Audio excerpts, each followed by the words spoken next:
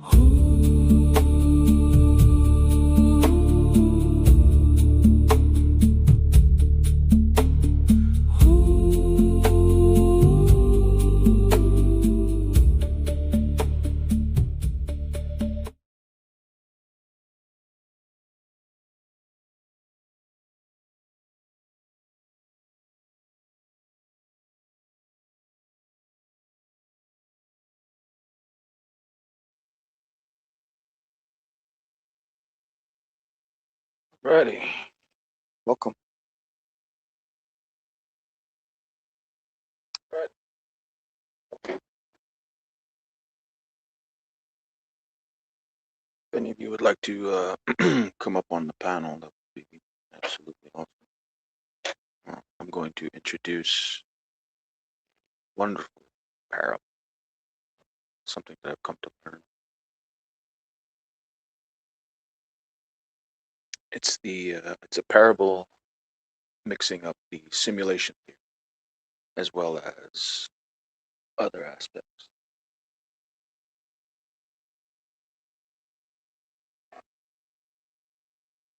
It's a parable mixing the spiritual notion of the simulation theory as well as the word itself, how everything goes back to the word all the way to the beginning. And one of the most important facets of spiritual warfare is to comprehend how and why and where people operate when it comes to abusing the word or using the word. In effect, as hackers are hackers, but then there's also people who are white hat hackers who commit to cybersecurity. It's the same thing in spiritual warfare. You have people who are prophets or people who are witches and warlocks. Most people, they use more folklore, fantastical terms, but I'm going to try to introduce spiritual warfare through a modern lens of comprehension and understanding. First things first, in the beginning there was the Word, John 1:1, but also in the Book of the Dead, in Egyptian mysticism, in the beginning there was the Word. So it's all within. And once people acknowledge this and they acknowledge that the Word is everywhere, they will get a comprehensive understanding or understanding of how and why words can be considered spellcraft when used wrong, and also how words can also be to the benefit of humanity. So I'd like to introduce you guys to a simulation theory parable. Now, if you look at computers, think an open world video game. Every pixel, including the main character that you play. Let's use Skyrim, for example. You are playing and controlling in the discipline of the main character. You're traveling the open world, but the thing is, everything is made of pixels, right? And it's all reflections of light, stabilized on code in the background that you can never see. You only see what your perspective in the reality, in that shape of what is. So what if you could see the code? See, it's said that prophets, when they prophesy, it only comes true if it's in line with God. It means God, the Most High, echoed what that prophet said, and that's why it works. So a prophet can basically adjust the code of reality in the background. Imagine the Dragonborn in Skyrim literally readjusting the game to a whole new patch, basically. You know, in video games, when it comes to pixels, everything's made of pixels, right? Well, now look at reality. Atoms, right? Atoms, photons, and they all intertwine. So if you look at reality in the sense that we can only see the the atoms and the photons. It's why we can actually see in our eyes, explicitly see in the spectrum of light. Some spectrums we can't even see. So the code of reality, think the code of a video game. But reality has its own code, kind of like the Matrix. The way Neo in the film sees the code everywhere, it's pertinent, and it's a perfect metaphor for how we can comprehend what I'm about to say. So when it comes to how he sees the code in everything, be it objects, and all sorts of items everywhere, and even people, right? Even the agents, their programs. It's all code. It's all word. It's everywhere. And when it comes to the notions of spiritual warfare, you can think of God as a sort of primary developer in the video game studio. And the video game studio is literally creating a game called reality, the one we live in. Now, the angels can be considered staff on the developer team. But as we know, there are some fallen angels, and those fallen angels, they basically sell scripts to the game that hackers or demons can affect and influence reality with what most people would commonly call witchcraft. A lot of it is influence. It's more so influence than anything else. Now, when it comes to fallen angels, if we look at the book of Enoch, the fallen angels educated certain secrets to mankind. These are secrets basically staff on the developing team of the real game is there, right? So when it comes to the hierarchy, now there's two kinds of hierarchies. The hierarchy of betrayal. You have the black hats, fallen angels, demons, and then witches and warlocks under them. So the fallen angels, they specifically bring scripts and codes that can affect the code of reality. And as much as some skeptics may want to disagree in its existence, I'm going to try to give you a comprehensive, more modern, grounded approach, comparing to hackers, good and bad, white hat versus black hat. When it comes to the black hat hierarchy, fallen angels, demons, and witches and warlocks, right? In that order. But the hierarchy of loyalty, the loyal angels, the spirits, and the prophets, those are the white hats. The hierarchy of totality is God as the sysadmin of reality, the Son of God right with him, the angels, the prophets, and the spirits, and then there's regular people who some people might denigrate them and call them NPCs, but let's remember, even Neo, Thomas Anderson in the story of the Matrix, he is essentially an NPC before he was ever finding out that he was the one. So I've seen a pervasive amount of narcissism in the spiritual community when they see people who are not initiated. They look down on them. But the thing is, everybody's been there, right? Some people are ignorant, and for lack of knowledge, the people suffer, right? He didn't know agents were coming after him or whatnot. But in the modern day, how do we translate that to an experience? So prophets have the ability of influencing code in a good way. But demons and witches and warlocks whom commit to bargains for power, they're trying to get the scripts from the developers who betrayed the developer team. So think a modern video game, like I mentioned, like Skyrim. Say it's a multiplayer video game. Let's use Grand Theft Auto 5, for example. One of the developers betrayed the main developer team of Rockstar Studios. This is a hypothetical. And they give the script code to hackers online. Those hackers then sell those cheat codes for certain players in the multiplayer landscape to cheat, to basically have the God bullet or infinity health, infinity money, stuff like that, like duplications and stuff. A positive example of this, if you look at how Jesus Christ on the mountain with all the people, he duplicated bread and fish with just a little bit. Basically, you know how in Skyrim you can duplicate your little cheese, the cheese barrels, right? That's what he did in real life. And he said that others can do greater things than even he himself in that moment. And he wasn't lying, and he was very humble about that. So people imbued with righteousness and are more aligned with the truth, these people have a higher chance of affecting code in the best way. So imagine the system is polluted by a bunch of cults abusing scripts that fallen angels gave them, and basically traitors to the developer team. Those scripts and hacks and cheat codes in real life are basically the spiritual warfare being waged on most people. Most of this can be transliterated as symbolism, influence, uh, using music to influence people, energy manipulation. All of this is basically violations against God, because he didn't intend for humanity to have knowledge from the fallen angels, right? Everything from abortion to witchcraft comes specifically from specific fallen angels. So these fallen angels, who basically gave cheat codes to humanity, but also intermingled with humanity, it's basically a corrupt video game at that point, right? And let's just say a real world, like present day multiplayer video game. Say we're playing Call of Duty and somebody's got cheats on, right? Well, he got those cheats from somewhere, and those cheats are effective to the code, and that's why he's doing what he's doing. But where did he get that?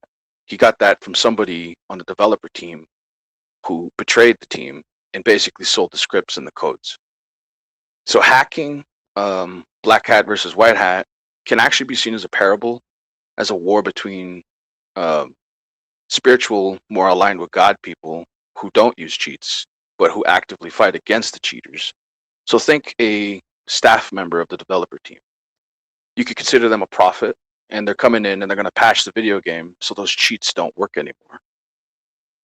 So prophets tend to operate that way. They're always sent to challenge the status quo, especially if it's corrupt. And we need a new patch for the system, right? And the patch is more often than not repentance. So using this computer simulation theory, like if you look at the code and the word, it's all word. It's all numbers. It's all of that. In effect, when it comes to John 1:1, in the beginning there was the word, right? The first words that were said is, let there be light. Now think about atoms and then think about pixels in a video game. The only reason you can see them is the color spectrums reflected with the light in it. So photons. Photons are everywhere. It's why we see everything, and we can come to have higher intuition, because photons are not limited to certain aspects of reality and physics. I am by no means an expert in physics, but I am somewhat of a student, and I got more to learn. But that's the comparison I'm trying to make. When it comes to the pixels and the atoms in real life, essentially imagine all of us, we're all working on a video game, and we have to make the code, right? That code in the background that we never really see while we're playing the video game. This is something coders would see and comprehend. And this is where sometimes hackers and people who develop cheats, this is where spiritual warfare comes in. In real life, when it comes to spiritual warfare, those who haven't experienced it and those who have, it's the difference between being initiated by fire.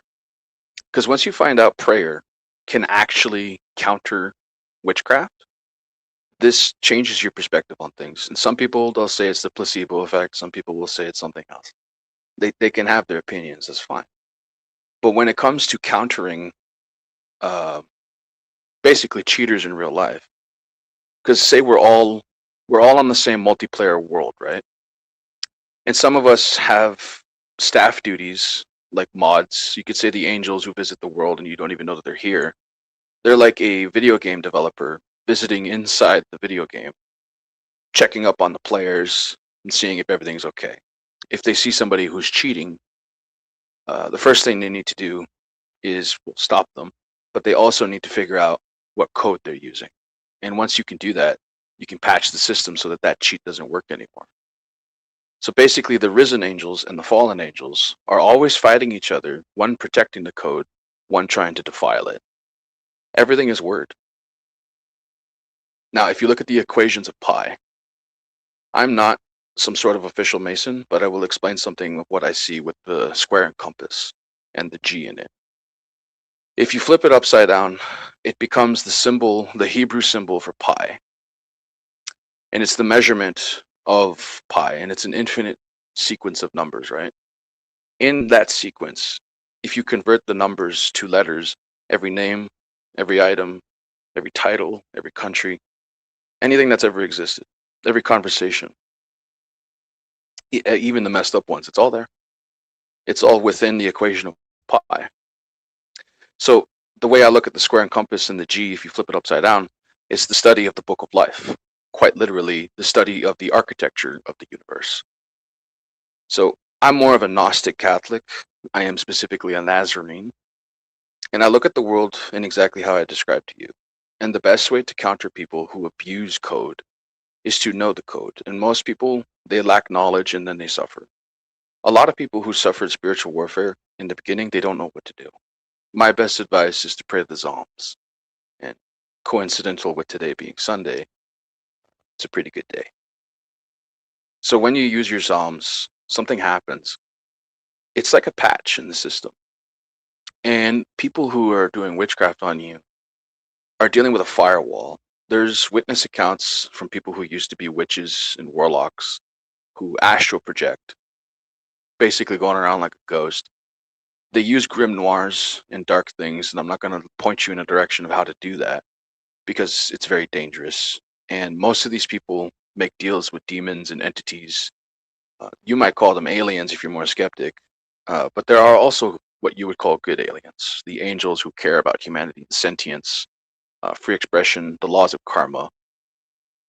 And when it comes to karma, now the whole code, the whole system operates on two laws. There's a reason either you're Mason, Rosicrucian, like I'm an alchemist in my own right as a sage of truth. I tell you, the laws of karma are absolute. You have chaos magicians, they look at spiritual warfare the exact way that I do, but in reverse. They explicitly seek to influence reality with memes in a way that is not congruent.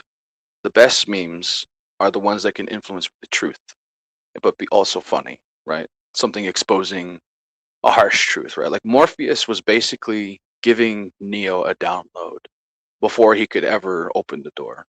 He needed a comprehension, right?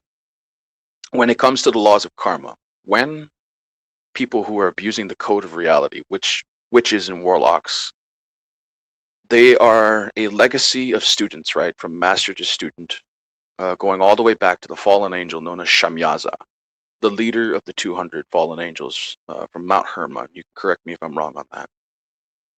But those notions of witchcraft, including the Nephilim, they educated people and they make deals of exchanges that are very dark, very dark. And our modern elites to this day, they abuse symbolism as well as human sacrifice for deals, technology, and knowledge. And that's really something most people really don't want to believe exists. But see, they understand psychology.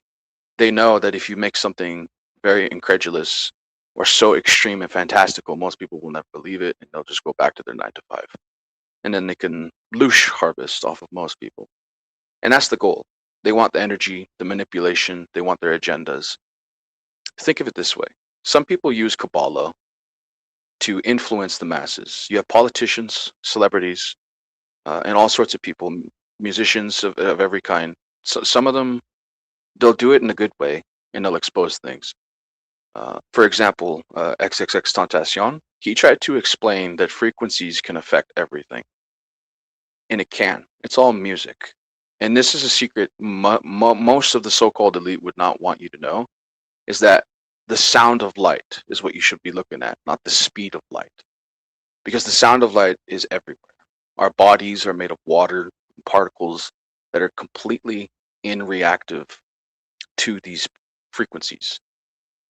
And if you look at all standard music and audio, it's all established at a frequency right now that is actually not healthy for the human body. So it's all frequency warfare, energy warfare, but it all goes back to the word one way or the other. It's all code. The code of reality, basically. Basically, the original coder is God himself, the Most High God. And the word made flesh is God manifest into the world, right? So you could say, let's say God is the inventor of Skyrim and the Dragonborn is his son, right? So he basically, every character in a video game you've ever seen, is actually a manifestation of code. All of them. It's pixels, light, and code all intermingled together. So basically, everyone, one way or the other, you all come from the code. So back to the equations of pi. Every single name, all your names are in that equation. And to study the equation of pi is to study the book of life. Basically, the code architecture of everything. Some people seek to study this to specifically manipulate reality. This is where the notion of witches and warlocks come in. Cults typically cater to fallen angels and demons who know certain scripts to reality, and that's why they do what they do sometimes.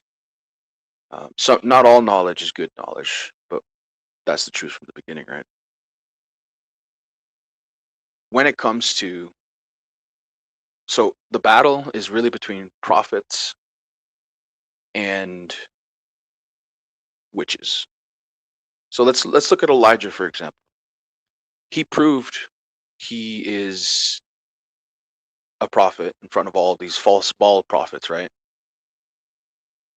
The issue that pertained after, though, is that because he challenged the status quo, Jezebel threatened him and decided to target him in perpetuity. And that's the issue. People who are prophets, they don't need certain cults or mystery schools to reach a certain level. And this angers certain established groups in the world because they feel as though they're cheated, right? They have to do all sorts of initiation rituals and sacrifices just to get something off the ground through manifestation by using code and word. So let's look at the words we speak every day. There's hidden words within the words, and once you see it, you can't unsee it. For example, the word comfortable, come for the bull, right? Like they're coming for the bull. Or you can change it around, come for the table, comfortable. So they craft words via spellcraft that we're using every single day, and most people have no idea about. Your words can affect your reality. For example, positive self-affirmations that psychologists have found can actually really help you. Like if you wake up in the morning and you look in the mirror and you tell yourself, I'm going to have a good day, I'm awesome, you are using a word over yourself. And remember what I said about every character in a video game is made by the code. It's so you yourselves, you're all code. Everybody is from the source code, no exception. Like a lot of you know how it's said that God knows you in the womb before you're even born? That's why. So basically, you're a spark. Your photonic soul. That spark that happens when the egg and the sperm meet, come together and form you. Now, when it comes to the sperm, now let's be scientific about this, not perverse. The sperm is essentially your spine and your brain. So the biological design is also, if you look at we've seen it in a previous show on Finding Gnosis, where D&W showed the intricacies of the biomechanical nature within mankind. We are basically sophisticated carbon-based machines, but our spirit is not of this world, right? Most of you should know. You're more special than you know, but the thing is, don't tarnish your ability to shine by falling into witchcraft. Because we all, like, think of it like a video game. Cheaters get banned from the video game, right? Now, I'm going to talk about hellfire and hell. What is that place? It's meant for the fallen angels who explicitly betrayed God, right? But then you also have those who abuse their knowledge on others who will fall with them. That's the point. Everybody else is redeemable. And I, a lot of people can be redeemed. The whole story of why the church is built on Peter, right? People wonder, like, why did he build on Peter? Didn't Peter fall? Didn't Peter deny? It's redemption, repentance. Like, God knows we're going to fall short. But we keep getting in the hand up, right? So when it comes to spiritual warfare, the issues of the day, a lot of people don't seem to comprehend that, yes, exactly, the yin and yang, the balance, the opposite, and complementary forces that create wholeness. I absolutely believe in yin and yang. There is an aspect to that, and psychologically, when it comes to spiritual warfare, people will attack individuals with witchcraft who are not healthy in the mind, specifically unbalanced. So when it comes to having a proper grasp on living in the truth, if your shadow is very pronounced due to trauma you've lived in your past, it can be used against you. Um, you know how trolls troll you online? Like we had a whole other situation on a previous episode where people were like, "Oh, you need to harden up. We're on the internet." I'm like, I'm somebody of cordiality, and I really don't appreciate that toxic nature. And people just want to rise out of you, and the reason they want to rise out of you, it's energy harvesting, whether they know it or not, whether they're atheistic, theistic, deistic, it doesn't matter. When somebody gets you angry, they're getting energy out of it. Whether you hate them, love them, it's energy direction. And remember, even energy is code. It's all light, it's all sound and frequencies. So how to bend the code like a prophet? Basically, Neo, right? Neo bends the code, literally hacks reality in the Matrix, and the agents are terrified of him, and he comes back, right? Prophets basically do that. Like that's essentially what Jesus did. Because he is of the source code, he by his own power resurrected entirely. So when it comes to religion, right? A lot of people don't know that even money is Babylonian black magic, right? One individual explained the term currency to me, currents of chi. In the Asian tradition and Eastern traditions, chi, the flow of the market, of the economy, it's all energy. So you're 9 to 5, you are the harvest. Time is the method of harvest of your energy, your effort. And then that effort is turned into currency, and they take a cut for the ability to transfer your energy into a financial medium in between. A lot of people make money their god, but it's the root of all evil. The same way a bad code piece inside the whole of the code could affect all of the code. So if you look at our systems, we're technically not designed as a species to follow money. We never were. And when it comes to transferring our energy into currents of chi, that current is what they want to control. So whether you believe in spiritual warfare or not, these individuals who basically comprehend Babylonian black magic going back thousands of years, they actively publicly proclaim themselves to be of such natures. They like hacking the code like black hats. They like affecting people and controlling people through malinfluence and stuff like that. Now, white hats typically want to protect the people, enlighten the people, and bring them up, and essentially bring gnosis in the sense of wisdom through Sophianic wisdom, not the kind of knowledge that would hurt you, but the kind of knowledge that is actually extremely helpful. And when it comes to comprehending such things, let me get my notes for a moment. So, in effect, the witches, the warlocks and witches are the players who betrayed for cheat codes from demons whom stem from fallen angels who used to be moderators. Like a white hat hacker who used to protect the sysadmin and players, the sysadmin being God and the players being the people, became a black hat fallen angel selling secrets to players for their souls. They explicitly seek for soul bargaining, and it's very unfortunate. So, when it comes to comprehensively seeing the parable of the computer, right? For example, a developer team is making an open world game. One of the team betrays the project for financial gain, root of evil, right?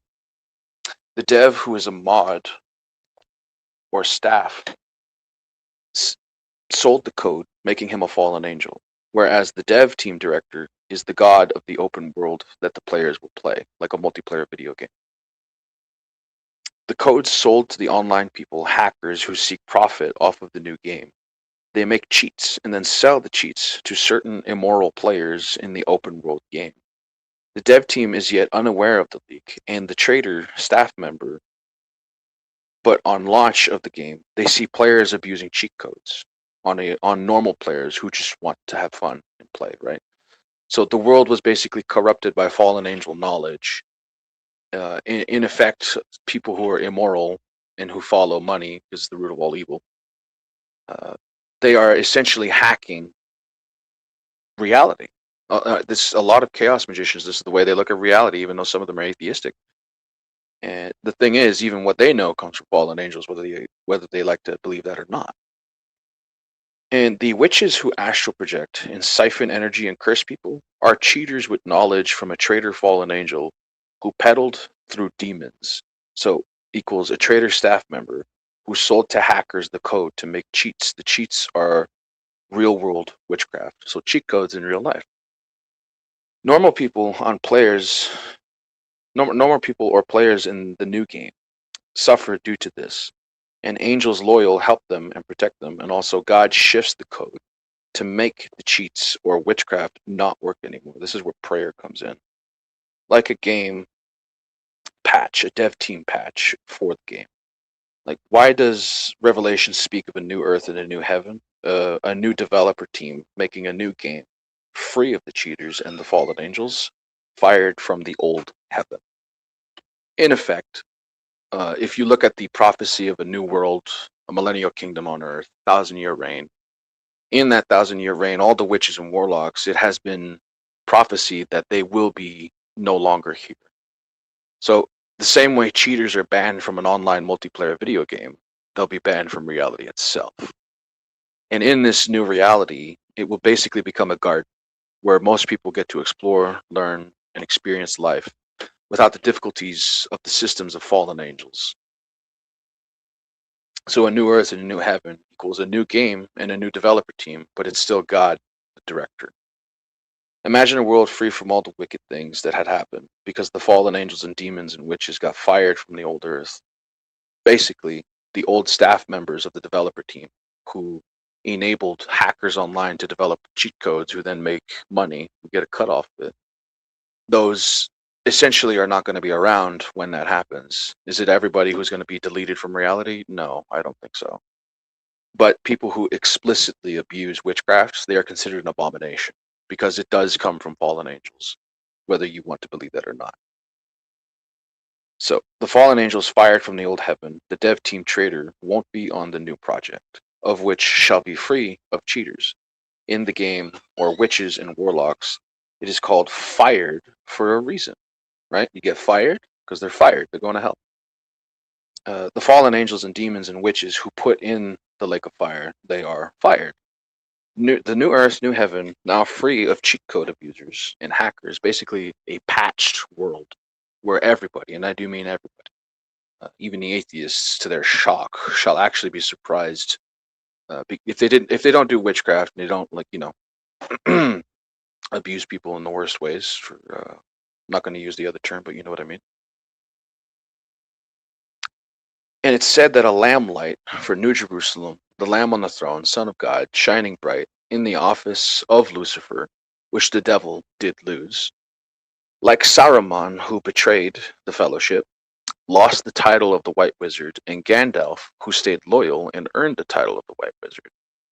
In effect, God is shifting and basically making sure that a new staff is established, because it's absolutely necessary. And when it comes to people who fight against these cults in real world, in the very real world, they fight physically as much as spiritually. And a lot of individuals have seen these cults abuse witchcraft to such a degree that some of them were skeptic. It actually made them believe in God. So even the works of the enemy will eventually lead you to believe in God one way or the other. So I don't even need to debate people about faith and stuff like that. It's more what we're talking about today is how everybody is related to the code. So back to the notion of how everybody is made of word and light, right? Your biomechanical chassis is hosting your spirit, your soul. And from the womb to the tomb, you are part of this world. But your energy. They found out through research and science that energy never passes away, not ever. So energy has to go somewhere. So basically, your spirit, your soul, it continues. Some people don't believe in that, but that's their own personal opinions.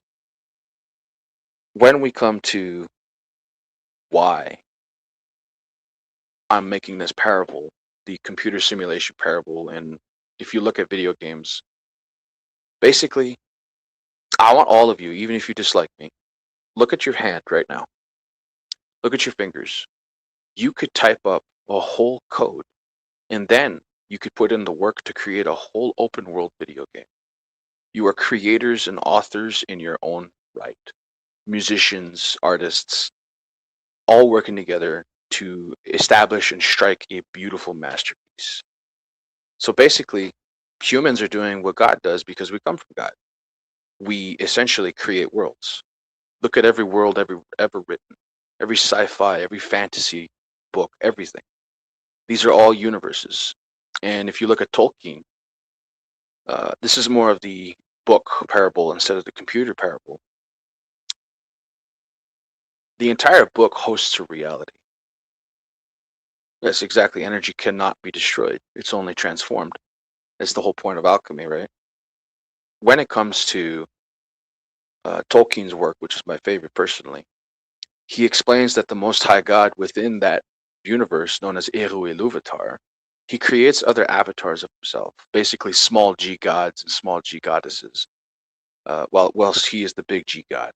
But the issue is Melkor, one of his own personalities, betrays.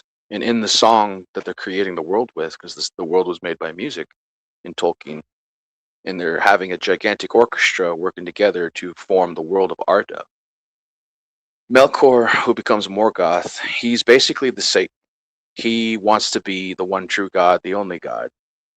It's very demiurge aligned, where the demiurge assumes he's the only God, and Sophia tells him, "No, a man who was here before you and shall be here after you, who is enlightened, shall defeat you and rise above you." Right? A lot of people assume that's Jesus Christ, but the point is, the mission of Jesus Christ was also to defeat the prince of this world. And people say the Bible says that Satan is the god of this world, right? And that's the whole thing. That's why the world needs to shift into some sort of new earth, like the New Agers say.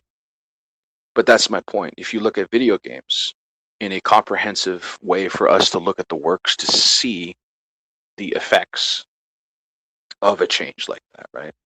So basically think a multiplayer video game with a bunch of cheaters who got their codes and cheats from people who were on the developer team who gave the codes to other people. This is basically like the fallen angels of the Book of Enoch. Now I'm being a little circular, but I'm trying to paint this picture for all of you to see.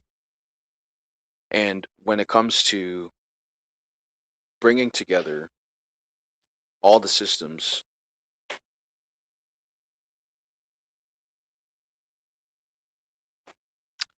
when it comes to bringing the systems all together,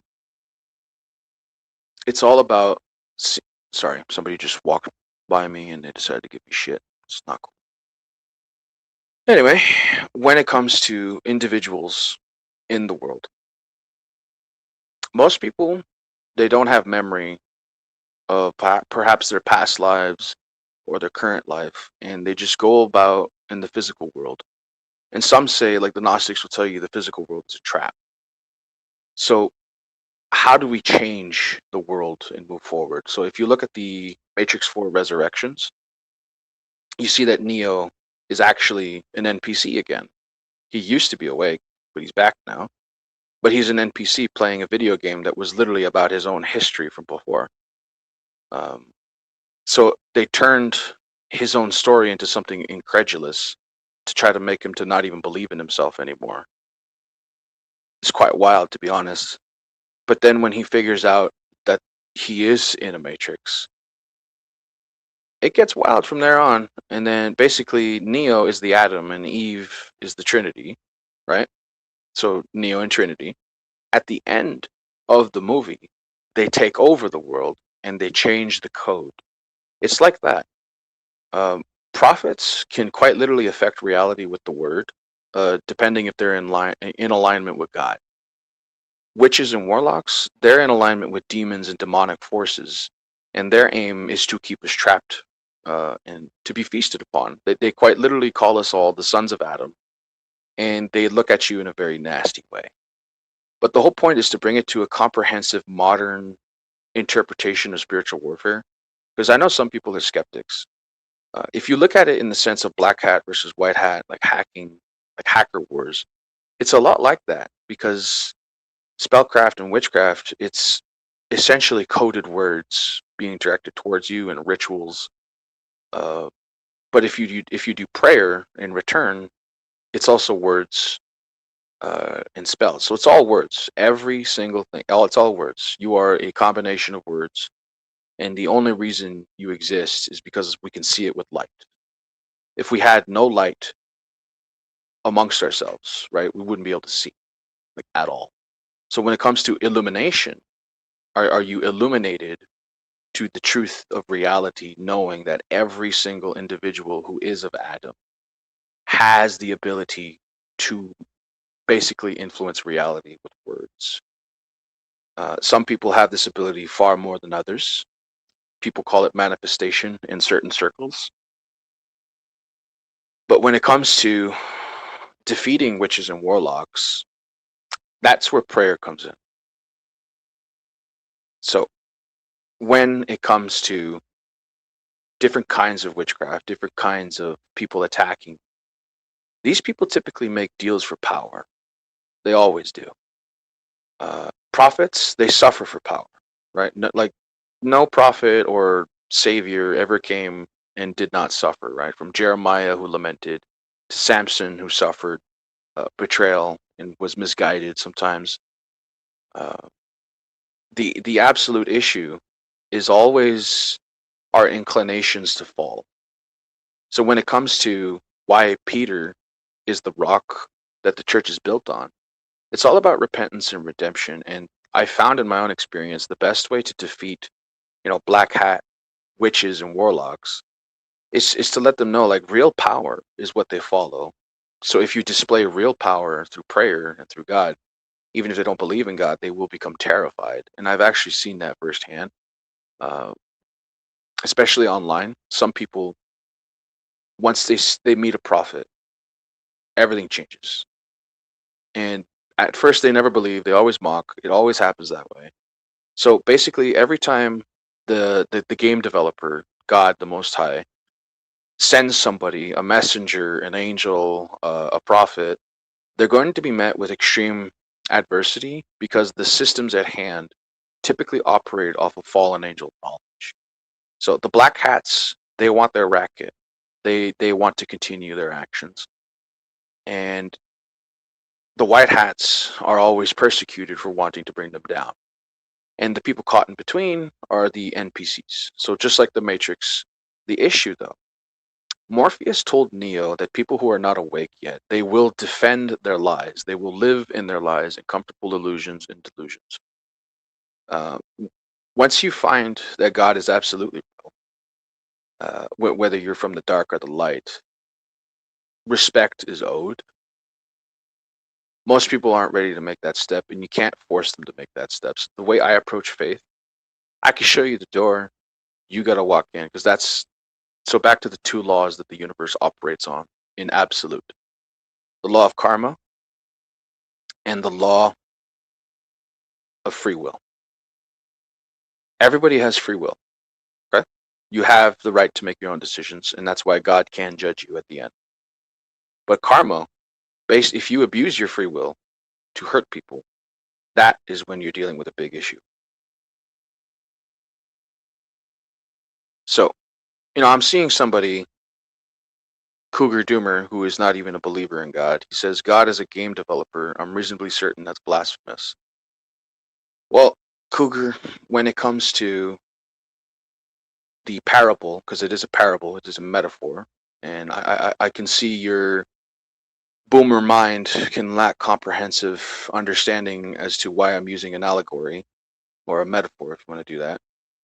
Basically, God is the developer of reality. He's the absolute developer. That's not blasphemy. That's respect. Okay? Especially coming from someone like myself, a avid gamer, known as the Negative. That's one of my titles. So it's not blasphemy to say that God is the ultimate game developer. If the world is a game, it's God's game, and He developed it, and the angels helped Him develop it as well, and they help guard and protect. But some, they fall away, and they commit to horrific, brutal notions. So when it comes to comprehending witchcraft in the modern day, most people have issues with it, and you have some people who practice chaos magic, yet they can't even comprehend its precepts and notions, right? They think they can just do whatever they want, right? One of the biggest mottos of chaos magic is nothing is true, everything is permitted. And yes, that is directly from Assassin's Creed, and it's in your face. It's there for a reason. But that's the thing. The notion that everything is permitted is also not true. And that's something, if you follow the character archetype of Altair, a name that translates to the eagle, he had to suffer that lesson. He had to learn that not everything is permitted, even though the motto says, everything is permitted, nothing is true, right? And however way you want to put that. That's the thing. It's not true. Thinking that everything is allowed is absolutely not true in any way. So you have a lot of people going around thinking they could just do willy-nilly whatever they want, but the laws of karma counter the law of free will. Because if you abuse your free will to hurt the free will of others, that is when karma shall come upon you and annihilate you. Some people don't even believe in the laws of karma, but it's all golden ratio. It always was. Treat others how you want to be treated.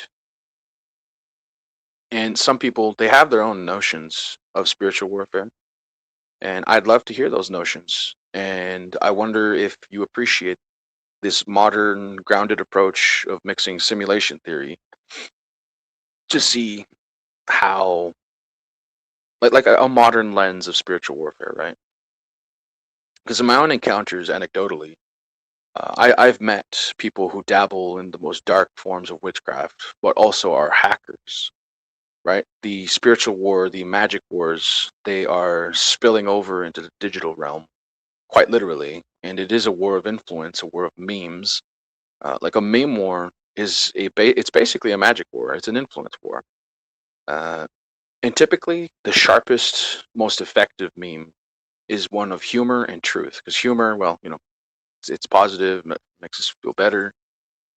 And even myself, I have a lot to learn when it comes to these fields. Like I'm in no way some sort of ultimate master, and I see the world how it is.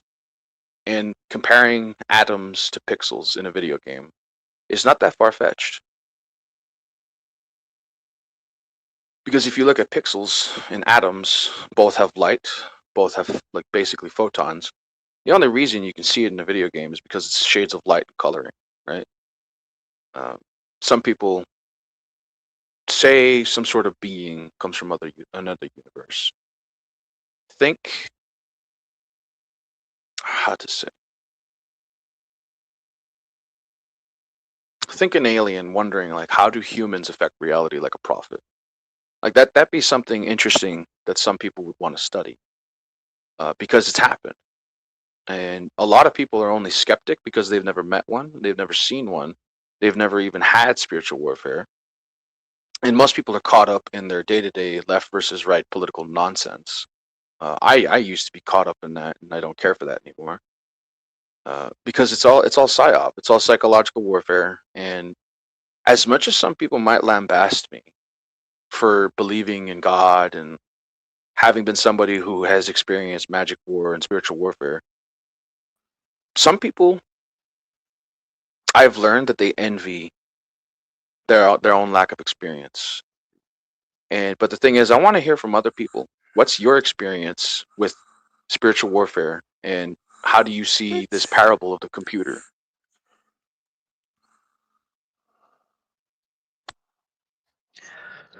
Hello, Peter. That was very interesting. I liked your analysis of the meme war. So I thought I'd put up a little meme of yourself as Pepper the Frog.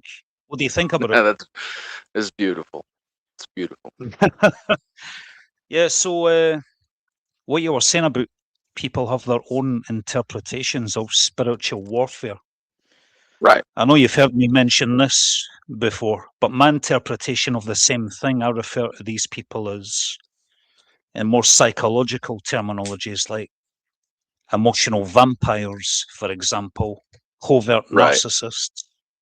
Covert narcissists Oh, are the most dude, dangerous because they, Covert. I found most cultists are covert narcissists. That people who abuse witchcraft, they have a god complex in the extremes. So, how do you feel about people like Kenny believing Donald Trump's the savior of the world? Do you think that's covert? I changed my name narcissism? to myself because I just done that as a I joke initially. see Kenny is in a place where I used to be when it comes to politics, Yes. and I'm not going to judge him. When he decides to leave politics and be his own man, enlightened, that's Yeah. when he makes that decision. Yeah. Well, Like I don't put my faith in leaders of this world, right? My faith is in God. Well, can I just put a caveat on that? It's not covert narcissism, it's overt narcissism. Yes. let me address what Peter just said about the political thing there. Did you When hear me? you Did you see hear me, so Kenny? much, Did you hear eh, me, Kenny? come on, About Vanguard, overt. you really need to be a Right. better debater, and that means being a good Right, listener as fair. well and letting people Yes. get in and not just Indeed, cutting people indeed. off. I Please, apologize. Sorry, fella. let me get in, and then you can talk. Yeah, man. So, to address the political issue, I need to be careful what I'm saying actually, because I've got a couple of Airbnb guests, and they're quite young. They're from Portugal, look a bit woke. But I didn't think they can hear me very well. When you see so much going wrong with your country, where you're living, and you've looked at the last two parties that have been in power and seen that they've betrayed the will of the people, they've done nothing to Right. try and make things better with regards to the illegal immigration issue. Also, not just the illegal immigration issue, but too much immigration. Things like the woke ideologues getting into positions of power, like in universities, the media, education, hospitals, every institution. And then a party comes along like Nigel Farage's Reform UK, and they're claiming to be the antidote to all this, and they're going to make it better. You No. can't really blame people like me for wanting to at least give them a chance, especially a charismatic figure like Nigel Farage. What? I've watched a lot of his interviews, and Vanguard, didn't interrupt me. Just let me land, okay? I've watched a lot of his interviews. I've never actually seen him lose an argument or a debate. I've never known him to tell any lies.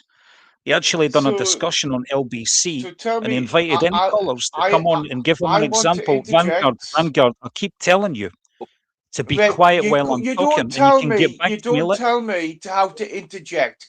Okay, right. Interjection. I'm not. I'm simply just not going to Interjection. listen to you. I'm not going to listen to you. I'm not. Vanguard, I'm gonna have to Thank- warn you. I have the hammer, and I can't ask DNW to kick you off. But anyway, interjection. Nice, mate. Interjection. Wow, not allowed. Wow. Let me finish. You can get back after I finished. Nigel Farage done a show where he was hosting LBC, and he asked any caller to phone up and give him an example of when he lied, and none of them could do it. The ones that tried, it turned out they had misquoted and misrepresented him, and he had to put them straight live on air. So that's why I trust Nigel Farage so much. As So with tell regards me, to Donald Trump, Before So we tell move to you, me- Vanguard, Right. I need. I want to reply to that. Right, so I'm not allowed to interject, but you're allowed to interject and talk before me when I had something to say before that. Well, I fair am enough. This is technically the not guest very of the host fair. right now.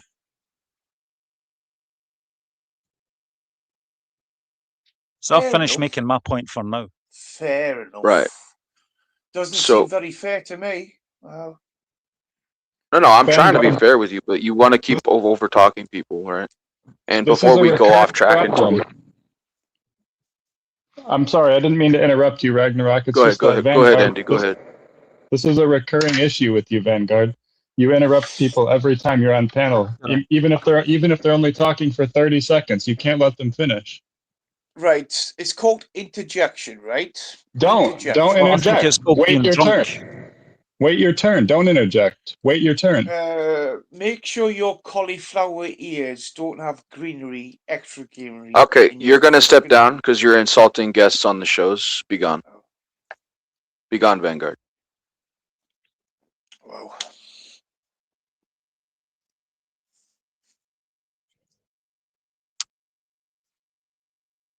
So I've finished making my point. If anyone wants to, Yeah, no, I want to let you finish your point, and then I wanted to explain something when it comes to politics and how it goes back to policy Yeah. and words and all that, right? so I did just finish my point. I was just letting Okay. you know why I trust Nigel Farage and Reform UK, and like the reasons behind why a lot of people, why Reform UK are now the most popular party, Mhm. the biggest party in the So UK. let me bring this forward, right? So I brought up the meme war. Politics is technically magic war when it comes to magic with a K. It's all about influence. So the memes influence everything, like on the culture war, right? And I used to partake very, very much so. And I used to be a supporter of Donald Trump, but by 2023, let's just say when the files came around, I was like, yeah, no, I need to be a man of integrity, and I can't follow that anymore. But that's my personal opinion. But let's look at the policies, just politics, not even look at the left versus right. But there is those factions fighting each other, and I trust me, there are factions of cults within the left and the right who are in linguistic spellcraft combat with each other, and it all boils down to memes. It's a form of like sixth dimensional warfare where it's all about influence. It's no longer about guns and bullets. When words can take down entirety of policies and whatnot. Like, so example, a politician passes a policy, right? That policy is spelled out. That policy will affect other people. So I don't divorce myself from politics in ignorance, knowing that policies don't affect me. They do. But it's when I decided not to follow or hedge pin into one side or the other, because I agree with policies on both sides. Like, I can be considered a progressive, but also a bit of a Republican.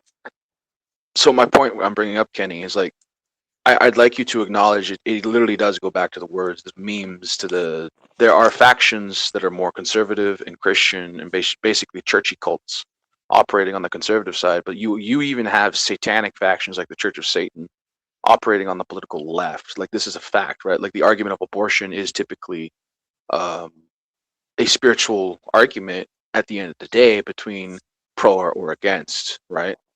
I'm not going to divulge my own personal opinions. I don't think forcing a woman to come to term is okay, but I also don't think aborting just randomly, willy-nilly, just because you're promiscuous is dumb. You know, like, wear a condom, right? That's my advice. Be safe about it. Peter, may I interject right now and have my voice heard when you've all tried to shout me down, right? Politics is a game. Politics is bought. Politics is corrupt. So when everybody going to stand up and say, fuck off religions, fuck off politics, and fuck off constant control narratives, is all I'm asking. And I'd love for them to do that. I might not be as educated, or say, let's just say, you think I'm a cunt, shall we just say? But anyway, No, I what I'm don't. I trying don't to think tell that. you, but what I'm trying to say is, human heart, humans who observe what's going on, aren't necessarily educated in college or universities. And how many of those voices are heard and drowned out? Well, I would tell you the richest individuals in the world, and also most of the people in the elite, they do not go to universities or college, not ever, because they know something that we don't. It's Yeah, completely man. scripted. You ever Of played Skyrim? course. Who here has played No, Skyrim? I'm not a big computer I game have. player, but I'm ex-military, and I've seen What's the the game that you're asking control. about, Peter? I've seen Skyrim. the Have you played control. Skyrim? Right. So you're going to I talk haven't. No. about you're going to talk over me, but I'm not allowed to No, talk. no. I'm actually Because adding to your point. right, It's right. called So interjection, like a right? like an interjection. But anyway, Is computer games real? Well, have you been listening to my computer parable analogy? Of course I did. Which pill do you think's best? Come on. I'm definitely more red pilled. I'll say that, and I don't mean that in the men's movement type sense. I mean that in the sense of choosing truth, even if it hurts me. So a cabal controls how people think in society. When when individuals choose to step out of society's narrative and to see what's going on, how do you feel about that? All these narrative pill taking people. Well, let me explain this, right? So the reason I brought up Skyrim, like you mentioned, politics is a game, right? So a lot of people my age, I'm a millennial. When it comes to video games, is very big in our culture. I know some Gen X people; they really love it too. Now, if we look at basically the video game Skyrim in the lore, you have the Stormcloaks versus the Empire. The Empire is subsumed to a treaty to the Thalmor, a foreign entity that is controlling them because they lost the previous war. The Stormcloaks are rebelling against that notion because they tried to ban Talos worship, right? They tried to ban Yeah, their but can human we? god. Can you let me finish? Yes, Trust me, indeed. Well, I have the hammer, and D&W's listening. So right, you have the the s- the hammer. storm Crack on, crack on. the Stormcloaks following their leader, right? What they The don't know is Johnson. that their leader is also an agent of the Thalmor. If you actually go on a specific quest to Uh-huh. save an individual from one of the forts, so you find documents that the Thalmor actually control the rebellion. So this is now let's bring it to the real world. Both sides are scripted, dude. Even the Stormcloaks in Skyrim, they were scripted. It was all scripted. The Empire was scripted. I actually tend to choose the Empire. Like No when I was shit. younger, I would choose the Stormcloak Rebellion, right? Like all that William So Wallace no vibe. shit. No shit, But when Sherlock. it comes to Come the on, pal. modern day now, I choose the Empire because I need the Yeah. Empire to be whole because the Thalmor just want to weaken the Empire. Oh. So tell me Did, more did you about. comprehend anything I'm talking about? Oh yes, I did. So do you absolutely love Peter Thiel and his all-seeing eye? Okay, look, can we just remove Vanguard? I'm not going to be entertaining this. So you don't want to talk about Peter Thiel No, and no, his no, no. We're all-seeing talking eye? about something, and you're talking about something else. You're not even on the same Well, it's page, the same mate. I frequency. am on the same page. It's exactly No, the dude, same I'm page. making a parable, Peter and Thiel, Peter Thiel, and the all-seeing eye of Palantir is exactly the thing you're talking about. no, it's not. Yes, it is. Are you under the influence of something right now? Are you under computerized influence? Play too many computer I'm gonna games. You have to can't ask you see to it. leave. I'm gonna have Right, to ask you fair to leave. enough. Okay, Fair Vanguard. enough. Fair enough. Bye bye. Thank you. That's why I quit drinking. Yeah, I quit Yeah, drinking I too. stopped Since drinking 16 years ago. Halloween 2023, I quit drinking after I took my Nazarite vow. Tell us about the Nazarite vow, Peter Ragnorak. It's the Peter's. vow of Samson. Yeah, So I know a little Samson, bit he's not. about it. You mentioned before something about no cutting your hair, no touching dead bodies, and was there anything else? No alcohol. Those are the three rules. Right. Okay, that's good. Yeah. I'm not gonna put that on other people. They can do that if they want, but it was how I dealt and became more sober, right? The only thing I do is hemp marijuana, very very low THC, because my Levite ancestors actually did used to mix frankincense with hemp. So that's the Right. only hemp is tolerable, not even the strong THC. I don't smoke that stuff because I want to keep my mind not Yeah. psychologically influenced too much by something like a drug, right? But I do want to Mhm. reach a state of calm and peace and zen. And, hemp helps with that. Hey, so back to the so Andy, you've played Skyrim, right? Yeah, I did. So have you seen the quest where you find out like the leader of the Stormcloaks is actually like literally a plant, like the whole time? Um, I think I don't remember that. It's There's been a there's long that there's time that since I little played old it. lady. There's a little old lady in Whiterun. She asks you to find her son, right?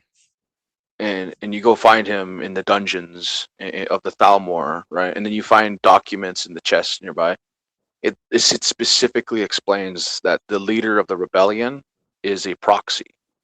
So the way I looked at that, I learned politics in a whole new lens. It was like both sides are scripted. Like, so politics today, that's why I divorced myself from left and right, because it's scripted. Both sides are basically like two coins of the same thing, as some people would say. So like, what's your opinion on the whole computer parable and how politics is basically a magic war of words? Well, I don't believe in magic or gods or anything like that, but I do think that I don't really have any good evidence for this, but I do think that politics is scripted and that like somebody said that it's like a fictional game of good cop, bad cop. I really do believe that's what's happening because Oh yeah. I just think that, like, for instance, like with the wars that are happening, if people actually genuinely did care, they would just group up together and end it, but they don't. No, it's true. I have a hard time believing that people are all bad, and that's kind of what we see from politics. It's just a bunch of people that just want to get rich. Not Going back exclusively, to the but issue, if I can cut in, I'll wait until Yeah. you're finished. no, I'm done. Go ahead. Yeah, talking about like politics being scripted. There was the leaders' debate before the last. Was it the general election? And the leaders of each of the parties said their speeches. And when it came to Nigel Farage, his opening line was, "Well, unlike the others, I don't need an auto cue." And he done his speech off the cuff. The rest of them read from an auto cue. So Nigel Farage is one of these politicians that isn't scripted. He truly embodies what he believes through principle and his genuine, consistent vision for what he wants for the United Kingdom. So I just What wanted to are, get that one in there.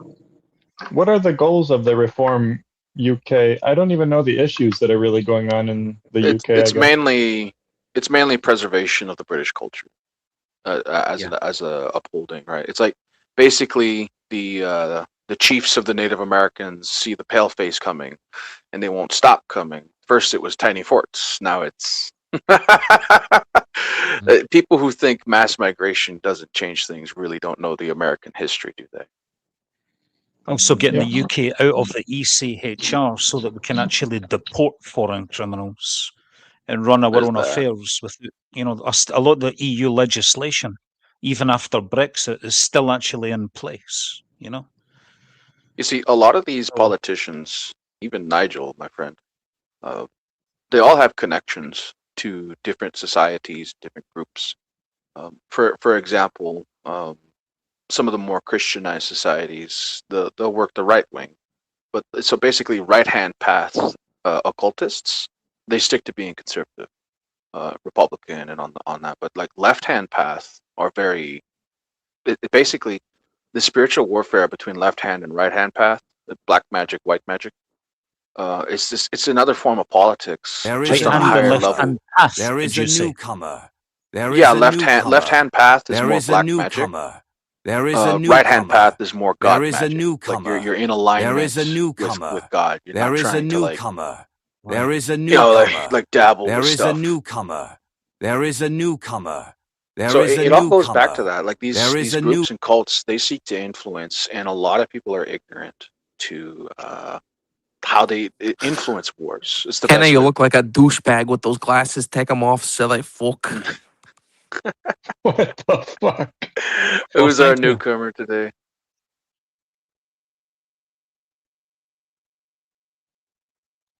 Who was that? Oh, I don't know. They gone. Oh. So somebody came on just to tell me to take my glasses off because I look like a douche. Okay, fair enough. I'm not taking them off. You look like a bargain bin Neo, but still somewhat of a Neo. I've thought that before. You do kind of look like Keanu Reeves in The Matrix. Similar That's not a bad phenotype. thing, though. Keanu Reeves is handsome. No, I like how humble he Some is. called Jack Merlanio, it was. Okay. Don't know who the hell that is. Sounded Irish So- to me, though. Yes, I so, love the Irish. I'm part Irish. So. my second You know- name given is Irish. So My what do you great know? great grandfather came over during the potato famine. Nice. Oh, damn. Yeah, my Anglo-Saxon ancestry came over to Canada because of the Civil War. We were in support of the Stuarts, the Royalists, and the Cromwell. Well, let's just say he was trying to kill my family. So Aye. basically, I come from the branches of England that supported the real royal house, not the current one right now. I don't recognize this one, actually. I really don't.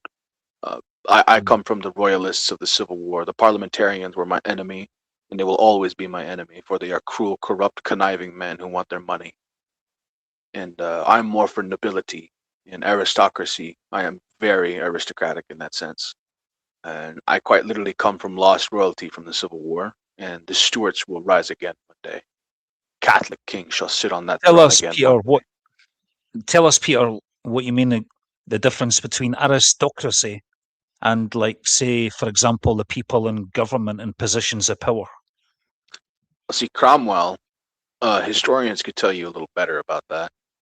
But that war, that civil war between the parliamentarians and the royalists, the ousting of the true royal family, the previous house before the Windsors, it was a Catholic situation. It was definitely a Catholic versus Protestant situation. Uh, but when it comes to like the modern day, that house has been reigning ever since.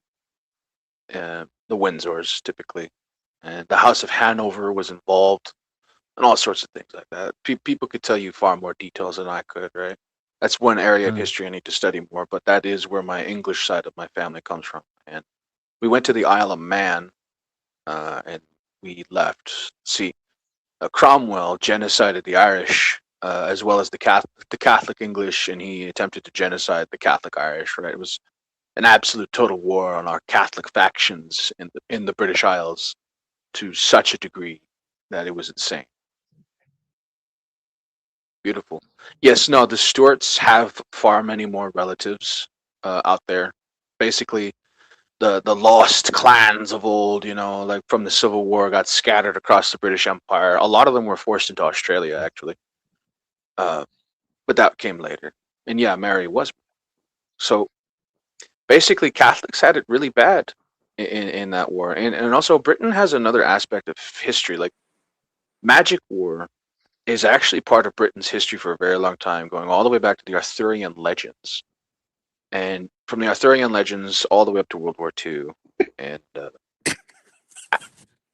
that's silly. I told you take your glasses off there. You didn't. Now you're eating the hot dog. Glizzy, I love. Gobler, Kenny, Glenn, Kenny, Fair or no, enough. I'm sorry, Kenny Given, the Glizzy Gobler. I love it.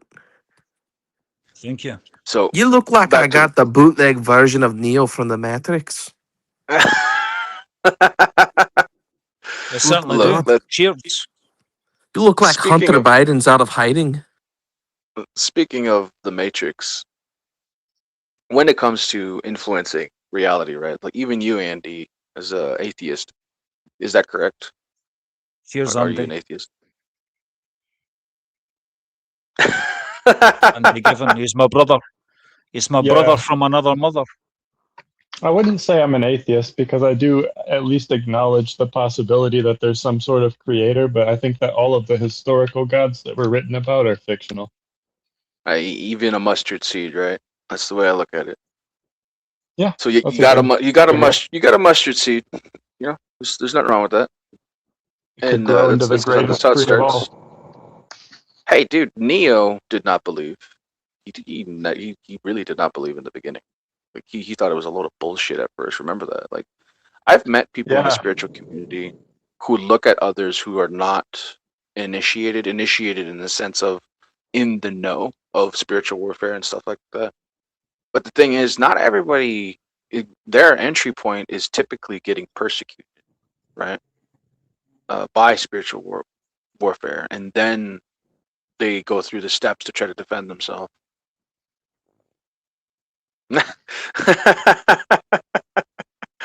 That's silly. The Blade Runners could definitely give you some tips on avoiding facial recognition. So tell me more about the military. Did you ever serve, Kenny? Well, that's a curveball. Did you ever serve in the military, Kenny? Did you ever serve? Did you ever serve? No, I was never in the military. No. Right, fair enough. Did And you ever you were, serve? weren't you? Yes, I did. Yes. Household cavalry. Do you know what the household cavalry are? Where'd you deploy? Tell me. The household cavalry are the 2 regiments of the household of 7 household regiments. 2 of horse, 5 of foot. Interesting. Where'd you deploy? Do you have any deployment record? Do I have a deployment? I deployed in this channel right now. Do you know much No, about the I'm military? speaking. Do you have actual battlefield veteran experience, not just being part of the army? Well, I'd like to take not the 5th on that one, but I would like to tell you, I'm sure you would. I'm not at liberty to tell you right now. Yeah. Yeah, that's a load of shit because I come from a military man. family, and we're long past the time limit of classification for people who were Right. deployed in Iraq and other places. Did you ever sign the official Secrets Act? You could not have that because you're an American, aren't you? The official No, Secrets Act. I'm not American. So I mean, you're Canadian, right? Fair enough. Okay. So No, let's I'm get well. back I'm to well that. aware. Some people. I'm well aware. Some people have to like sign secrecy stuff because people didn't even know Canada was in the Yugoslav war until much later. Mate, do you want to talk about the former Yugoslavian war? The former Yugoslavia at that. Now it's No, we Bosnia. were actually speaking of a topic before you came in and derailed it. Well, but I might derail you more, Ragnar. What's Ragnar about you, Rock? Peter? You know what? I think I'm gonna ask you to leave. R.I.P. again. Okay. Right. You Andy, should why did you switch the water? Okay, look, I'm feeling very Elijah-like, and I'm gonna have to fight you, Andy. Like, what the fuck is wrong with you putting that name there? Pardon my language, but like,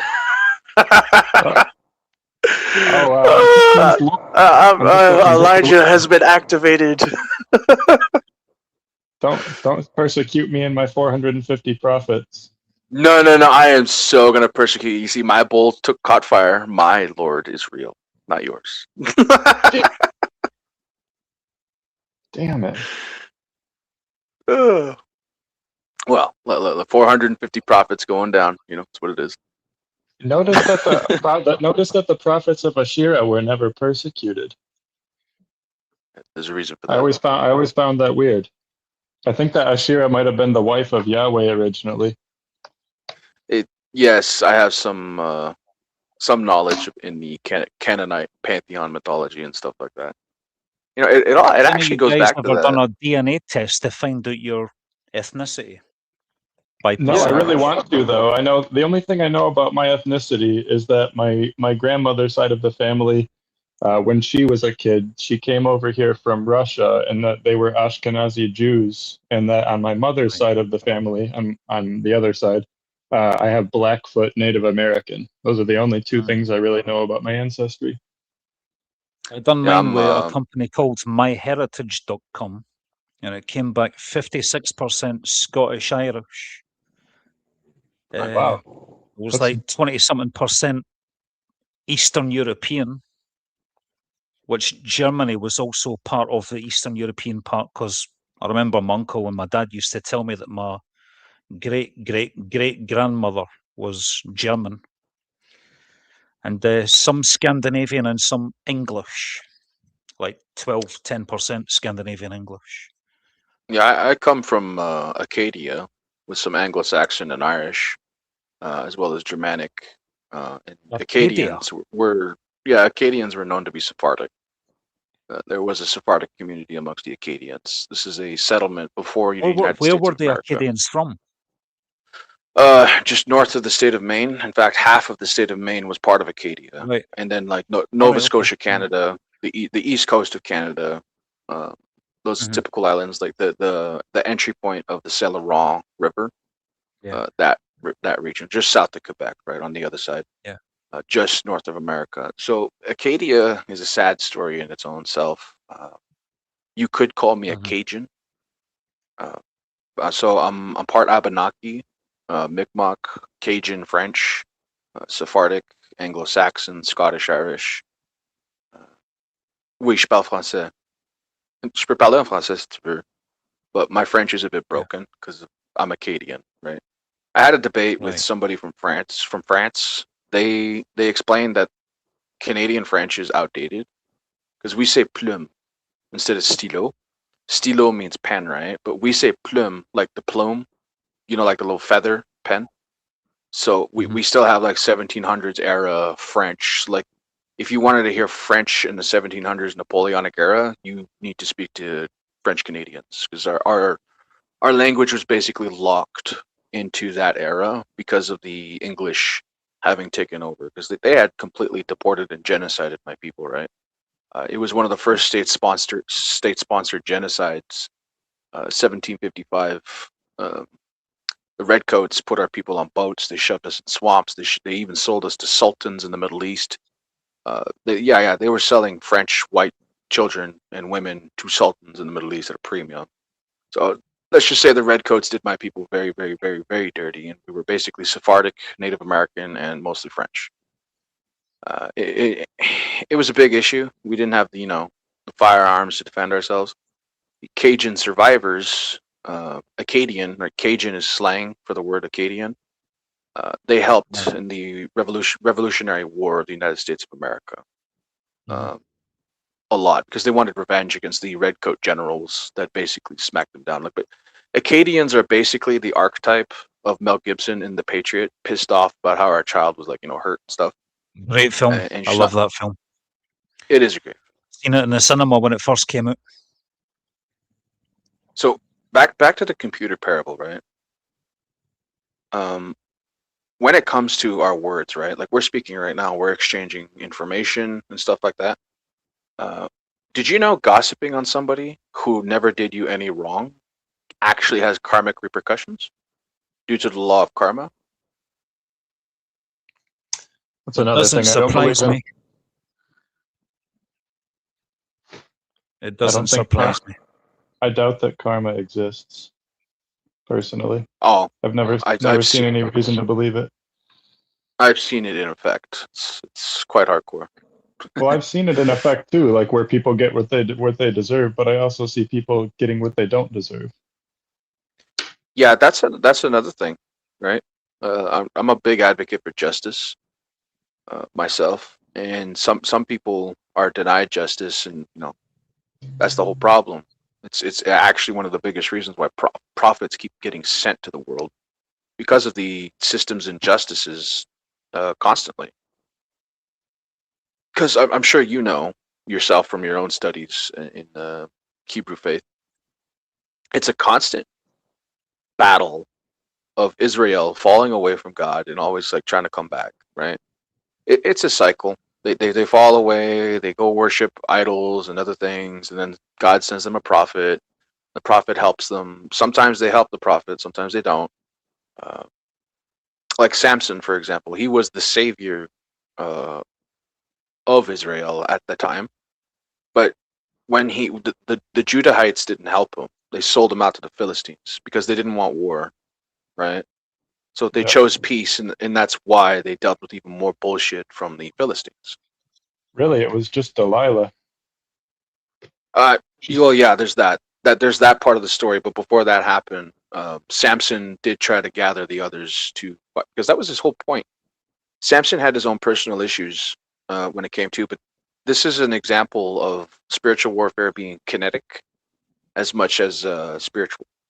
But if we look in the modern day, uh, like look at hackers, for example. Some hackers get away with some of the crimes that they commit, right? But not all of them. Some of them they get hunted down by cybersecurity and stuff like that. So in itself, that as well is another battlefield. Like it's all Game of Thrones. Every field, spiritual, physical, digital, political. Name a word with "al" at the end of it, right? There is a realm of war involved, one way or the other. Maniacal. Yeah, that's one, right?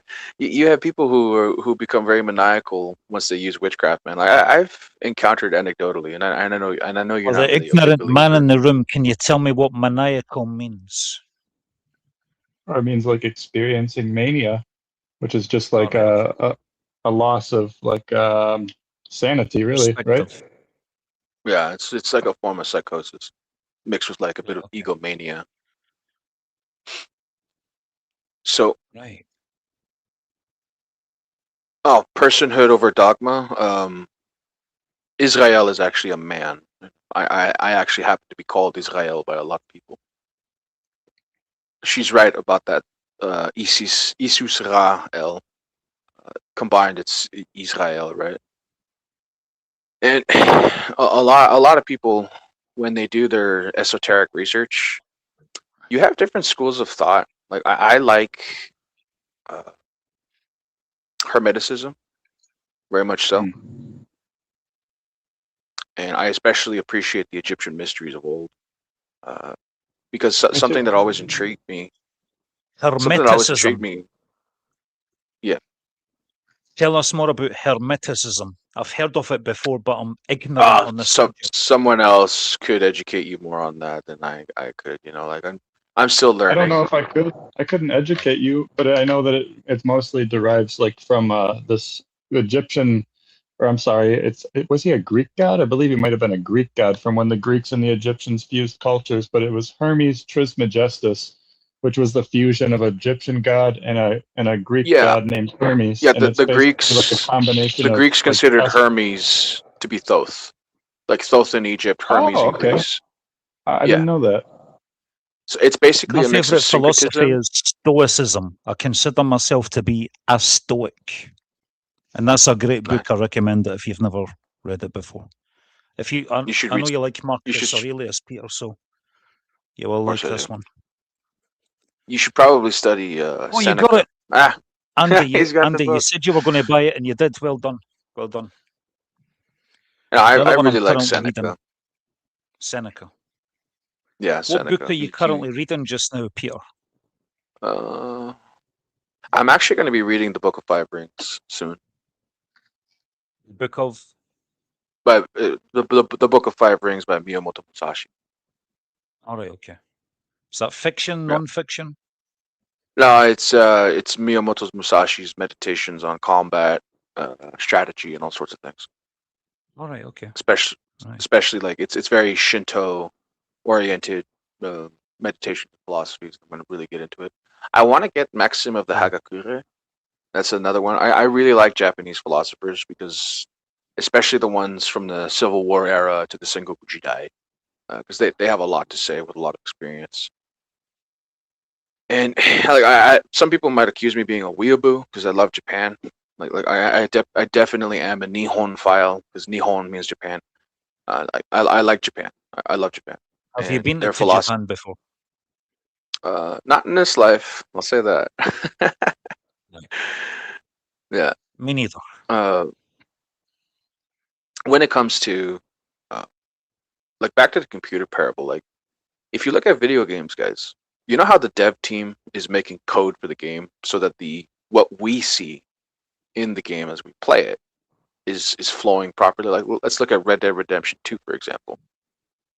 They put in the scripts, they put in the code, they put in all that stuff, and then you have people who are like modders, right? They'll add stuff to the game, change it around, and stuff like that. They're not necessarily cheating; they're just co-creating. So I really like the notion of the modding community. So like if you think about it, uh, some people are like mods to real life. They can influence reality with code and scripts and add stuff. But it really depends because it's limited to a set of rules. Because you can't just like, oh, let's manifest this and that, but then it could actually like really affect people. Let's read this out. Mentalism. The universe is a mental projection, correspondence, as above, so below, as below, so above.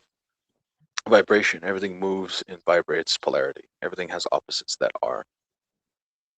No, it's true. It's all as above, so below, right? Like When Jesus spoke to Peter, he said that I will give you the keys of heaven and earth. Basically, the keys of manifestation, as above, so below, as in heaven, so on earth. And in effect, God has the ultimate editor power on the keys of Peter, you could say. But Peter is an ultimate manifester in a sense, and he's basically the individual who is one of the greatest manifestors. But that's only because Jesus gave him keys, and Peter had to learn how to control it. So it's all as above, so below. So identical in nature, but different in degree, rhythm. Everything flows and has its tides, cause and effect. Every cause has its effect. Nothing escapes the law. Gender exists in everything, right? It's true. Somebody's painting evil eye on me right now, as we speak. So I can see that right now. Me So too. see, like if you feel dark, negative energy being painted towards you, it's because somebody's giving us evil eye right now. It's My a form of grand curse. Go ahead. I'm sorry, I didn't mean to interrupt. I was just saying it's probably my No, you go grandmother. ahead. Oh, well, when it comes to embracing, so imagine we're all working on a video game, all three of us, right? And we created a code to hold the game, to process the game. And say Kenny's the artist, and you, Andy, you're the musician, and you also double as like a voice actor, right? Like we'll all be voice actors anyway, because we'll put in the input for a good video game. So think about it. We as humans, I want everybody, even in the chat, to acknowledge something. Everybody observing in the future as well, if you're not right now present with us. Pick up the pen, pick up your pencil, get a piece of paper. Right now, you can author an entire universe just thinking about it. People really underestimate that kind of power. And it is power, right? Like, look at how far Tolkien's universe went. So many people love diving into that, from video games to books to stories to expanded lore. Like, I'm not a big fan of the Amazon version. I prefer this, like, Peter Jackson stuff. Like, the Amazon stuff, I will give the Amazon Rings of Power one credit. They did capture the visual image, the artistic framework of it. There's certain scripts in it that I would have changed, like Galadriel. Her character is very interesting in the beginning, but like she develops, uh, and I haven't seen season 2. I know season 3 is on the way. I hope they character develop very, very smoothly and better. Right? I like Durin. Durin is well written, and like if you look at your own character, right?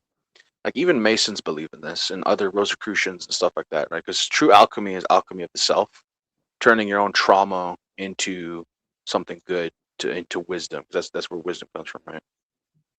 And I believe everybody has facets of wisdom because they have their own anecdotal experiences where we can learn something from. So, in my experience, seeing the world like a video game, it's not that I'm trying to minimalize or dehumanize people. I want people to see the power they have, right? Because we're basically, you ever played a little mini game inside a video game? Yes, Grand Theft That's Auto. weird. Exactly, right? Like I playing that haven't. arcade game or something. Like, have you ever felt jarring when you played that?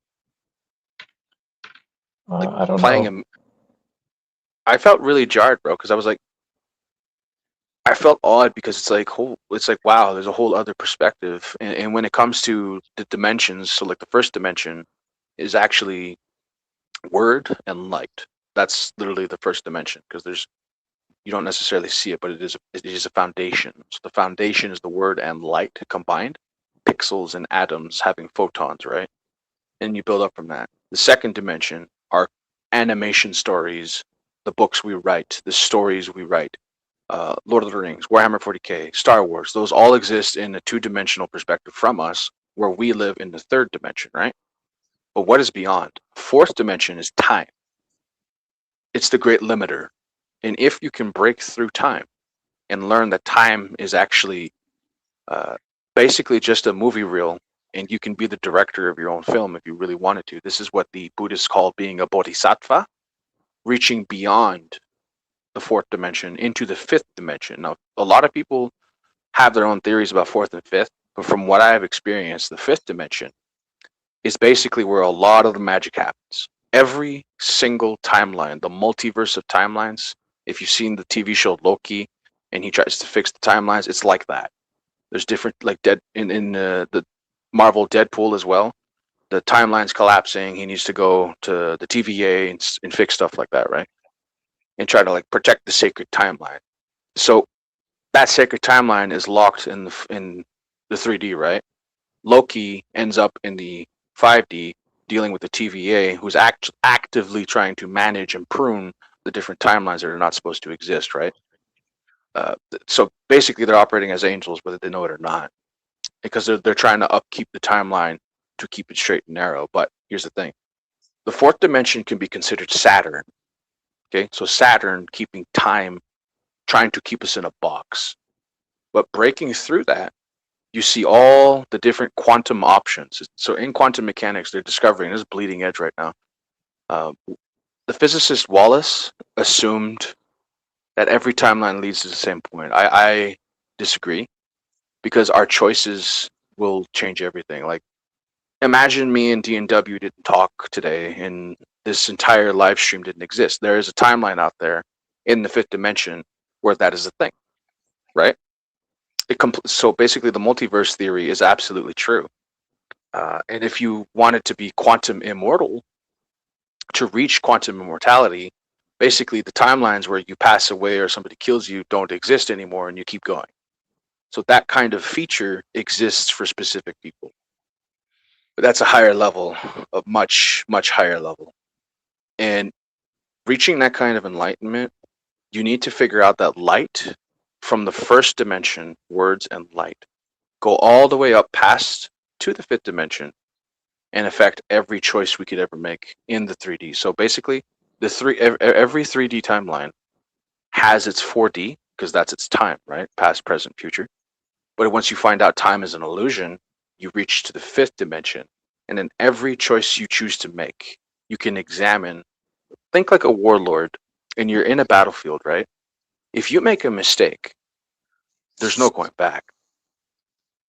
So you need to ponder, and so, as Sun Tzu said, you need to win the battle in the temple first before you ever go out and fight your enemy, right? Because the true art of war is to master war without combat,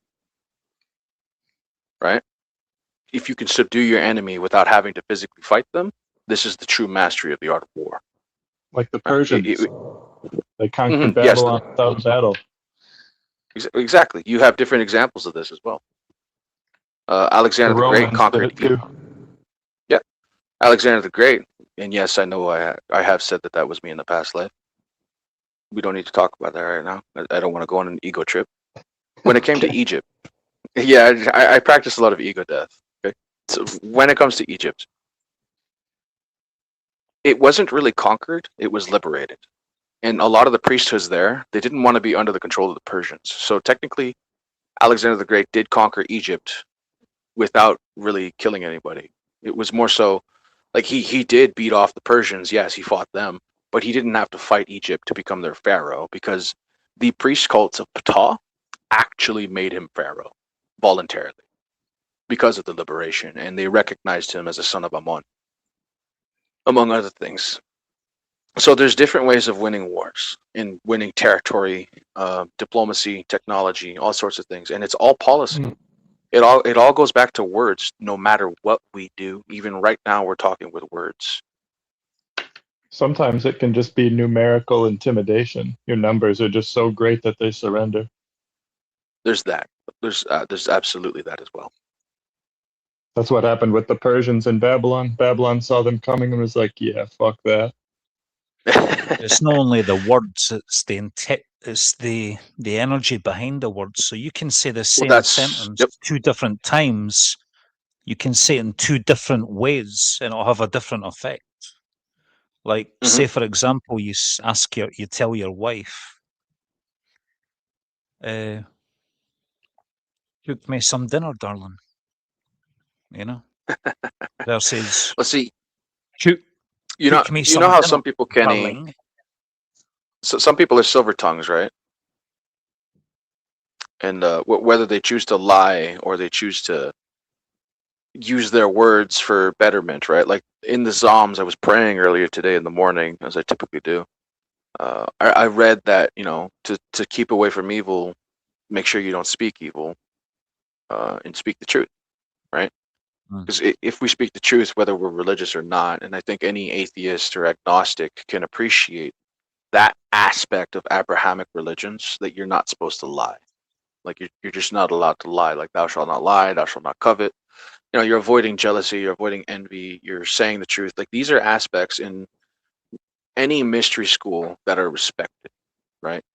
It's a sign of maturity. It's a sign of actually knowing what the fuck what you're doing. Even if you don't know much, you could be the most ignorant individual in the room. So long as you speak the truth and you don't covet what others have, you're gonna get really far. You know.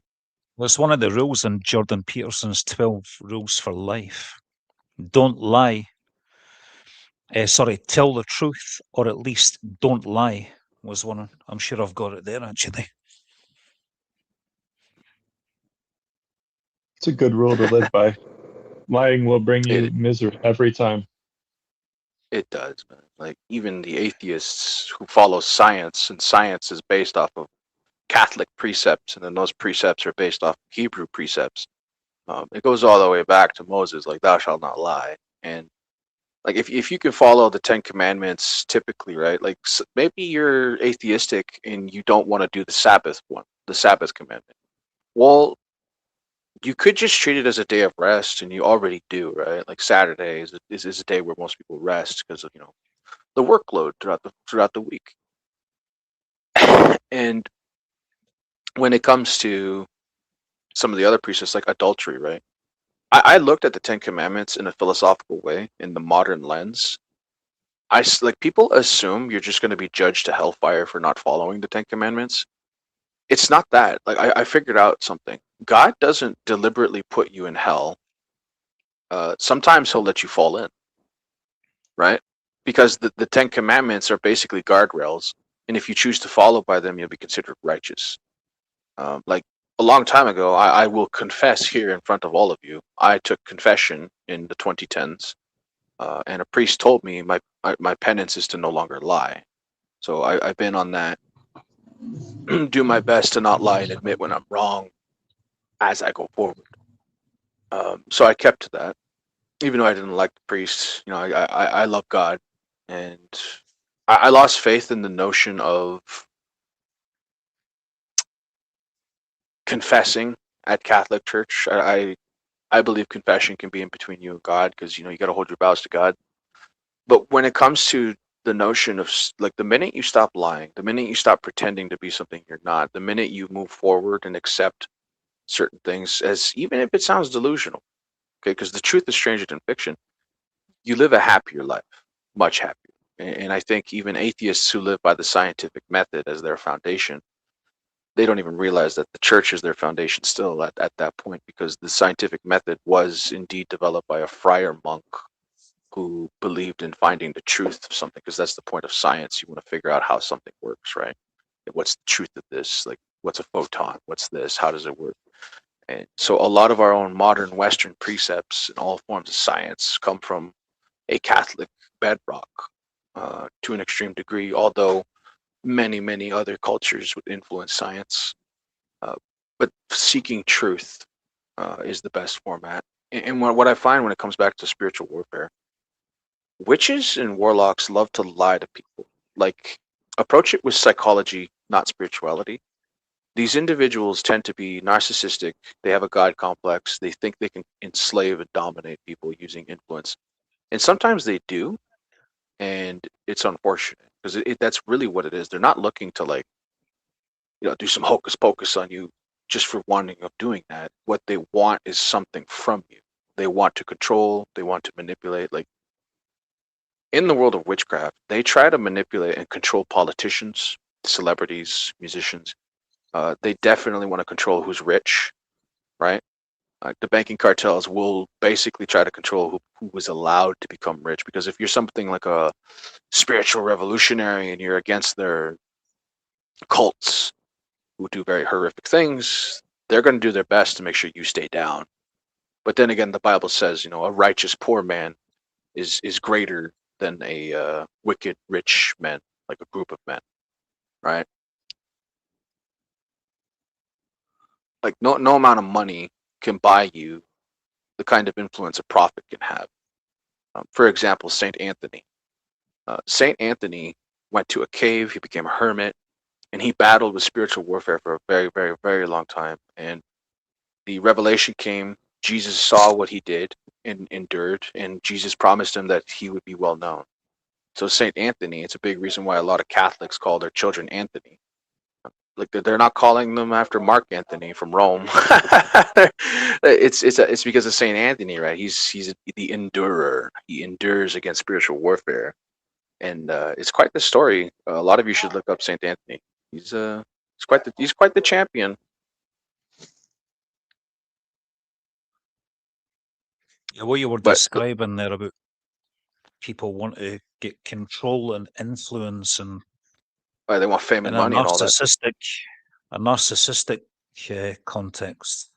It's not just people in positions of high government power, but people in terms of having influence and are charismatic, very manipulative with words kind of way. And the first person that springs to mind when you were talking about that was, I don't know if you've been across to the other podcast, Peter, that a lot of people on here go to, Jack Talcott. He's very good at that. So my most recent video on my YouTube channel was doing an expose of Jack live just before I came on here, actually. So I've been researching his tactics and manipulation and that kind of stuff. So I think he's very close to a cult leader, actually. I agree. I think you hit the nail on the head. He's a manipulative liar. Yeah.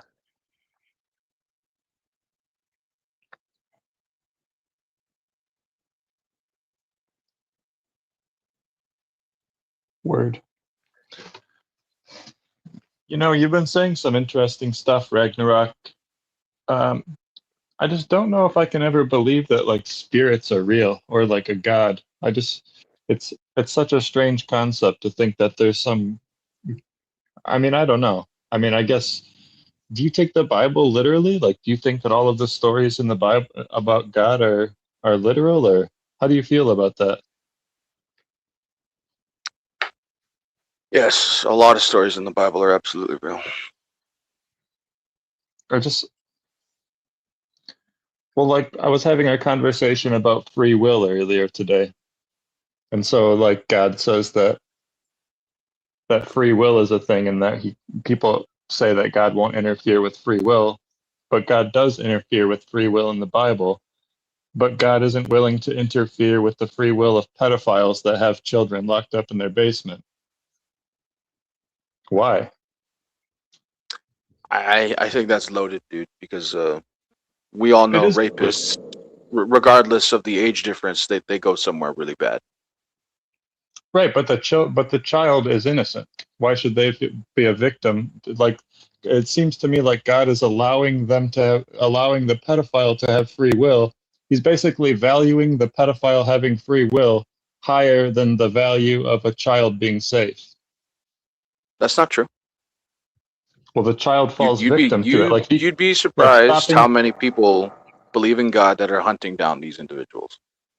No, I know that, but I'm saying it like God's omnipotent. Obviously, he can just do whatever he wants. So he could just intervene in these pedophiles' lives and soften their heart, or kill them, or take the children from their presence. But he doesn't want to interfere with their free will, and so he allows the children to continue to suffer.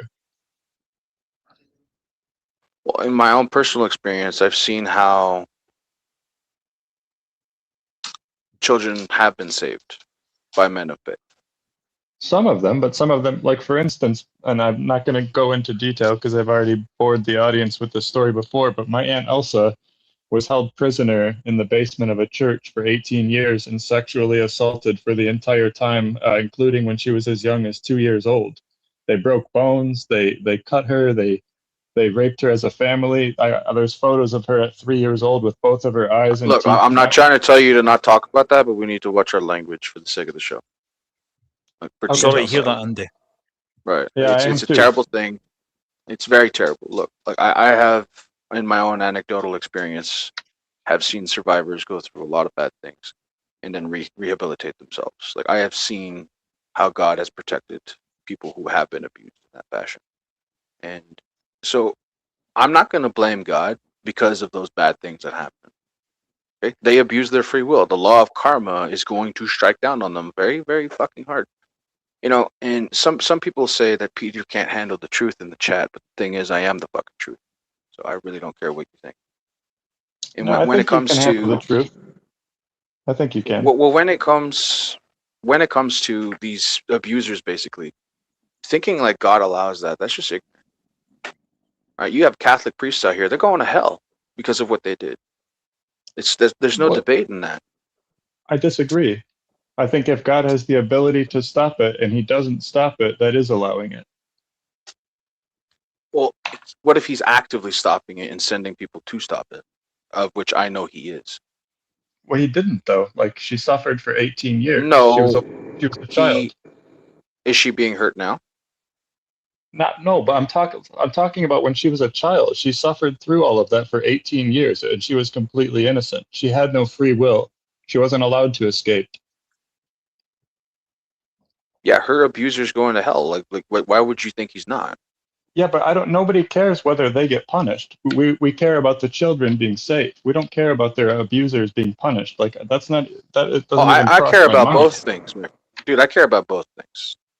Well, sure. I mean, fine if you care about them being punished, but like I would rather them just not be able to do that in the first place. And since God is omnipotent, he could have just stopped it. Like when the Pharaoh didn't want to let the Israelites go, God stepped in and interfered on his free will and hardened his heart. God has the ability to interfere with free will if he wants to, but he won't. He values the pedophiles having free will more than he values the safety of that child. I don't agree. It's factually true.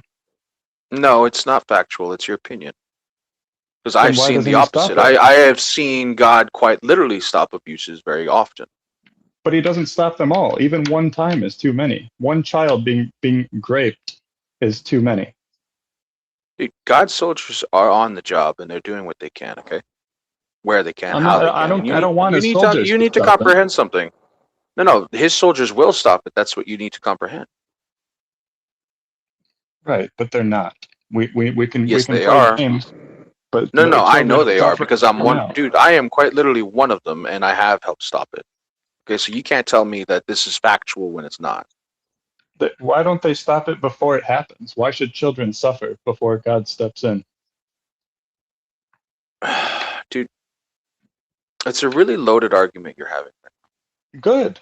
It should be loaded. No, it's not good. It's you want to argue and bring about this notion like, oh, maybe we shouldn't have faith because God allows this or God allows that. No, that's not the that's truth. not at all what I'm saying. That's not at all what I'm saying. I think that my point is that I think that the concept of God allowing free will or the concept of God being omnipotent, one of those two concepts has to be fictional. They can't both simultaneously be true. It's either that or God's evil. It's one of those three things. You know what I mean? Look, everybody has free will. Everyone. We all have free will. How you go about your free will is how you will be judged. Right? They use their free will to violate people. They will be judged for such. Like so there is no escaping child that. in Gaza right now. A child in Gaza is having their arms blown off in front of their mother, who is begging God to stop it. Where is that child's free will? Look, you're bringing up a lot of notions of suffering, and you're forgetting a very key, important ingredient to this factor. You do know the Bible says that Satan is the god of this world, small g. Yeah, the New Testament says that. The Old Testament doesn't say that. The Old Testament says that God creates both good and evil. Yes. Isaiah 45:7. Well, do you think it not like I'm pretty sure the Baal prophets considered that 450 people getting killed by Elijah were, they considered that to be evil. But this is all moralism. This is subjective to your own opinion. Like you want to say God doesn't give a shit, but that's not true. I've seen literally the opposite. Okay, Sometimes, quite right? literally. He gives a shit about some people, but others he's happy to let them suffer. Who says he's happy to let them suffer? He didn't step in, did he? Is he not omnipotent? So your claim is he's omnipotent. Why doesn't he do something right away? Exactly. Okay, let me explain something. And this is going to sound a little dark. You're wondering why the God who watched this world torture and mutilate his prophets over and over and over and over and over and over and over and over and over again is somewhat dark sometimes. And I'm not saying he enables those horrors, because I know he doesn't. It's the fact that humans who are also influenced by malevolent beings, but also their own fucking inclinations, they are doing horrific things, horrific actions. In fact, let me tell you something about spiritual warfare, okay? A lot of witches and warlocks report that demons talk to them and literally tell them that if they want more power, to violate the innocent. That is their deals. They do that. It's not a joke. So don't assume what Satan is demanding of his shit spawn followers to be something that God might enable or allow, because it's not. It's really not. Okay? Like, perhaps you're not very well aware of the unsung heroes who have been stopping child trafficking very, very, very often. You're not going to see it in the news, dude. Most of the news is controlled by people who literally want to keep that shit going. That's the Yeah, problem. we've gone in a circle though. I've already acknowledged that I know some people get saved from torture, but I'm saying that others, children, little innocent children that have never done anything wrong in their life, are still falling victim to it. Just because Why some do you people are being assume saved God doesn't. doesn't want to help them? Why do you assume that? That is literally your I assumption. don't assume it. God is omnipotent and is not stopping it. What are you talking about? God How has the many ability to times? stop it. He has the ability to stop it, and he is not stopping it. So he's allowing it intentionally. Look. This argument is just, it's not going anywhere, man. You're just going to continue to think God allows bad things to happen. Like, I know that's If I not How true. can could you just not think quickly that? cut in for a few seconds, to me, both of you are basically just proving that God doesn't exist. That's from an No, agnostic perspective. that's not true, That's Kenny. I'm that's not going to let exactly you how have I that. feel. That's exactly how I feel. No, it's you. You have a lack of faith in people, not God. You blame God for what people do, and that's something we do not have in common. Yeah, we don't have that in common. I think that it's if God has if I had the ability to stop children from suffering by snapping my fingers or whatever, I would just do it. I wouldn't even think Well, about it. you actually do have the ability. You could get a network together and go stop it if you really wanted to. Are you? Right, but even if I did, there would be No, others are that you? it's still happening.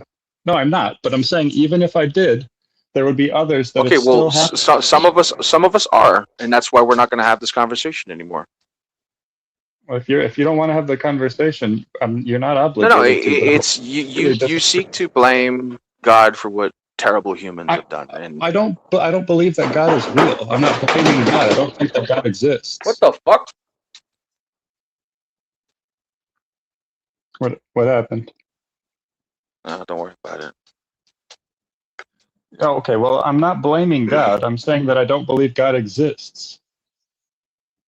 Well, that's your personal opinion, and I'm not going to blame God for what humans have done. I wouldn't either. Like I said, I don't think that he exists. I'm not blaming him. I would take this from a realistic perspective and just say that people are often evil and they hurt children. And it's, you know what I mean? Like that no God is ever going to come save it because no God is there. Like there's old stories about gods, but when we look around, we don't see God. We don't see I think people, you know. I think theism, what theism is to me, is a projection of entheism. So the word enthusiasm comes from the Greek word entheos, which means God within. And it's just a projection of our imagination. And,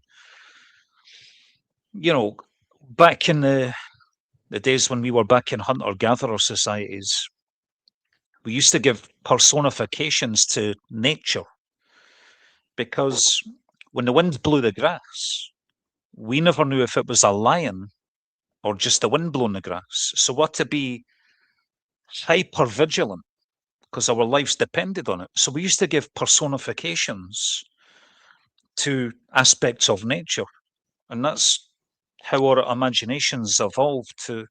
We've done it with the stars as well. You know? Wow. That's But exactly kind of right. thing. I completely agree. Let's agree to disagree. Constellations, we give them names as gods. I think So- Kenny nailed it. Projections of the human imagination to me. Look, Yeah, look, I think blaming that the personification, blaming like horrors that humans do on God is absolutely ridiculous. Again, It's I don't blame God for that. I don't think that God But is real. It sounds I like wouldn't you are, blame him. because you think that he's not going to do anything about it when he is. Listen to what I'm saying. God is not real, in my opinion. I don't blame things that aren't. I don't blame Harry Potter for magic happening and stuff like that. And I feel the exact same way about God. I don't blame Yahweh for evil because I don't believe that Yahweh is real. I think that Yahweh is a bootleg of earlier gods, which were just personified natural forces, just like Kenny was just saying. Yahweh is a storm and war deity. Interesting opinion. We're going to have to agree to disagree. Okay. I don't know if God exists or not. That's the whole point of being an agnostic. I That's simply another question. acknowledge my own absence of that knowledge. So it's a philosophical Again, I feel the same. standpoint.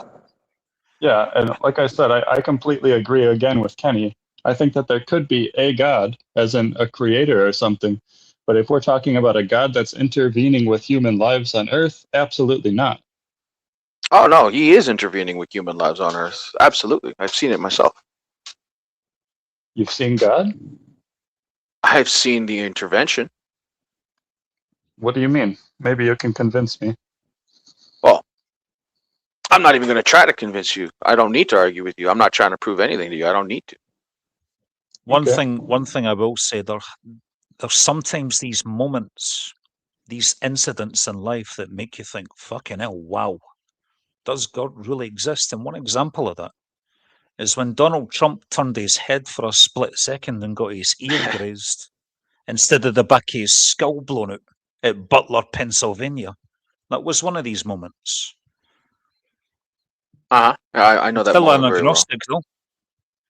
I know that moment very exclusively very well. What happened? Take a look at what happened, and then I looked up to the graph and I seen the bullet trajectory from above. They recreated it. And if he never turned his head just like that to look at the graph, he was dead in front of millions of people live on TV. Look, some people don't ever believe, and I know a lot of atheists, they just want to say, oh, God's not doing anything about it, and that means he's not real, but that's not true. That's not why I think that God's not real, though. I think that God's not real for completely different reasons than that. That's just a side effect.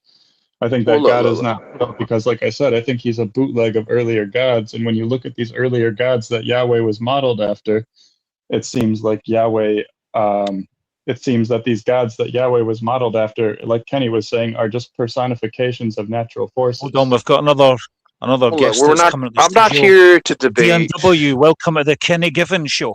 What would you like to say? Oh, sorry, Hello, I got gentlemen. confused. I thought I was on my show. Hello, gentlemen. Yeah, you never failed to promote yourself, Kenny. It's quite admirable. Hello, gentlemen. Good stuff. I'm just coming on to say, anybody want to come on, please come on now, because I won't be around to let people on and off. What's his name? We can shut down. Apologies. Peter was in control tonight. It's up to Peter who gets kicked off. And Peter said you had to go. Nothing personal, just Peter's prerogative. Anybody want to come on, please do. Link is in the live chat. I'll literally give you 3 minutes to come on. Click on the link. You will be on the show. The show can run as long as you like, but I won't be around to police it. DNW, I think we're going to shut down in about 25 minutes because I got things to do. Well, that's okay, Peter, Peter. do you mind if I sing talk a song after for you your depart. show? Because it says the word, so I'd like to sing a song to pay homage to your topic, if that's all right. Sure, if you like. Okay. Smile, an everlasting smile. A smile can bring you near to me. Don't ever let me find you down, 'cause that will bring a tear to me. This world has lost its glory. Let's start a brand new story now, my love. Right now, there'll be no other time, and all I can show you now, my love.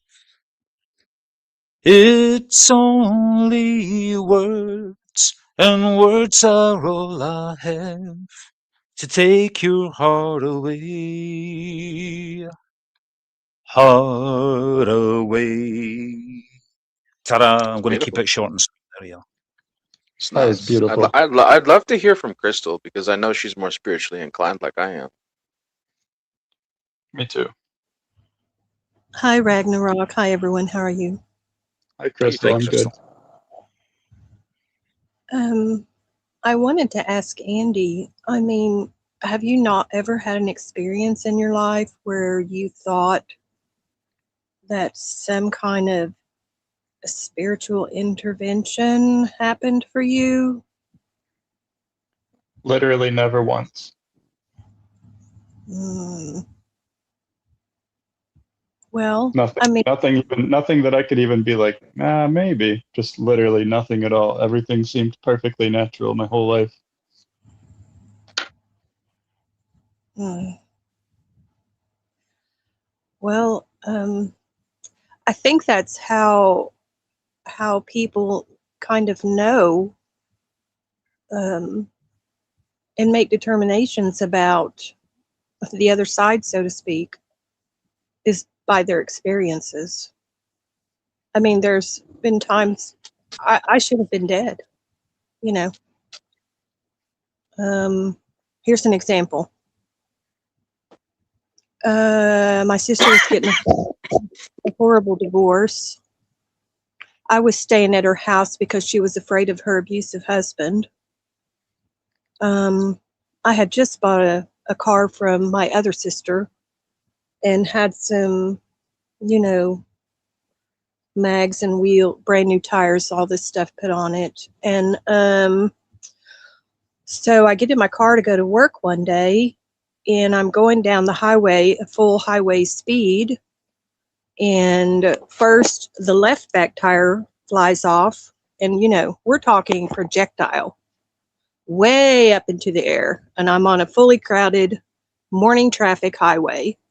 So the left tire came off, then the back right tire came off. And there was a cement wall going down the middle of this highway. And that was, you know, you didn't necessarily have to have a seatbelt on back then. So I didn't have a seatbelt on. And so I'm literally trying to stop a car with no back wheels on it. Excuse me. It's hitting the cement wall as I'm going down the highway. So I'm trying to stop this car and keep from hitting, because this was a very narrow highway. I was on 2 lanes on my side, 2 lanes on the other side coming the other way, and just a cement wall in between them. Really old, narrow highway. And of course, I was quite upset during this, and it was all I could do to get that car stopped. And by the time that I got the car stopped, it had swung around and faced the wrong direction. And everybody on the highway all around me stopped. I mean, it was a miracle that something really bad did not happen. And there was these 2 old women in a car behind me, and they said, "Oh my gosh, we don't have any idea how you managed to do what you did and get that car stopped, and no one got hit. I was just bouncing off that wall, you know, going down the highway." So I've had a lot of things like that happen, plus, you know, other, you know, odd things that shows me that there is another side. There's more to this world than just the physical. So, Well, I mean, I'm sorry, go ahead. I apologize. I thought you were finished. No, I mean, I'm fine. You go ahead. Well, I was just going to say that something really unlikely to happen happening doesn't convince me that a god caused it. Like unlikely things happen sometimes. Like for instance, if there was a jar with jelly beans in it and you're to guess how many jelly beans are in it, and I guess the correct number of jelly beans, I'm not going to conclude that God divinely intervened to tell me how many jelly beans were in it. Sometimes people just get lucky. Bad things happen too, but we don't want to ascribe the bad things to God. But when something really unlikely that's good happens, we want to say that it's divine intervention. I think that bad and good things just happen that are really unlikely sometimes. Well, The I mo- gotta ask you, Andy, if I may. Well, see, Mhm. I could never experience life in the way that you have after my own situation that I survived. Like I went up against an entire cult that was trying to sacrifice me, quite literally. Last time I talked about that, people laughed in my face. You know, it's to be expected. Uh, I'm only alive because of God saving me, quite literally, from very, very violent, dangerous people who explicitly wanted to do horrific things to me. I know for a fact that God exists, but before that saving, I knew God existed before that. See, the thing is, a lot of atheists struggle with this notion, and I think the world is a very gray, gloomy place when they just attribute everything to some sort of, oh, there's got to be a scientific explanation. But when something divine truly happens in front of you, and you can't ascribe a scientific explanation, like there are people who have survived car accidents. Like I've had a few of my own accidents and near-death experiences. I'm still standing. I And have too. in the realm of spirituality, uh, like me, I've never broken a bone in my life, not one, not a single one. Me neither. And so typically, people who have had at least who've lived at their prime to their 30s and have never broken a bone, in the spiritual reflections, people see this like, oh, okay, like you're important spiritually, like some, because it says in the Psalms, like, he's not going to let your bones get broken and stuff like that if you're somebody of extreme importance. And that's the thing. You approach religion thinking that God doesn't play favorites. He absolutely does. Do you know why? Most people, the vast, vast, vast majority of people, continually persecute, denigrate, troll, harm, physically terrorize anybody who is a prophet or somebody speaking the truth to the world. And I could go ad infinitum telling you about all the ways God has saved me. You're still going to sit there, minimalize it, and act like, no, there's got to be some sort of explanation.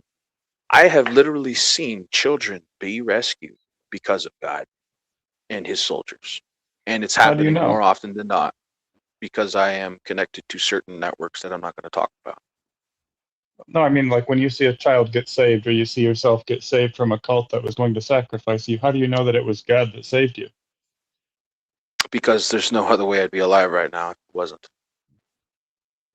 Let's just say there's some people who tried to come kill me. And you ever seen the movie Final Destination? Yeah, Mhm. that kind of shit starts happening to people who target me, and it's actually quite terrifying to some of these people.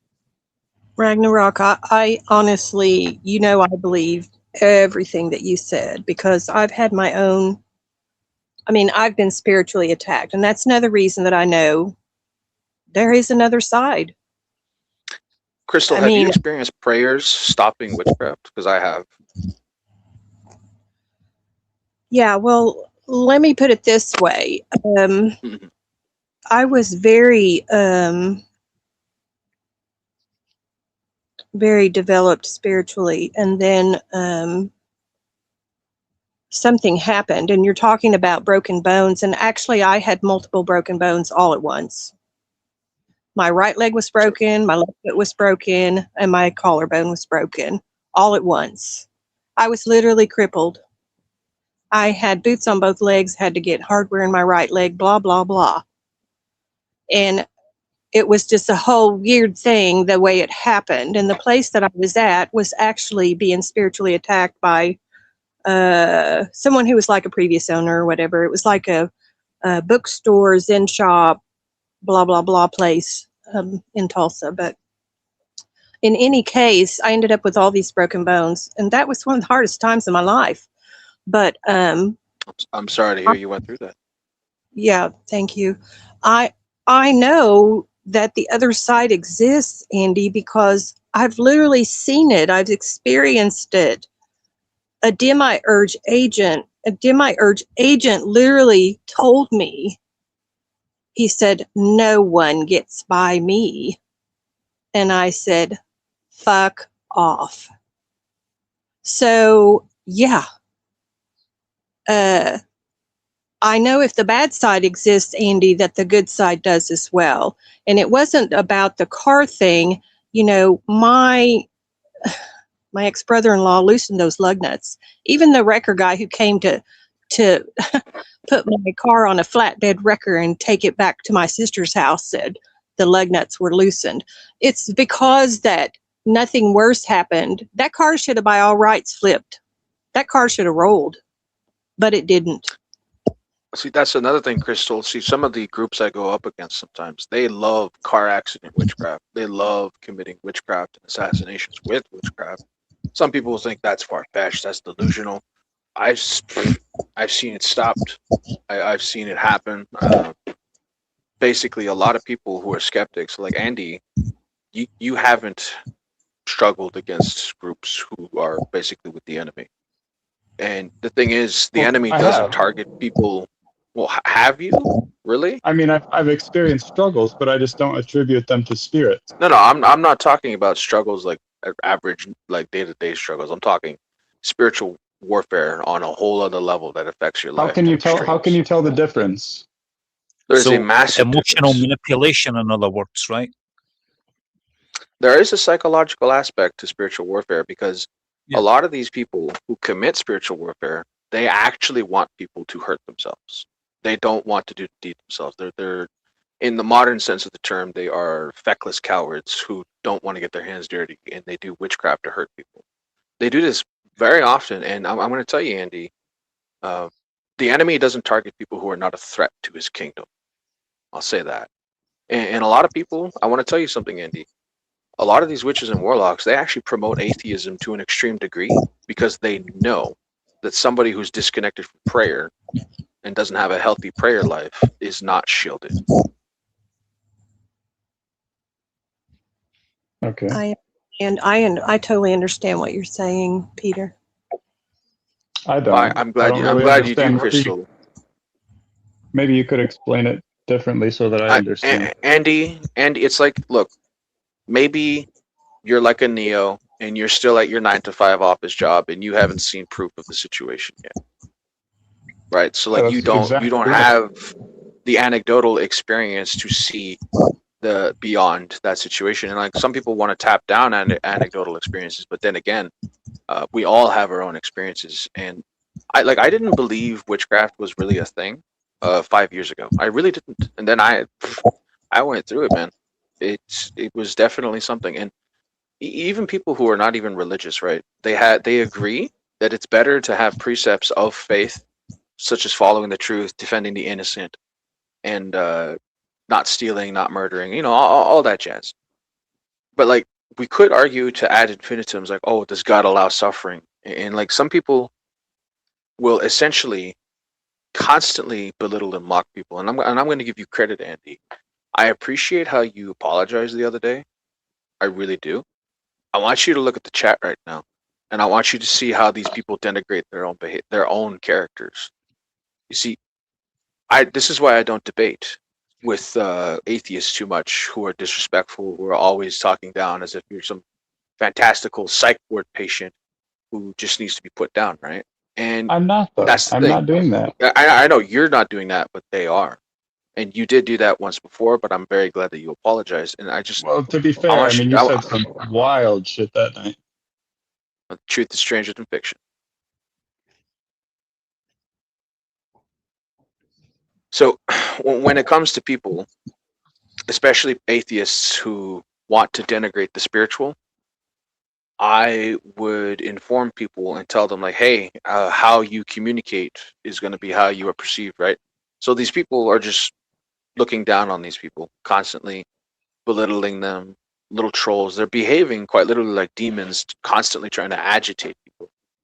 And it's not going to get them to learn anything new. And the constants, like do you want to know the hypocrisy of somebody who prays in a Shinto shrine but is an atheist? It's absolutely retarded, right? Are you asking? I don't know what that is. I'm just putting that out there.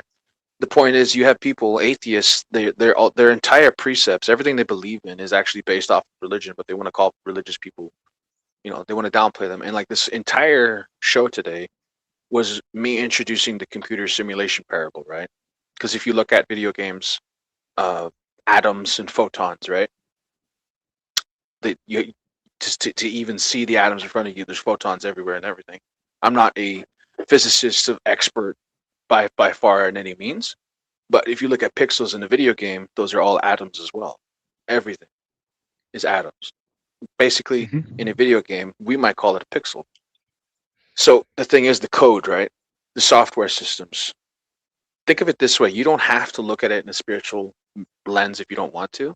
If you ever encounter these cults, you can approach this throughout as if psychological warfare, because it really is. Okay, you have people who want to force delusions on people and commit to mental witchcraft on other individuals to control their mind. Very often, cults seek to control, puppet, manipulate others through influence witchcraft. And some people, they'll say, well, that's nonsense. Well, I would say you're uninitiated, because everybody in basically positions of power, they all know it's real. They all know it's absolutely real. And whether you choose to believe it or not, these elites will continue their sacrifices. They will continue their witchcraft. They will continue their influence campaigns, and they will do what they will to try to control people. And the best tool that they have is making those who speak the truth about spirituality and spiritual warfare look like they're idiots. Yeah, like if I saw a spirit or if I saw a god, then I would be like, God and spirits are real. But I've never experienced anything like that, and it sounds like you're just describing like unlikely things to be miracles because it was really unlikely that it happened. But I'm saying that if you were to roll a dice, if you were to take two dice and roll them 1,000 times, there's gonna be a time when you roll, 3 12s in a row or something, and that was like the probability of that happening is extremely low, but it happens. Low probability So things do happen. like dodecahedron dices? What I mean, it's just an example. My point is that a low probability roll will happen if things play out enough times. And like with Crystal's car accident example, if we take that for example, car accidents happen by the millions. So she's one of those millions of rolls. We could treat the car accidents like a dice roll. She's one of millions of dice rolls. Well, and let me introduce something else to you. Go ahead. So I actually have some in front of me right now. Right? I got mine right here. I roll them, and I get a series of 3 numbers, right? From 1 to 6. Okay, so I just rolled them. I got 4. Okay, no, 2, 2, 2. Right? It came out 2, 2, 2. To me, what that explains, that means alignment, because numerology. I practice a lot of numerology and gematria. It's all code. It's all numbers. It's all math. The equation of pi has every single name of every single item, of every single individual, of every single person. And the Masonic square and compass, as I mentioned previously, if you flip it upside down, the letter G is actually the rune for the equation of pi, Pi, quite literally. So it is technically the study of the code of the universe, the architecture of the universe, the real code of reality. So it's all numerology, everything. Okay. Now, coincidence is the language of God. Okay. So I just rolled 2, 2, 2. That means alignment. All right. Let's roll another one. So 1, 1, 2, 3. Okay. To me, that actually specifically means something as well. So if I can go in gematria, see what the value of 1, 2, 3, and you'll have a lot of answers come up, right? Is that proof for you? I don't think so. But see, I practice numerology, and I trust and have faith in God so much so that numbers, letters, all of it, it's all word. It all goes back to the main topic of the show. And whether you want to be an atheist and look at it like a hacker does, or a programmer, a coder, you can do that. You can look at it that way. A lot of chaos magicians who are faithless actually still practice magic and do it that way anyway. So there's different cultures in spiritual warfare, cults and whatnot, who operate the way they do, and some of them are explicitly atheistic. Okay, but the thing is, how people like basically the profane uninitiated who will continuously say, "Oh, you're delusional, you're stupid, you're dumb, you belong in a psych ward, you're oh, that's just it's just random coincidence." Da da da da da. Well, what if an entire cult, a whole death cult, thousands of people targeted me, and I'm only here alive right now because God kept killing people who kept trying to kill me? Quite literally, like Final Destination, because it's true that happened. That's okay. So look at it. Try to take this from my perspective. Like, I'm hearing this as a story from you. People have lied to me my whole life. Would it be more logically to think that you're telling the truth or lying? The truth is stranger than fiction. You keep saying that, but is it really? I don't see that as reality. I don't see the truth as being stranger than fiction. I think the truth is often really boring. I think it's actually very strange and very interesting. So like you say that the language of God is coincidence. Why? Why do you think that? Why would I think that? Because I've seen it persistently. Right, but why would I think that? Like I have no clue how you could conclude that because something was really unlikely to happen and it happened, that means that a deity must have caused it. Well, look, he who lacks faith will never see the grace of God and the miracles of God. Because, first of all, here's something about free will, right? So we're all granted free will. If God showed himself in front of you right now, full might, you would have no choice but to worship. But that's not what God wants. He doesn't want you to just worship because he exists. He wants you to choose to have a relationship with him. And that's what a lot of atheists really do not comprehend. And they don't comprehend that you will not be given kernels of grace and wisdom and basically works and stuff like that to show, like basically you need to put faith in first. Because it's a leap of faith. It really is. Neo didn't believe. You might not realize this, but I was a devout Christian for 26 years. So what made you fall away? Studying history and realizing that the stories in the Bible were copied from earlier traditions, including God. Not all of them. Not all of them, no, but like a lot of the core ones are, and more specifically, Yahweh. Well, we could talk about what was found in the libraries of Ashurbanipal if you really want to. No, it's not even what I'm talking about, to be honest. I mean, there are some things that are in Ashurbanipal's library that would be on my list of stories, but it's way more widespread than just Assyria. Of course. Right. See, every culture in the world has stories of fighting giants, cannibalistic giants. Every culture in the world has stories of beings helping them against those giants. Every culture in the world. Every single one of them. The Inuits? Also, do the Inuits have those stories? The Native Americans do have stories of fighting giants. They do.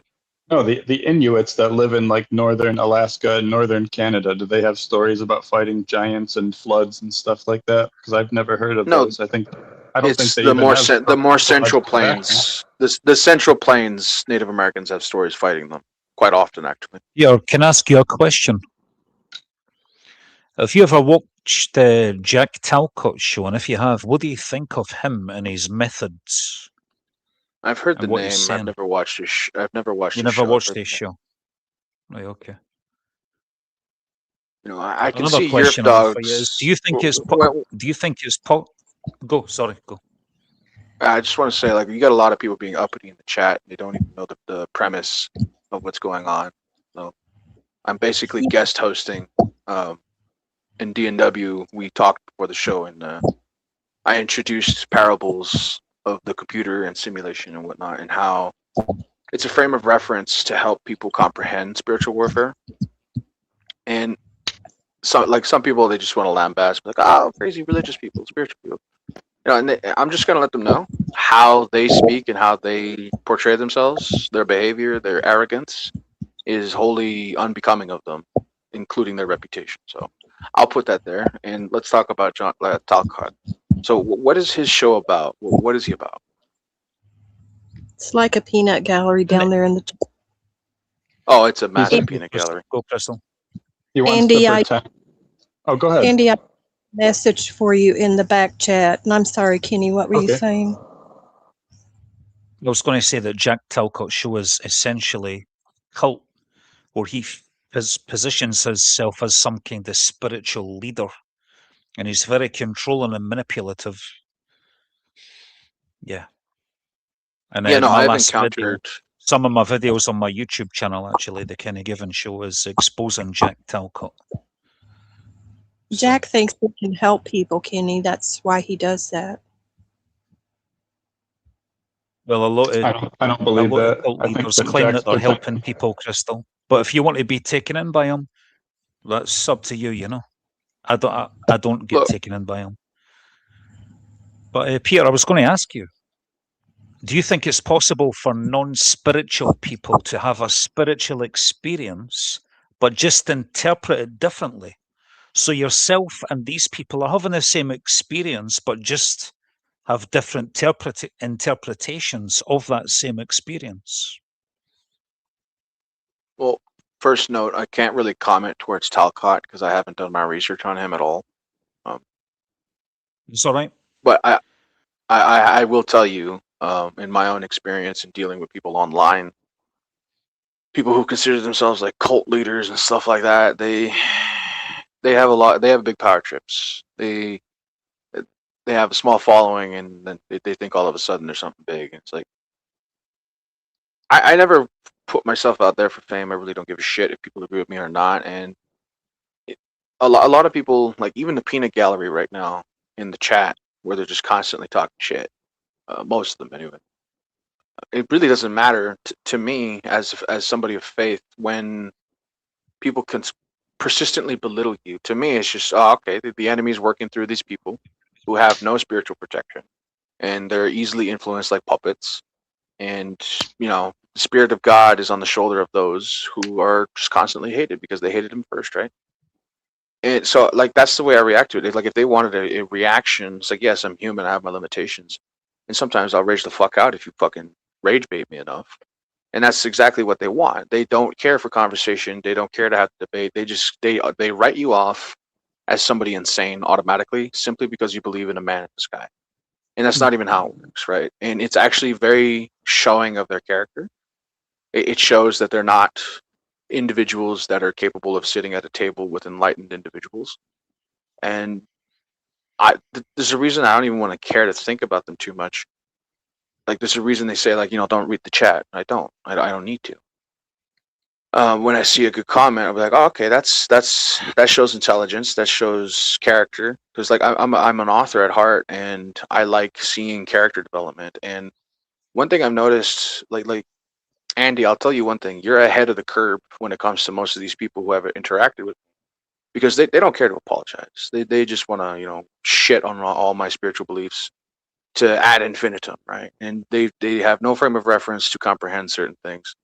And to me, they're riffraff, and the riffraff will complain in the background and bitch and bitch and bitch and bitch. It's what they do, and there's no point. And yes, I was Alexander the Great and Napoleon in past lives. You're dogs, and now you are just proving me correct by how your arrogance and your attitude and thinking you're so superior and intelligent. The thing is, he's showing his stupidity by his arrogance. But the point is, people can access their past lives. I'll talk about that right now before I go, because we're 5 minutes past where I'm supposed to leave because I got things to do. When it comes to comprehending past lives, the Akashic records, the code, it's everywhere. Okay? Everything that happens in the Matrix is recorded in the Matrix typically. And basically, even your thoughts, I can access those if I really, really wanted to. And some people don't like that. And basically, people who don't have frame of reference to comprehend such things, well, they'll be terrified, because I've mentioned it before. Atheists will be the ones who are terrified the most when miracles and spiritual things happen to them. And it's cope. It's pure cope. How even now, I'm simply trying to provide a frame of reference through a simulation theory where witches and warlocks get their knowledge of witchcraft from fallen angels, whom then took their knowledge from heaven, right? So basically a developer team. Because the developer team decided to, like, somebody on the developer team decided to betray and sell the code to hackers, right? And then those hackers provided cheat codes for other people to abuse them.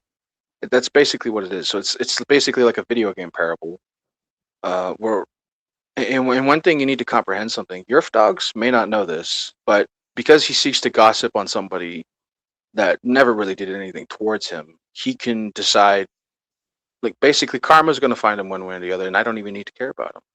So, like, my advice to you, Crystal, because I'm sure you've met people who will belittle you for your own spirituality, and anybody watching this in the future or present, when people belittle you, just comprehend that these people have no frame of reference. They don't understand that the vast majority of human history, people believed in reincarnation.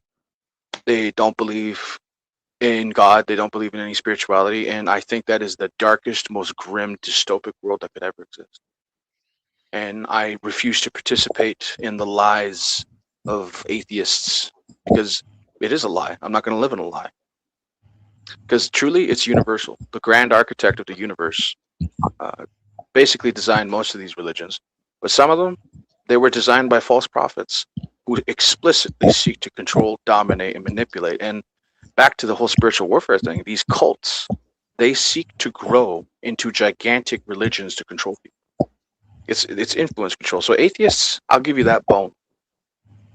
When it comes to controlling people through religion, it's common.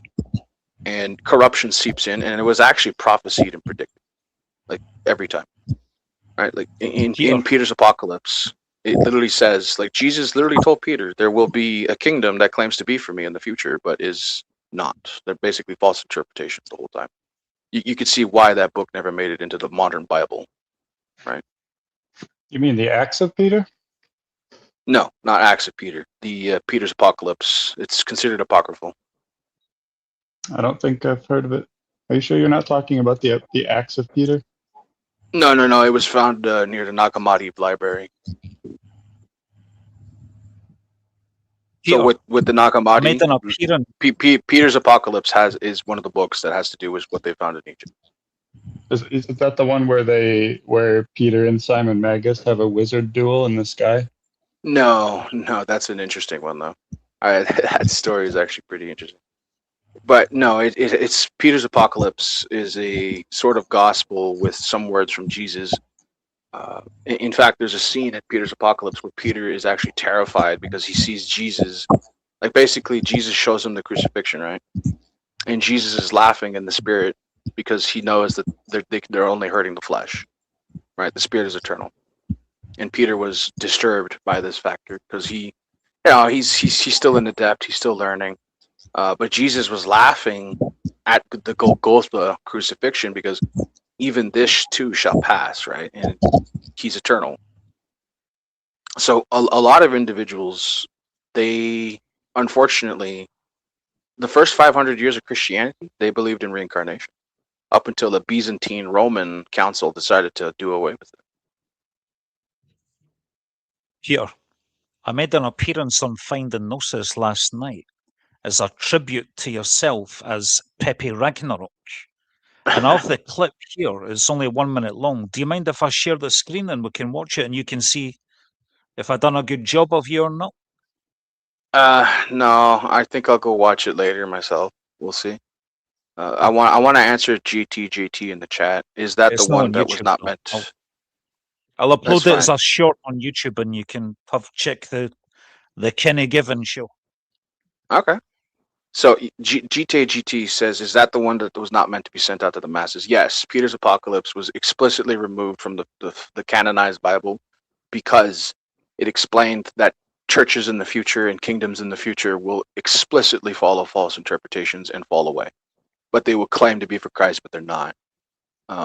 So this is where, like, basically the argument between ancient believers and those in the early day, like, if you had a Christian, basically a Nazarene, a Hebrew who believes in the Messiah, right? in the Ebionites, they would tell you, yeah, no, we believe in reincarnation, just like the other Jews do. Like most Jews would actually tell me, don't talk about reincarnation because most people just laugh at you. You know, the Druze, they don't talk about it often because most people laugh at them. Right? You have a whole subsect of basically. You want to know why the elites look at people like they're cattle? Everything in Because their they are. life, no, everything in their life, most people is fabricated, completely fabricated, and they laugh at you for it.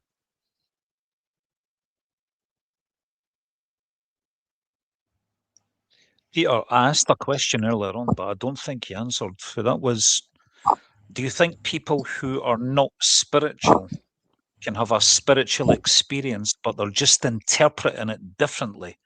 So the spiritual people and people who are non-spiritual are having the same experience, but just interpreting those experiences differently. No, absolutely. You're going to have more scientifically inclined individuals who absolutely choose to see it from a more psychological lens. In fact, that's more so how I embrace the situation first. I always had faith, and I grew up Catholic. I practiced asatru for a while, and I came back to I never really left Christ because I'm a henotheist, a syncretic henotheist.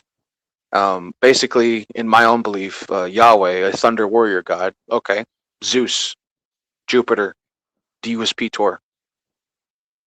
Should I keep going? Shango, right? You Hadad. have so exactly right. There's so many different people out there that that archetype is around, and there are so many different names. So you brought up this bootleg notion. I don't. It's more evolution. It's evolution. It's not really. Ooh, you copycatted. It's a progression. Uh, because most people, if you look at the Skyfather culture, of which most Abrahamic cultures are heavily influenced by, a lot of it came out of Ukraine thousands of years ago with the Aryans basically going around. They were called the Kurgans, most of them. So we tend to call them the Yamnaya. They were the first to domesticate the horse. They were the first to invent the wheel, and they were basically like Vikings, but also get like Genghis Khan style, conquering the world.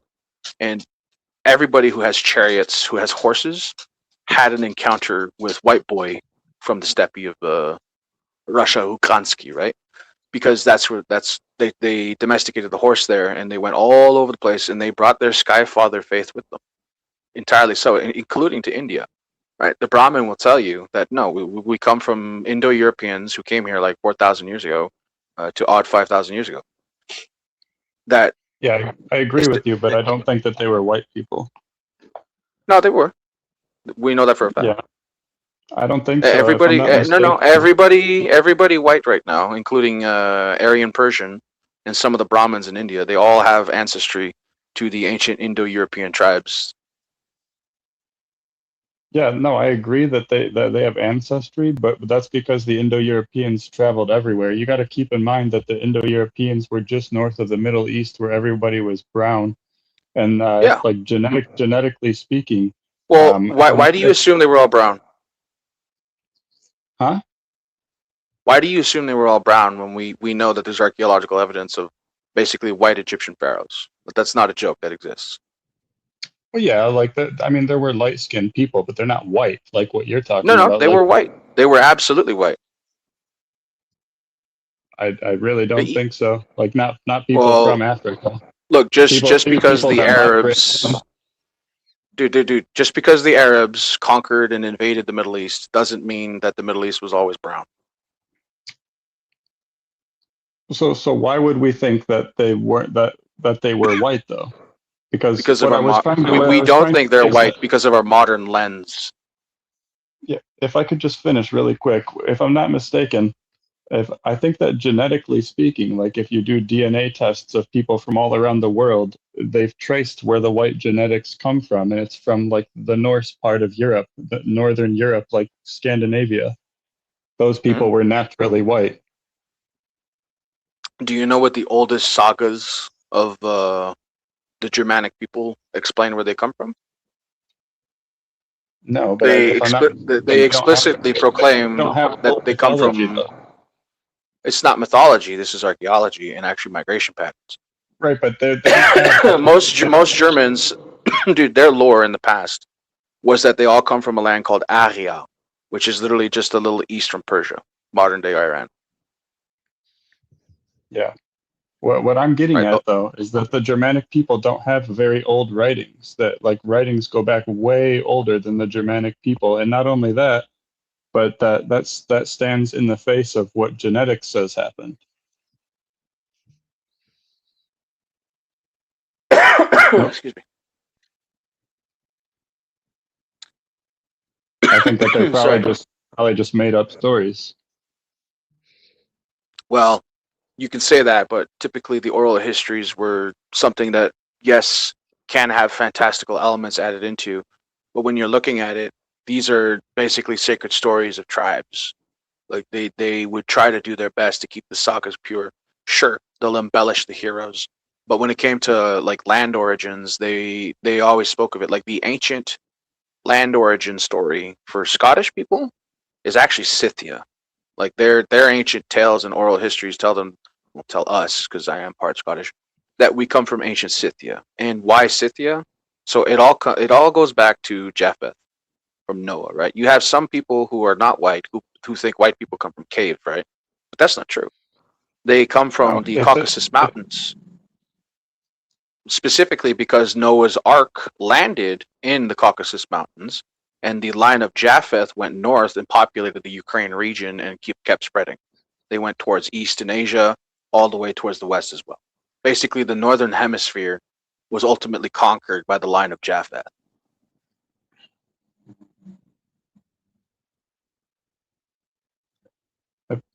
Are you sure about that? I'm pretty sure Japheth was Yes. associated with the East. See, Japheth, his descendants went east and west. They went north of the Caucasus, where Shem, the majority, this is why they call Jews and Arabs Shemites, essentially, because they come from the house of Shem. They have divergence when it comes to the house of Ishmael, essentially.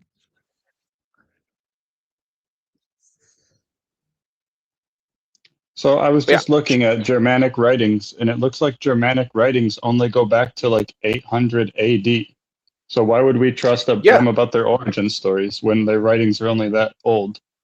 Everybody had oral histories up to a point. Most of the only people. You remember the game of telephone from school?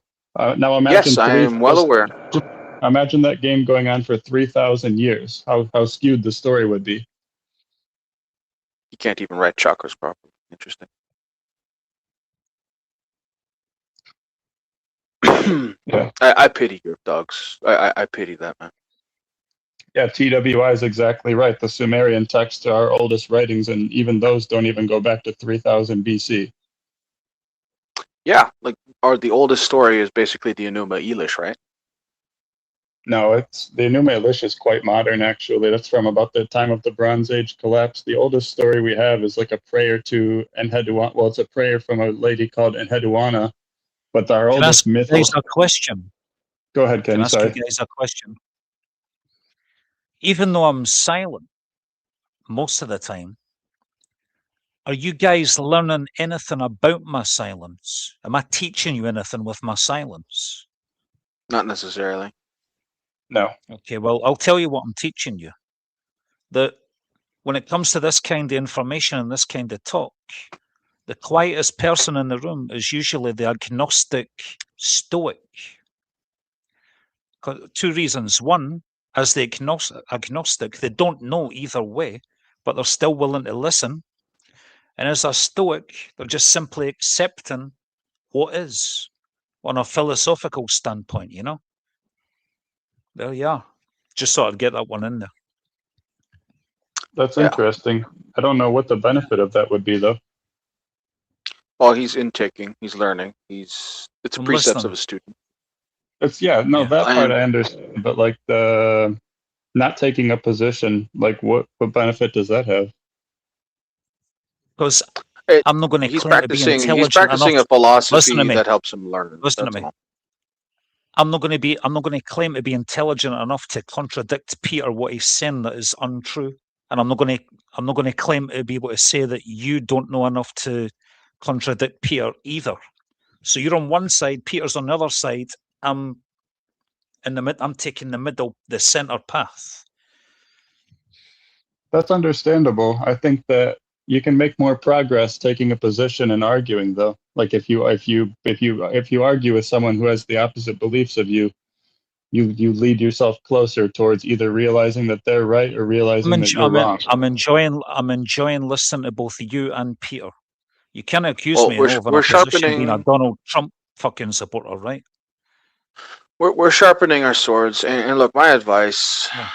like all these people, the peanut gallery right now, just talking shit.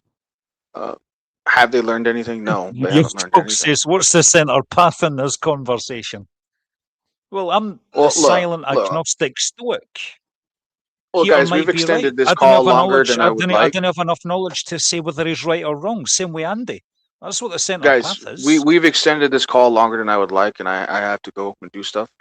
But I would ask for our closing statements. But like one thing I will say, so I hope some of you learned from the parable of how pixels and atoms, photons, all that, everything's word. Like John 1:1, in the beginning there was the word, right? Same thing with the Book of the Dead. In the beginning there was the word. And to be honest, I don't care to change someone's mind. I stopped caring about that a long time ago. And I learned something, and this is my biggest piece of advice. If you're going on a spiritual path or just starting, maybe you're an atheist and you eventually come upon, spiritual warfare, I would advise you're going to be belittled. So prepare for that. And just take it stoically. And like people will call me delusional in the chat, but I really don't care. I don't need their validation. I don't need their affirmation. I put the praise of heaven first, not these humans. So the book I'm reading right now, Peter, is called The Subtle Art of Not Giving a Fuck. And I think you could take something from that. It kind of basically said what you just said just now. Doesn't matter what stance you take in life, what philosophy, what spiritual or religious outlook, you're always going to get condemned or ridiculed by someone. Always. Yeah. Well, see, that's the thing. You have people like accusing of like attention-seeking delusions and stuff like that. I don't care for their attention. I really don't. D&W decided to host me because of a really good theory and a parable that I shared with him, and Yeah, I really enjoyed it. splendidly happy that I got to share that. Like, basically, everything's word. It's all code. If reality has its own software code, like a video game does, right?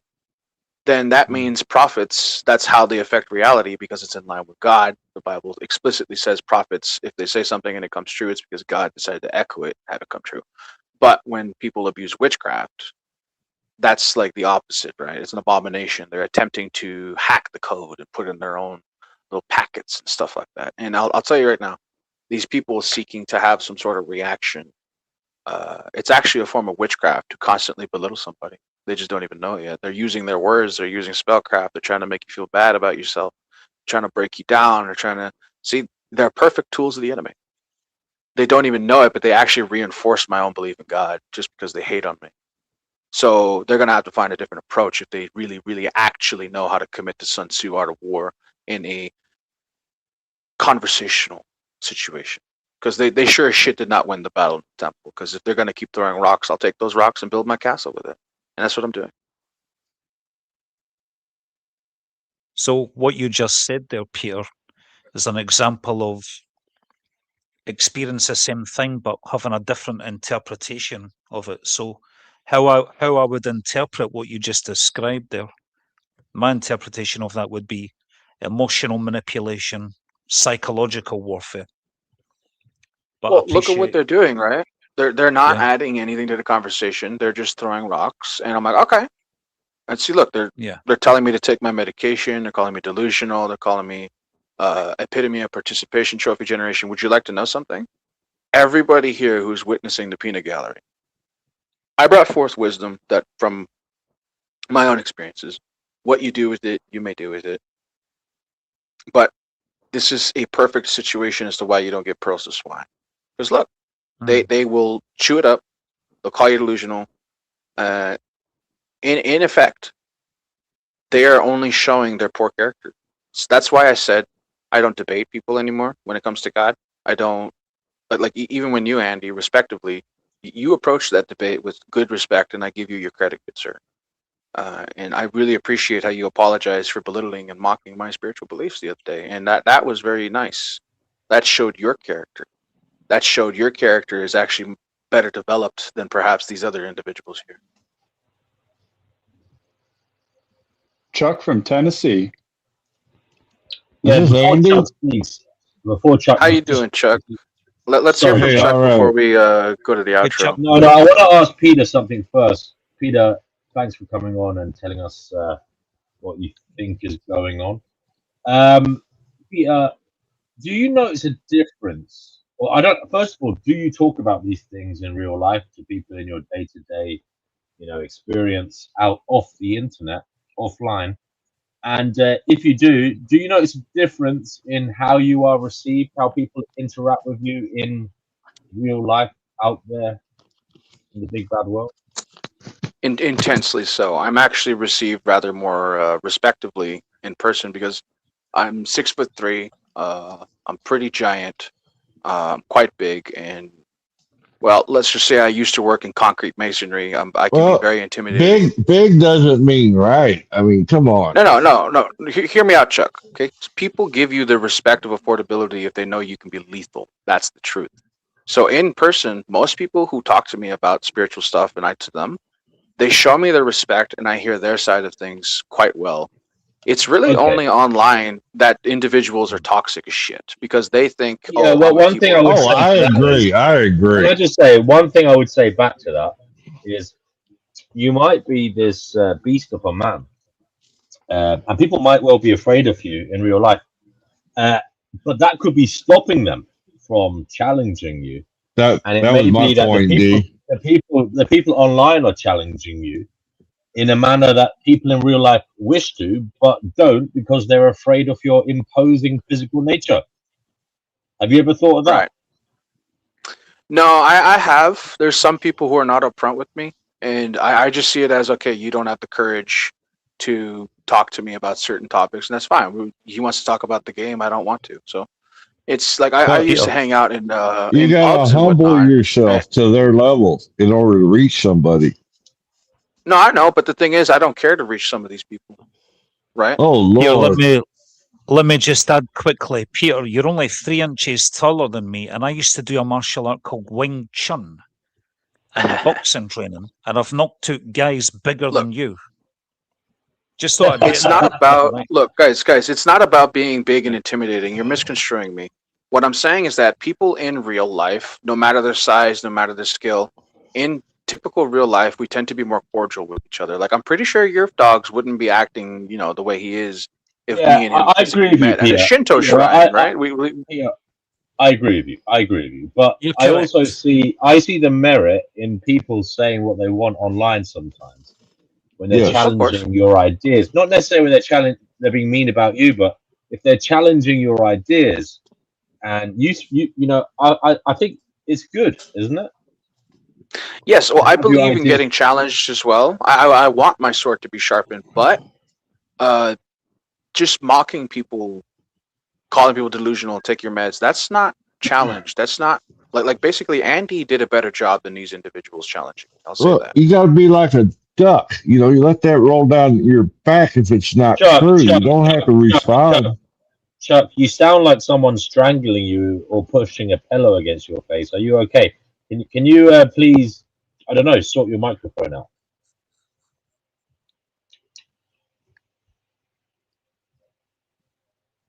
Can anyone else hear me? Is Yes, this I hear Yes, you. I better? hear you. Is this better? I don't Yeah, know, that's man. better. It's a little bit better, but it's not great. A little bit? You're not doing yourself any justice. Oh, my apologies then. Try anyway, brother. I completely agree with you, DNW. It's just some people they'll consider you weak if you don't want to seek. So, like essentially trolls are going to troll, right? And we could choose to feed them or not. If they want to have legitimate argument and challenge my notions, they can, but they have yet to do so on a actual scale. All they want to do is actually reputation murder. They just want me to be seen as crazy, delusional, and stuff like that. And that's not productive conversation, right? If you are somebody who wholeheartedly disagrees with me, okay, let's talk. Okay, you don't believe in reincarnation, I do. Let's have that argument. Let's hash things out. I'm absolutely not going to shy away from that. What I have issues with is the inability of showing respect and honor. And some people will say, "Oh, you should just harden up," right? Like the other day. I think that is the most toxic shit ever, right? Because I used to hang out in a lot of pubs, and I know yourself, DNW, you have your own history of pubs. The thing is, even the smallest man could cause damage in a pub. It's not even about size. It's that everybody shows themselves cordiality because they know lethal threat can happen very often. Like I've had to stop multiple pub fights on my own. I've held people's guns in their waistbands, making sure they don't pull it out. I've held their knives in my hand, trying to stop them from stabbing another individuals because I was an employee there. And Right. But look, I don't respect people who just want to mock me and hide behind a computer. Peter, I think there's something to be said about what I said earlier. And sometimes I've noticed this. This is just an anecdotal observation. Sometimes the biggest dudes take more time to mature socially because, let's be honest, they're used to getting their own way, and people don't challenge them. So, do you think you might be falling into that category a little bit, just a little bit? No, I don't think so. Because, like, here's the thing, BNW. Like, I try my best to try to be humble, and some people will call me delusional for believing I was Napoleon and Alexander the Great in the past life, Marcus Aurelius, and all that jazz. They can go ahead and belittle all they want. They want to say, "Oh, you don't have thick skin. You don't have this." I would actually argue, "Hey, I'm still here. I'm not even going to lose my cool about it. There's no point in losing my cool anymore because I've had You this have argument remained very calm. Yeah. Well, because I decided to strategically approach this and just let them denigrate their own character as they troll. Peter, you've tried to share your ideas this evening. They are very complex. Maybe you'll do it again sometime. Perhaps. I think it would be interesting to hear more about how words affect reality from your perspective. You know, the words we use, whether it's by accident or by design. I would be interested in that. And where that comes I from, wanted to yeah. I wanted to try to stay on topic a lot today, but like at the end of the day, we atheists, did move a little bit away from the topic. Yeah. Right. Sorry, Peter. Go ahead. Yeah, and it's fine. I kind of expected it because some people like Kenny, he brought politics. Andy, he wanted to argue the atheist versus theist debate. Crystal, she actually brought her own experiences, and that was nice. I'm glad that she had her own miracles and her own testimony, and it's good to hear from people. It's just the truth. Like when it comes to just words, right? Think of it like software. Your indoctrination in school. It's all words. It's all math. Like you only know words and math because you were taught it, right? Policy, music. It's all words at the end of the day. And even an atheist can agree to that. Like absolutely everything is words. What I'm trying to say and propose that there's a layer beyond. So like imagine hypothetically that we're in a open world video game, multiplayer, and when it comes to witchcraft, it's people trying to abuse the code of reality against people, but in the opposite sense, the more divine sense, a prophet is more in line with the code. It's the difference between a white hat and a black hat. And I was trying to introduce this computer parable with notions like, say, like the Matrix, right? There is extra dimensions out there, and even science has proved that to a degree. To completely shut one off and call it delusional, right? Like every single mad scientist that ever came up with an invention, right? They were considered mad, insane. And I'm not going to call myself, "Ooh, I'm that guy." No, it's more so. I think I'm not even going to say that we should be open-minded. It's just from what I see. For example, I'm letting these people denigrate their own character without even reacting to these people. who are trying to belittle me, they Some people could might say provide. you definitely did react, but that's another matter. Peter, Right. Well, look, they could provide actual before we end the conversation. show, no, we're not going to end the show, guys. By the way, you can come on here. I'll keep it going until about 2 UK time. But you can come. No. Peter has to go. But if anybody else wants to come on, the link is pinned in the live chat. Peter, what would you say people should really know about what you're saying, what you've been saying tonight? What should they look into to try to comprehend so that they might start moving towards what you're saying?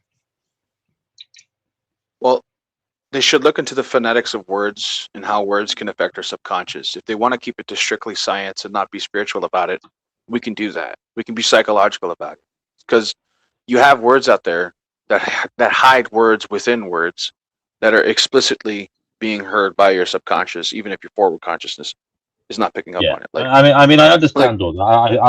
I believe in like nominative determinism to a degree. Like the names we have affect our, I think have a huge effect on our trajectory in life. If a man yes, of is course. called a very masculine name, I think that's helpful. If he's called a name that's relatively popular, like Dave, John, Mark, or Steve, or something like that, that's quite good for him because it doesn't make him an outsider because of his name. But if he's given a That's name the that's thing. highly unusual or maybe even feminine, that could be problematic. And I presume the same is the same for the ladies if their names are not kind of typical of a female or Yeah. are highly unusual. But it can affect people in different ways. For some people, that will be a roller coaster towards doom. For other people, it may help them develop character, and they may flower because of it. But Peter, aside from all of that, aside from this, this scientific perspective, I know we can look into that. Other people have spoken about that. I'm more interested in your spiritual perspective because that is unusual. What can people look into to try and have a hope of moving towards what you've been saying there?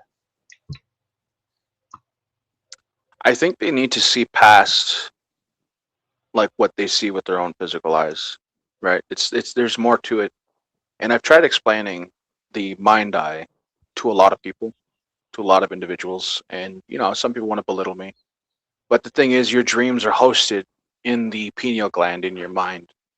Um, that entire aspect, like the way how people take DMT and mushrooms and stuff. I've never done those things, uh, but they hallucinate and stuff like that. The thing is, they've literally interacted with extra dimensional entities on like hardcore DMT trips, but that's not what I'm trying to go on. My point is that there's so much more than the material realm, and I actually pity people who are stuck in the material, thinking only there is material, right? Because if you look at the internet, just the internet itself, it is all around us, it is everywhere, but you can't touch it. You can interact with it, but you can't touch it. It's basically like Avatar with the blue monkeys. Oh, let's plug into the tree. That's like a sort of biological. What's that mushroom word? Like myocellulins. Somebody could correct me on that. Psilocybin. Okay, it's one of the Oh, words. But like, mycelium. You're talking about mycelium. Yes, mycelium. That's what it is.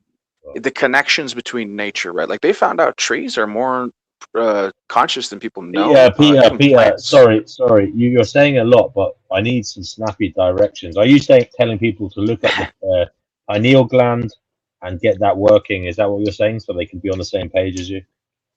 If they activate their pineal gland in a proper way, then yeah, they could definitely see what's beyond the veil. But that's not for everyone, and some people are just not meant to see it. And I've actually had to struggle with that for a while. Like I was seeing things most people weren't seeing, and it's not schizophrenia. It's more like seeing deeper, intradimensionally, seeing coincidences and more like synchronicities. Right? Not everybody's going to see this, and I've had to Okay. deal with the trouble of trying to show people that. But I've had to learn to accept that I can't just show people everybody that I see. Like the Levites saw differently, the Druids saw differently, the shamans saw differently.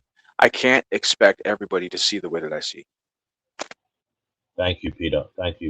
Do you have any final words? I presume you have to go because you did say you needed to move on. Yes, I have some tasks I need to get to.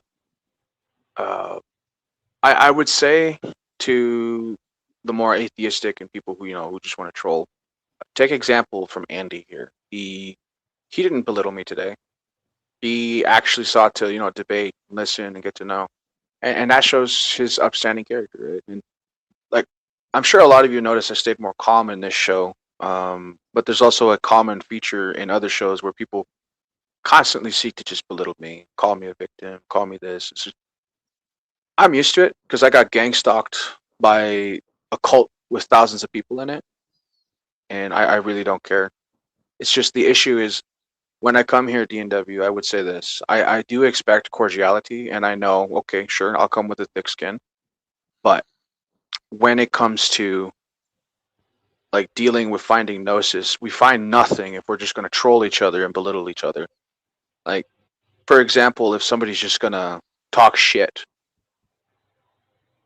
then like there's nothing learned. It's not about hard skin at that point, and it's a cop out. And I would tell them like, hey, if you're actually going to listen to what I'm trying to bring forward, and if you don't want to consider it wisdom, that's your choice. You have your perception, you have your free will. I'm just going to tell them like it denigrates their own character if they're going to continue to just be on that level. Thank you for answering the question. You have to ask, what's the proper way to activate the pineal gland? Well, you're going to have to study chakra systems, and you're going to have to learn about the claustrum. Okay. And anything else? So so when it comes to activating the claustrum, there's many different schools that go about it. Most mystery schools keep it to themselves, and you're going to have to find your own study forms to do that. Some things I refuse to talk about online because they're not meant to be shared with certain people because it can be abused. Too powerful in the wrong hands. Is that what you're saying? Very much so. Before you go, I suppose Chuck came on to talk to you. Do you want to quickly field a question from him? Yeah, no. I hope he heard my computer parable from the monologue at the beginning. What's up? I heard most of it. Is my audio any better? Oh, it's much better. It's a little bit better. Okay. Doing the best I can. I'm away from the router, so now I lost my train of thought here. What I don't understand is how you, in your mind, placing yourself above other people, that you're too good to deal with them. I don't understand that aspect. It's not that I think I'm above them. It's that I expect them to be more cordial than they are being. It's not about me having an ego trip. Yeah, respect. I understand that. Oh, just decency, right? Basic decency. They don't even have to respect me. A little decorum. I understand. Yeah. I just when you said you don't have time for them. Well, I don't. I typically made the decision a long time ago to never seek the validation or permission or affirmation of certain individuals, and that always comes off as if I think I'm better than them, and I've noticed that. Yeah. That's kind of what I picked up on. That's why I said what I said. So it has nothing to do with me thinking like, oh, I'm all above you or something. It's more so I really do not care for your permission or validation. Because I put God's, I put the validation of heaven and God first, right?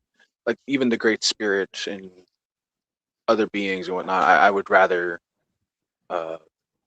show them and get their respect, right? Like it's like putting the want. You know how some people want fame?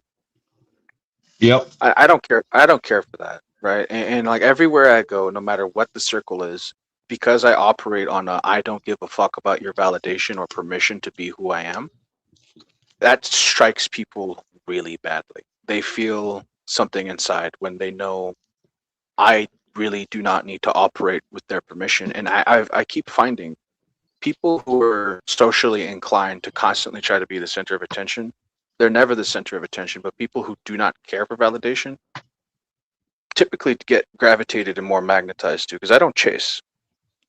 I have no want for Yerf Dogs to agree with me or any of these people in the chat to agree with me. I really do not.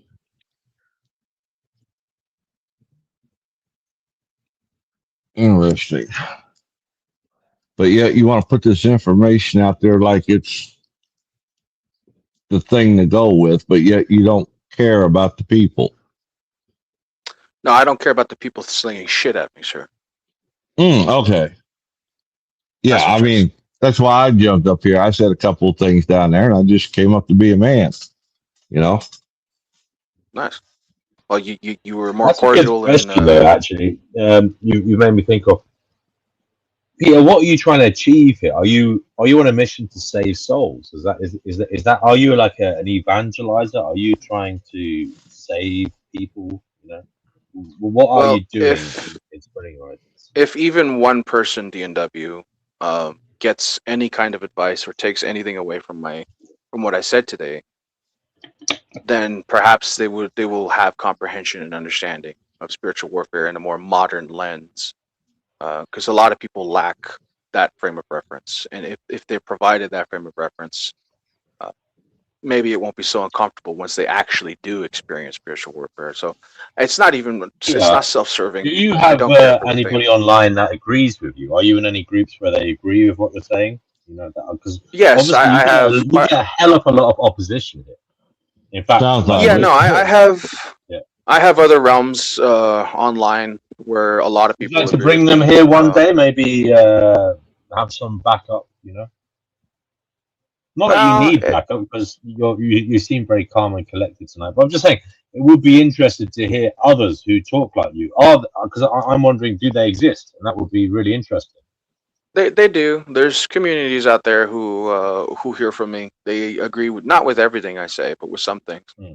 And I do invite challenge DNW, and it may not seem that way. It's just I do expect No. But decency.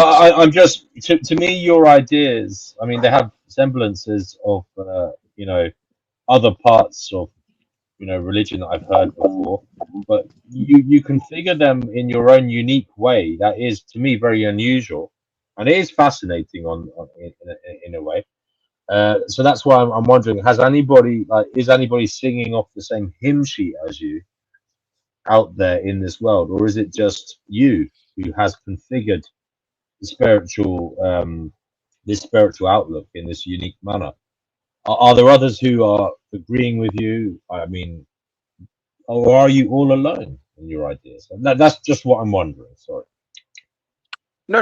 I developed my own spiritual beliefs on my own path. I told myself I don't want institutions to lead me astray, and I comprehended that many institutions do follow false teachings, and I decided like, hey, I want to follow the truth, and if that makes me get belittled, if that makes me look bad, if that makes me get people talking shit on me, I don't care. So you do And consider yourself a kind of prophet then, a man who's made up, well, not made up, sorry, but who has, as I said, Chosen. configured his own well, spiritual outlook. I will say this: I have told somebody, or actually a group of people, that certain things would happen in a series of events, and it happened exactly as I said it did. So whether you want to call me a prophet or not, I really don't care. Like, may God show me favor, and I'll move Well, what forward. I'm trying to I understand is really, why do you have this special knowledge that others don't? So it does make you sound extremely important, Peter, if it's all true. well, it's a wellspring of knowledge because I went through a process called the threshold, and it's about remembering all my past lives. And it took about it was a 2-year process gathering a bunch of information from my past lives because I Is, will say that I do have access to the Akashic records. is this related to Scientology by chance? I am not a Scientologist. I doubt it, Chuck. Okay, it was just a question. No, I consider myself a Nazarene. Like I practiced Some Catholicism. breaking news just coming in. Sorry, I have to interrupt here if that's all right. Breaking news. Elon Musk declares it's time for humanity to become multi-planetary. Well, you can carry on now. Well, that's Hasn't quite he the said that endeavor. many times before? Is he Yeah. actually going to do something about it? Has Well, he announced he's got. plans? Are there imminent plans, Kenny? No, it's just that's breaking news from Polymarket that Elon Musk has declared Okay. that. How can Oh, we be multi-planetary when we can't even control the planet that we're on? well, I'm going to give you a Good news question. flash. We're already extra dimensional. So. Oh, a good one, Peter. I like that. Would you like to Well, explain if you that want a one? good frame of reference, I'm not a big fan of Christopher Nolan's work except Interstellar. I like that movie. The theory of a higher dimensional being having created the Tesseract so he can actually help people, and his theory saying, "Hey, these are humans who are advanced, who did this for us, so that they could actually exist in the future." Right? Basically, who says we can't transcend extra dimensions? Like, you people want to go live on other planets? Excuse me. I'm trying to bend time and move out of here. Like, I'm sick and tired of a lot of the BS in this place, and I hope things can reform. Like, ultimately, I'll tell you what I believe is going on in DNW. Very, very short and sweet. Humanity has been getting farmed as cattle for a very long time, and they want you to think you're the top of the food chain when you're not. And that situation is coming to an end.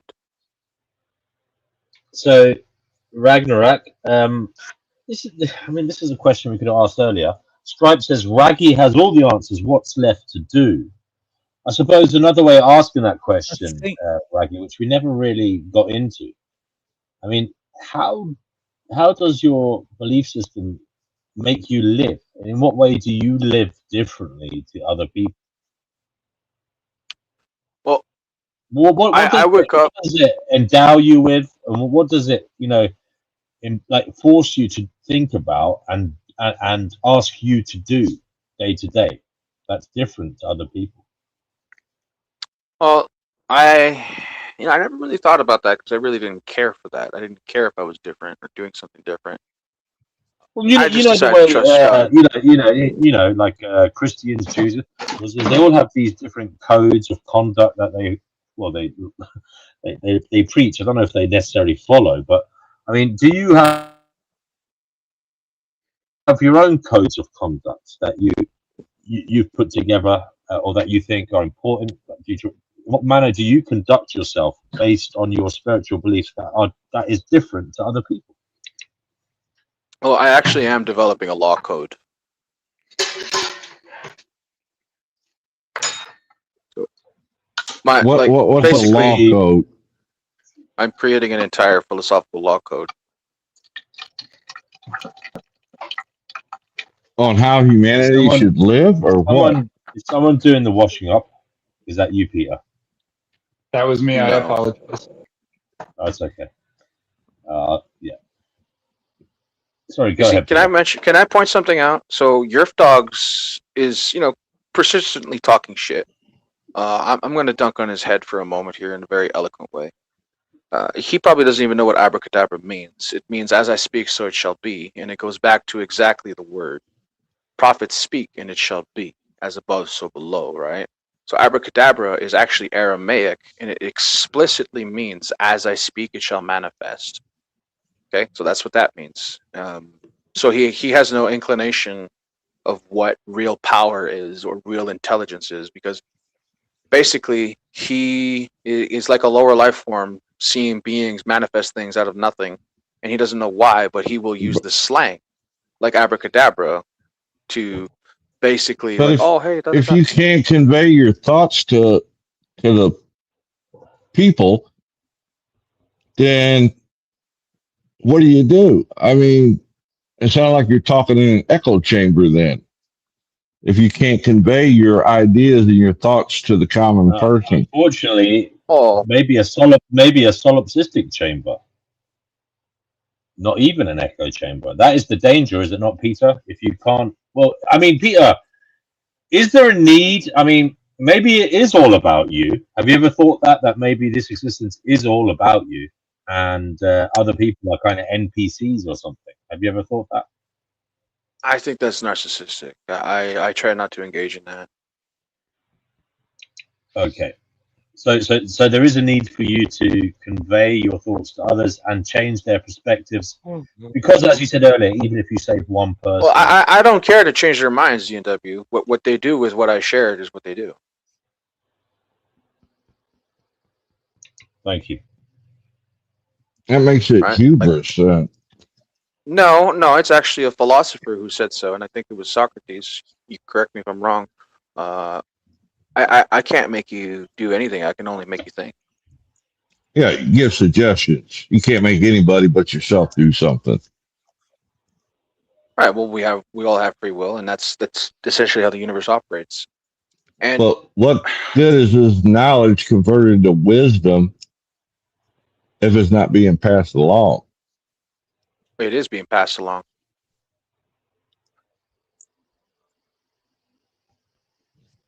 I'm going to mug you with my luxury mixing now.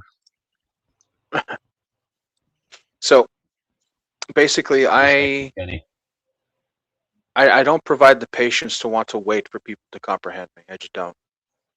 Where did you steal that, Kenny? I bought it online for a website a few Nice. years ago. Is it Dolce Gabbana? What is it? Emporio Armani.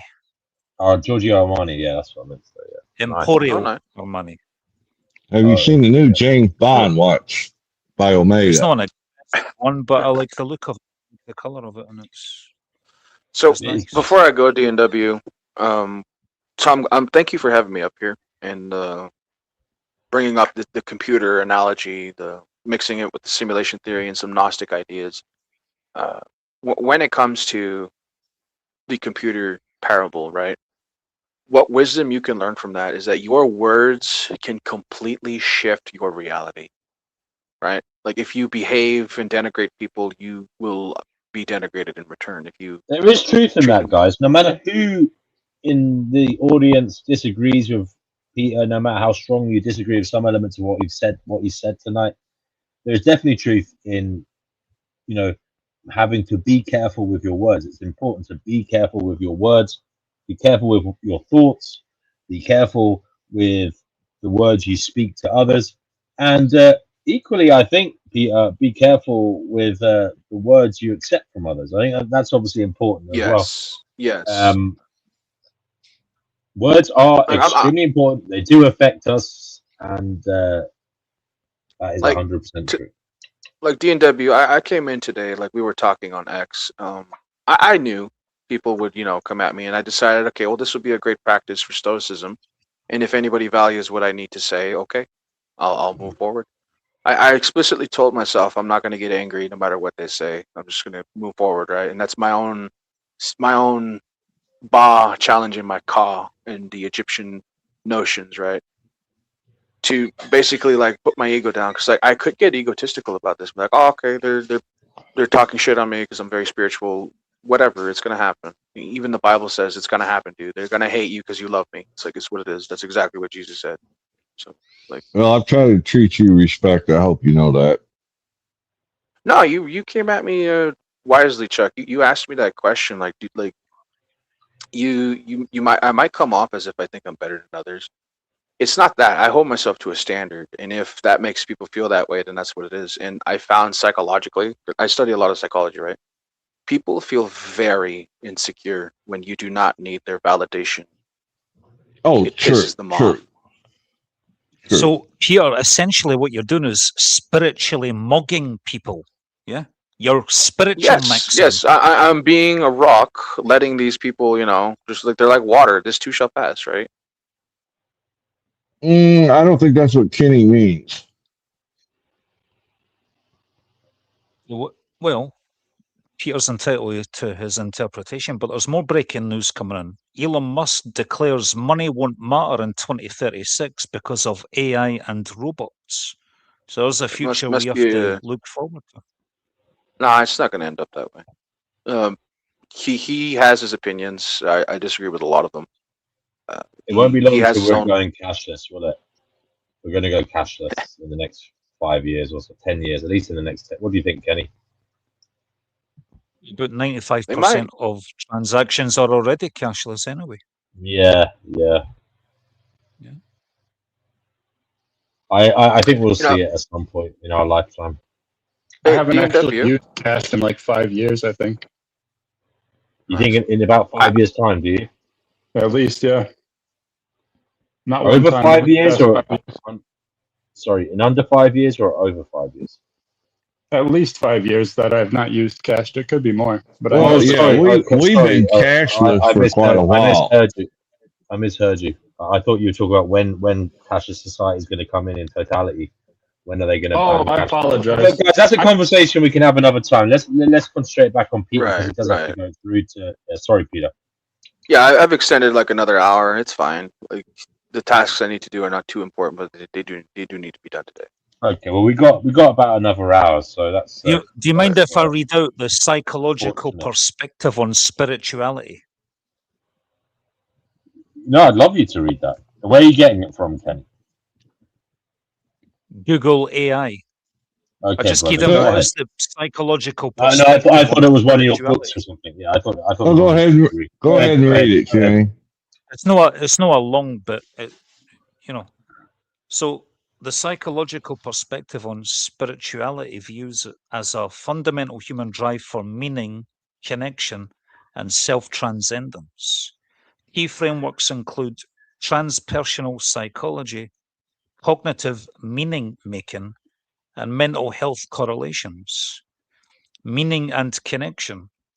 Core drive. People naturally look for value, a sense of purpose, and connection to something larger than themselves. Symbolic processing.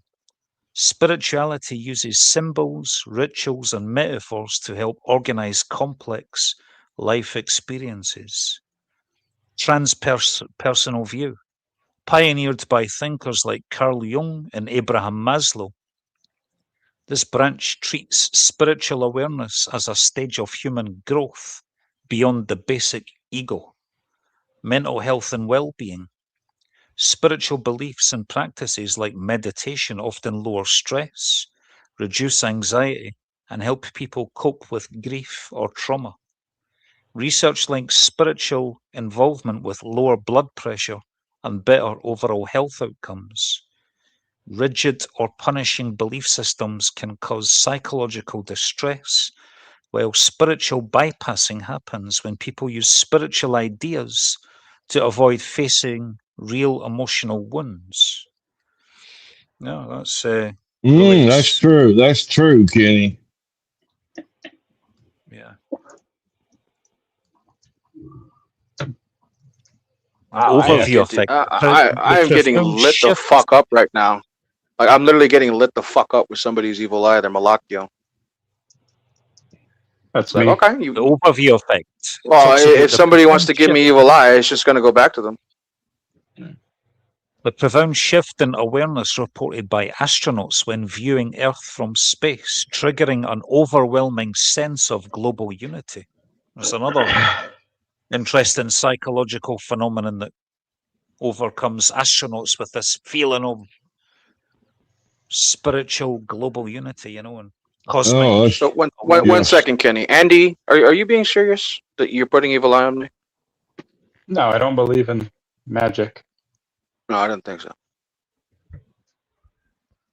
Sorry, Kenny.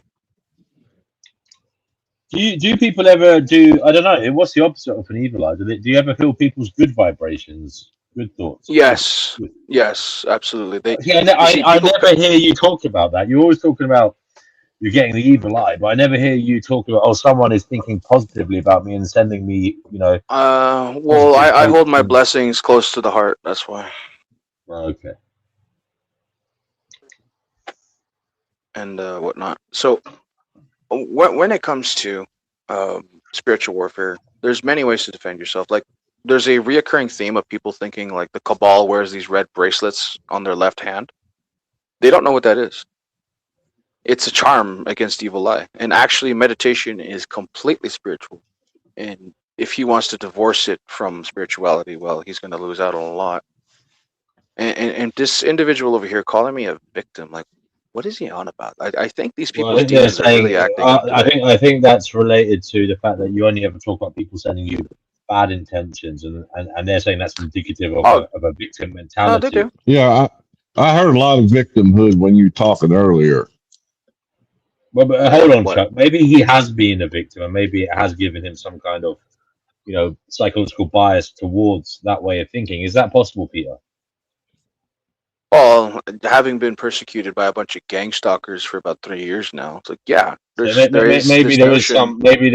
maybe there is some healing for you to do personally. Like I'm not even complaining about it. Mostly, I'm announcing the fact that it's happening, and I have my ways of defending against it.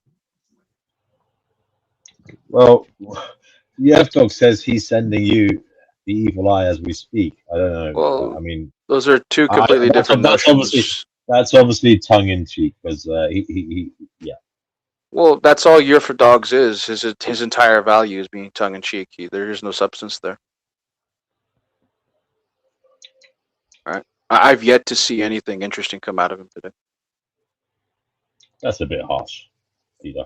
But it's the truth. Like, you want to call me harsh? Okay, let's You know what another man thinks or feels? Yeah, it's actually possible to do that. Really interesting. Yes. See, it's not that complicated. You can approach it like a mentalist if you wanted to. What did you say was possible? You can sense the emotions of other people. It's absolutely possible. In fact, when people are arguing with you, they're basically giving you their energy. It's all energy transference, bro, all the time. When people give you evil lies, their own envy, their own jealousy, their own hate, that they're just trying to put on you, and they hope to affect your demeanor, your character, right?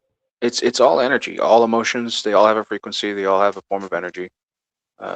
When you're dancing with music, you feel better, right? When there's no music, you're just like whatever, in a state of like neutrality. And you see, you got a lot of individuals here calling me a narc, calling me a this, and that, whatever. You see, to me, I just see their demons really acting up. And the thing is, Cougar Doomer wants to believe in chaos magic, but he's a complete atheist. That makes absolutely no sense. It literally makes no sense. Did you know Kek is actually a chaos god from ancient Egypt? Did you know that? Kekistan, yeah. I was a member of a Facebook Kek group. himself. I used to be a member of a Facebook group called Kekistan and the Republic of Kekistan. It was like the meme trends. Well, see, I'm not ignorant of the atheistic cult here that is abusing chaos magic, and I'm sorry to interrupt you, Kenny. I'm just letting them know people are not ignorant to their actions. Let me elaborate further on what I was saying earlier. So the peak experiences of spirituality, one of them is the flow state, where you become so deeply absorbed in an activity like painting, writing code, or playing music that you completely lose track of time and self-consciousness. Nature immersion, feeling a deep, ego-dissolving connection to the universe while standing before a massive mountain range or a vast ocean. Now, even though I'm non-spiritual and agnostic, I feel these experiences when I look out to the sea or I'm in a beautiful landscape, especially up north of Scotland, or look in the ocean, or I love the stars and the moon when it's a clear sky at night and there's very little light pollution. That's what you would describe as a real deep spiritual effect on me, Only I don't refer to it as spiritual. I just refer to it as being deeply moved by it. Aw. It's nice. Well, if anybody has like last questions, I'm gonna go. I've got things to do. I've extended it as long as I could. So. I love you. Love you too, dude. You're a fellow human. Thank you, Peter. I really enjoyed your contribution tonight. No, I'm glad I could bring what wisdom I have, and some people are gonna laugh at me. I saw that coming. Whatever, dude. Like, hey, if you guys figured something out and brought it forward, they're gonna laugh at you too. Keep that in mind. Oh, that's for sure. I've been laughed at many times. I've already experienced that.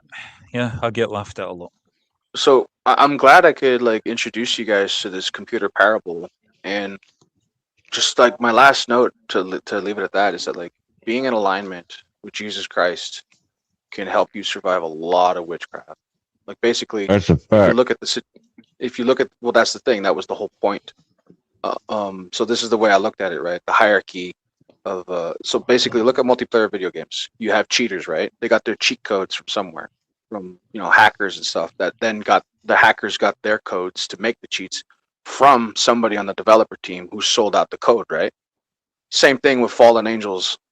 They sold out the code. Their little demons give witches and warlocks the secrets that they use to abuse people. I myself, I specifically use the Zoms to counter that witchcraft. So basically, it's like positive, good words trying to keep things in balance, but then there's witchcraft, right? Did you know talking shit on somebody when they've never done anything to you is actually a form of witchcraft? Attacking somebody's character for no other reason than simple disagreement is a form of witchcraft, and it can blow back and manifest against them. So may these people who talk shit on me, may they be confounded, and fools will claim there is no God, and they will attempt, like, oh, I do this, I do that, and they will base everything they believe in is based off of religion anyway. So I call them hypocrites in totality. So if you ever, the whole point of why I wanted to share this today, and I'm thankful DNW for bringing this up, is that if any of you have to deal with spiritual warfare, you have a frame of reference. Witches and warlocks will use words and spellcraft against you, but you can use prayers against them. So it's a battle of words, right? Mm-hmm. Mm-hmm. And look, okay, this is an interesting accusation, claiming the reincarnation of Napoleon is witchcraft. Like, it's not witchcraft at all. Okay, I have access to the Akashic records. You do not, and I really do not care for your validation. These people will continue to harp on me because I believe in reincarnation. It's okay. They have a personal issue, and somebody said, "Yeah, you would know about how the humans are farmed. You've been at the top of it." I'm like, no, actually, I've been a consistent warlord fighting against the fallen angels for a very long time, and I'm going to make a claim right now. I'm more than human. I'm not from this world. I have a really tough time. Oh, I still have a Lord. very tough time trying to determine if you're like an Andy Kaufman kind of character or if you're serious. I don't know who that is. Kenny, does You it have not to- that remind would you be of closer Jack? to Andy Kaufman, because Andy Kaufman was actually a big Elvis fan who loved singing Elvis songs. Yes, You know, sir. the REM song "Man on the Moon" was based on that. You're right. You see, well, So I'm before I the- leave, people I'm the think Andy I'm some. Kaufman character here. Before I leave, like, So- people think I'm some condescending, egotistical maniac that's delusional. I really don't care. Say what you want. Okay, I find you think very your interesting, ideas Theo. about your ideas that you and Napoleon Alexander are just nonsense. And That's your opinion. yeah, it is. And it's funny to me how you take that as being rude or uncivil towards you. I think the way you speak, No, and the no, way you're you talk dog. down That's to not what people I consider to is be actually uncivil. very I consider uncivil. the constant want to denigrate somebody who has beliefs that are not the same as your own to be very, that's unbecoming of your character. And I know you're better than that. See, it's that's the kind of thing that I find rude and condescending and uncivil. That kind of approach. Is it? Yeah. My approach to your humanity and being decent, even if you disagree with me. Really? See all that? You have a very condescending, stuck-up attitude. And again, Hey, a lot of you people want to come at me and talk shit on me. And well, I mean, you come on, you make some pretty wild claims, and what you do is you gish gallop through a whole lot of claims without actually establishing the presumptions and the claims that you make as you go. So, for Well, that's example, because I do not require your validation. I put the praise of heaven first. Not this yours. has nothing to do with validation. It has everything to do with that. It's all fact checking. You don't need validation from don't worry about validation. That's not what this is. Is it? I'd like to know from you what's your heuristic for differentiating between true and false? Explain that word in detail. Which word? Sorry. Heuristic. Okay. How do you determine the difference when you're faced with an event in your life, or maybe something you experience, or someone makes a claim. How do you differentiate between truthhood and falsity?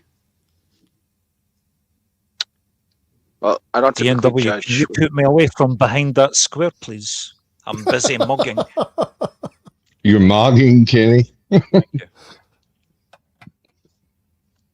Look, I Well, typically just try the my best thought to that stick you're to the truth. better than or different than the rest of us is strange to me when we're all Oh, I flesh know and I'm blood. different.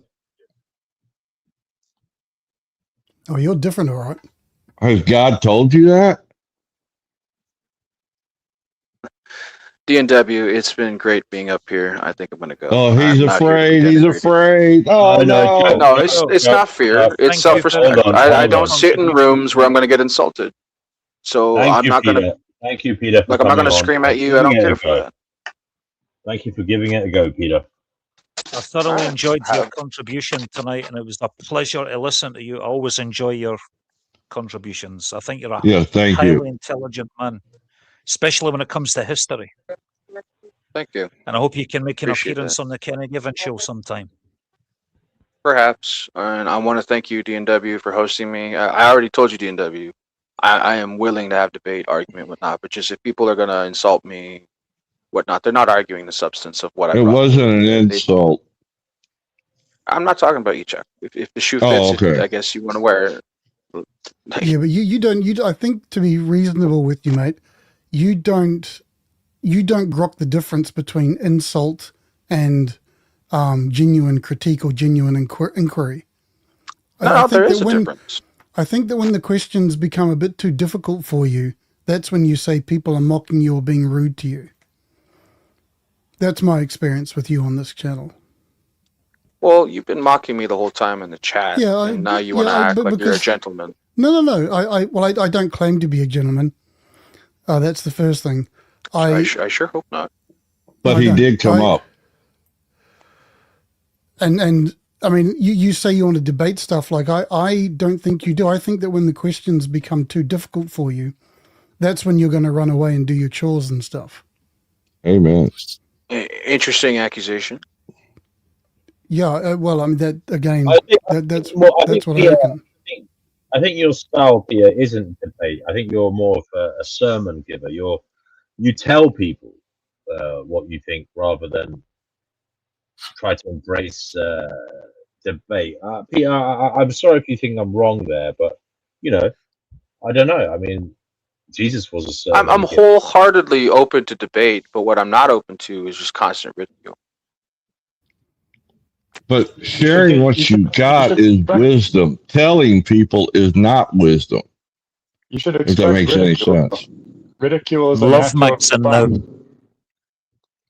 That's a normal response to the things you're saying, is to ridicule you.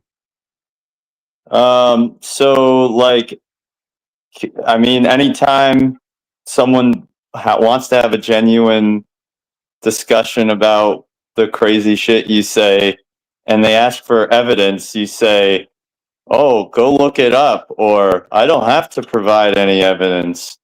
And that's just a classic. No, you've been provided evidence multiple times on different. No, I haven't. No, there's the lies again. He says that the evidence is I can secret. easily point you in a. I tried pointing you in a direction Oh, I can multiple point you in times the in different direction. debates, dude.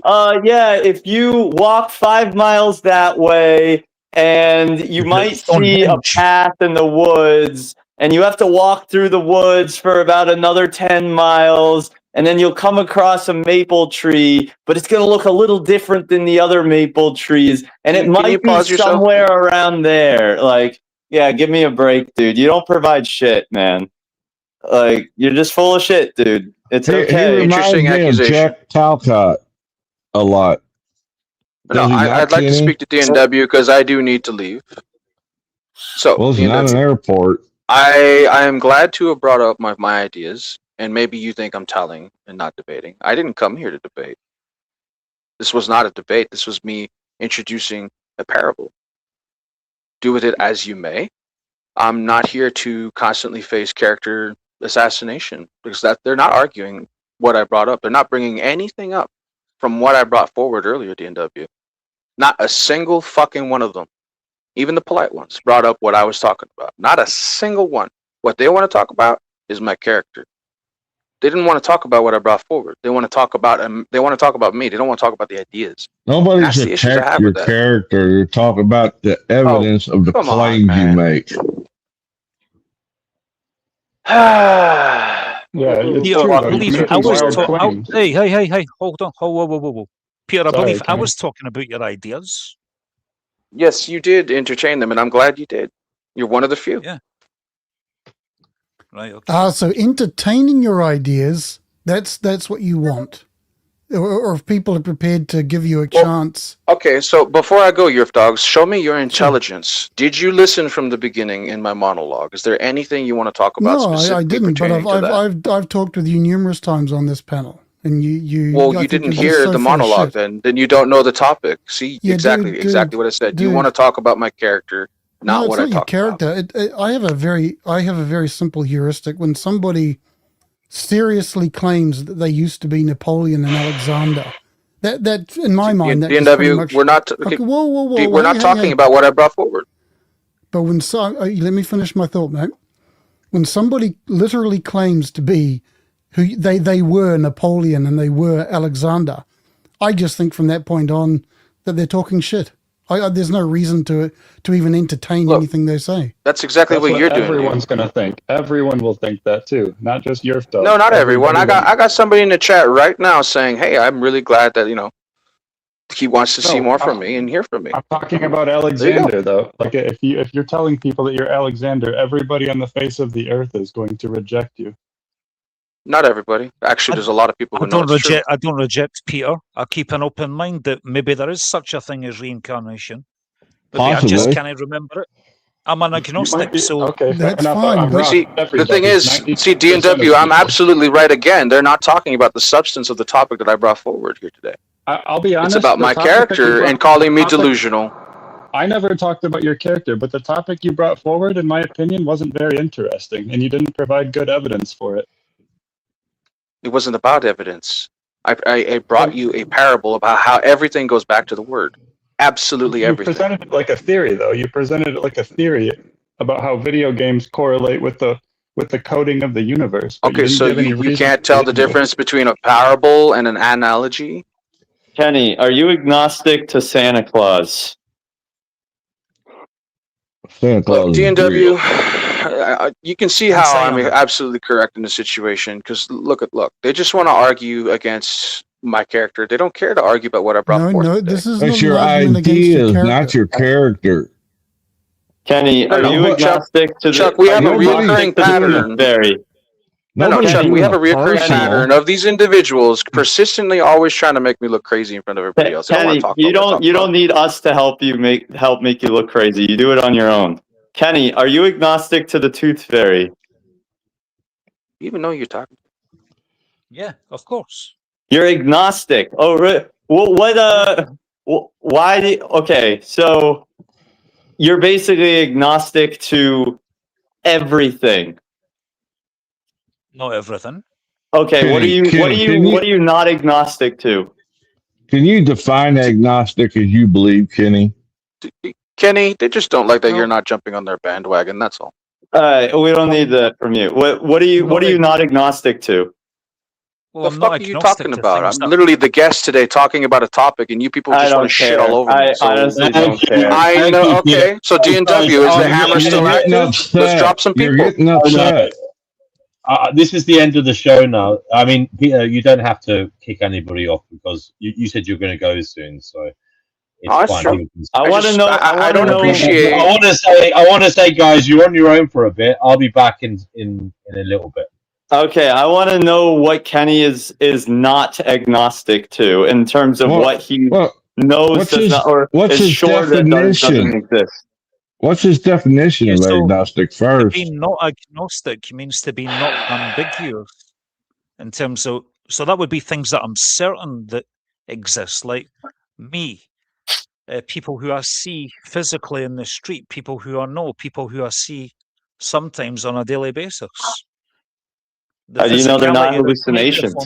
No, that's what? How How do you know they're not hallucinations?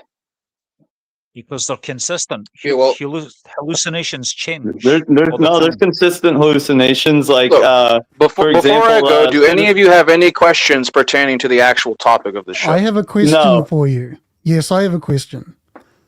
And it's pertaining to the Napoleon claim.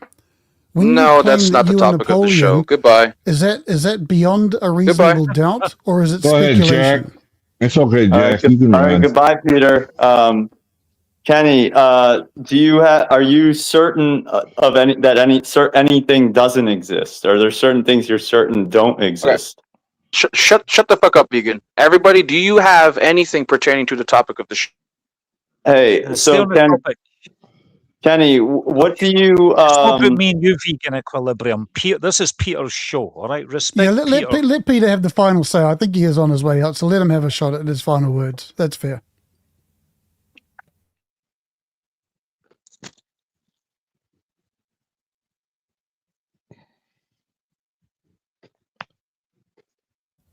If you're speaking, Ragnarok, you need to unmute. Or did Noodles do that? Okay, good man. Yeah, So go for Noodles did do that because he's being a facetious little shit. That's not just good. fucked up, bro. DNW brought me up here. Me and him talked before this show, and he hosted me, and I brought up this whole topic. And a lot of you people, all you did was just lambast and do fuck all. Okay, that shows your character. I don't even need to argue with you now. But now, are you going to do me the common fucking decency to ask me any questions pertaining to the actual topic before I go? No. Yes, I do. will. I do, Peter. I do.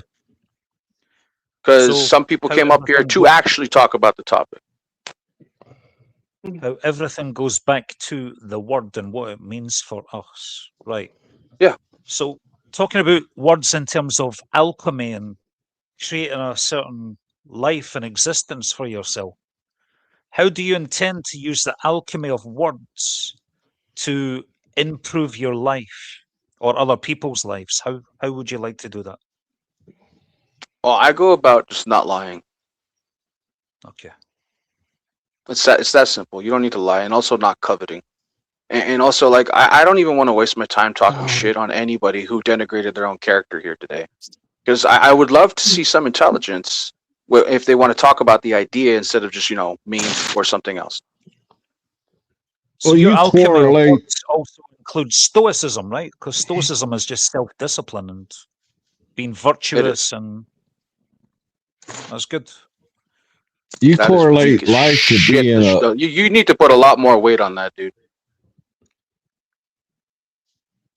You were correlating life to being a computer simulation, but yet we have Yes, free as a will. How metaphor. does that play it? Okay, how does that play into it? The free will part. So, in the parable of the video game, right? So, say you're playing Skyrim, right? You have the free will to do as you will as the Dragonborn, correct? So when you make your decisions, you could choose your side quests, you could do this. But then there's the other question: do the NPCs have free will? That's a whole other topic, right? Because there's the main character. Like technically we all play Skyrim. If you play Skyrim, I'm sure a lot of you have. Have you played Skyrim, Vegan? I'm sure you have. So basically, is that's the whole point of your today. Skyrim game and you're the main character, Peter? No, that's not what I'm trying to say. And I'm not here to thrash on you. I'm really interested in what people have to say. Some people are only here to thrash, and they can grin and look like shit all they want if they want. I'm losing respect for you as time goes by, honestly. Oh well, hey, people coming up here and thrashing on me. Can you point it out, Andy, specifically? Why I'm losing respect for him? Yes. He's been That's a starting point.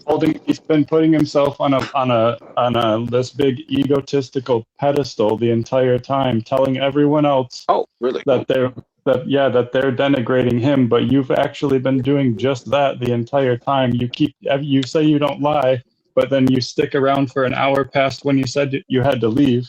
You're sitting here telling people that you were the most famous people in history. I think that everything that comes out of your mouth is total nonsense, and you're just a liar. Well, it's called grandiose narcissism. It's a cluster B personality disorder, and a lot of it does involve compulsive lying. You guys are literally proving me right. Wait, You're proving me right. you're not letting Peter answer, Andy. I want to hear what Peter's Exactly. answer is. Chuck, they didn't come up here to talk to me. They come up here to denigrate me. Well, I came up to learn. I didn't come up here to talk to you. That's the truth. No, I never came up here wanted to hang out with Kenny and Yerf Dogs. Well, I'm not fucking hanging out with you. Oh, Well, all right, vegan. dickhead. Fine, I'll remember So-called that. vegan. I'll remember that. So-called vegan, do you have any prescience or consciousness to understand that D&W invited me to host this show and to bring up forward my idea? Do you have any respect for D&W? Yeah, You can't argue that point. Yeah, that's for sure. I certainly see that this was your show, but he said you were on your way out, and so did you. And I wanted to give these individuals who came up a chance to talk to me about the topic. Yeah, of go the show, ahead. not denigrate me They like are. you. They're talking. Go ahead. Boy, I can tell your father didn't raise you. All right, go Come ahead. on, dude. Man. That's the kind of comment that's You know, why like you're No. don't The, like the that. level of you guys want to call me a narcissist, condescending, egotistical, guys. The way you're behaving is literally projection.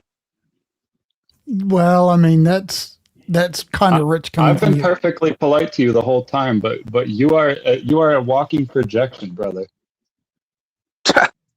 I mean, it's just everything you bitched about, you have done. Andy, you didn't even want to talk about the topic. You wanted to have a debate between atheism and theism. Your topic sucks. What's the topic? Oh, okay, so you have no respect. You have no respect for the guest, right? Whatever.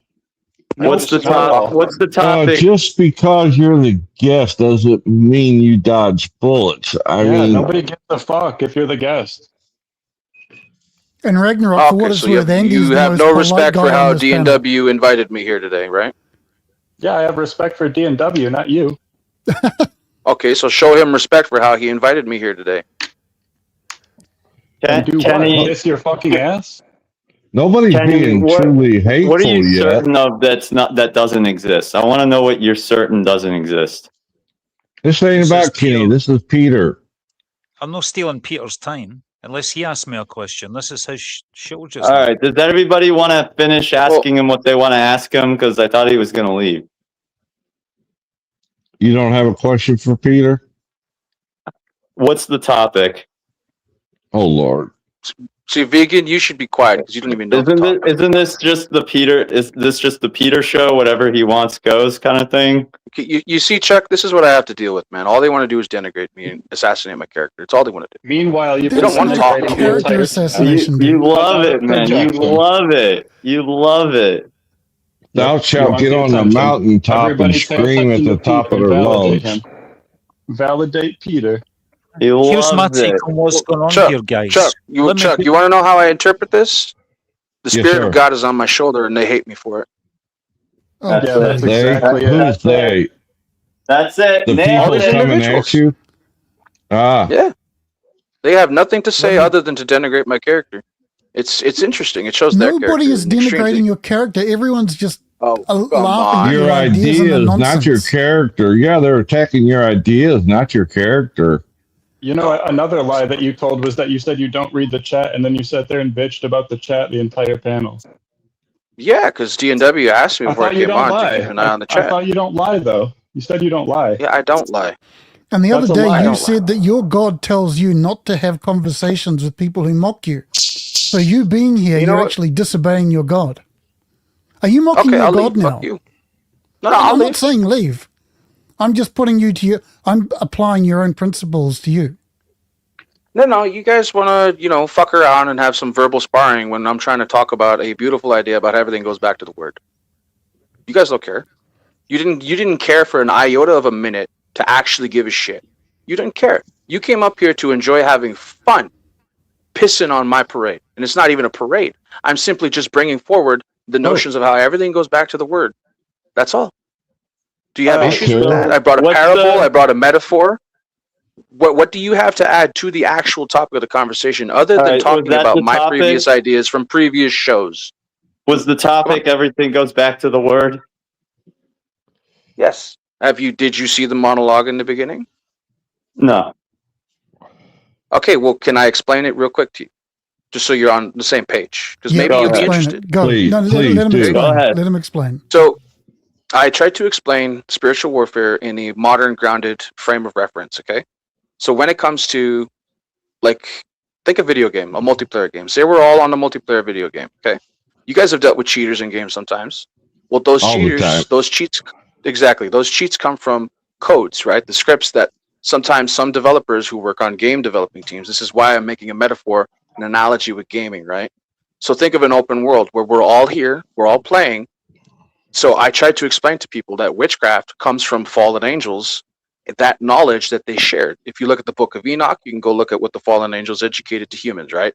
Those teachings passed down through history, right? How to make swords, how to put makeup on your face, how to commit abortion. Just a These gish are all things. Let me finish here. And this is not just yup, okay? Looking forward, now if you look at the modern pretext in spiritual Sounds like a warfare, cry for black help. cats, for Let him fuck's sake, finish. what's wrong with you, man? Well, Let you're him gish What the finish. fuck galloping. is wrong with you? Like, because bro, for fuck's sake. because what you start off by saying it's an analogy for spiritual warfare. What the hell is that? Yeah.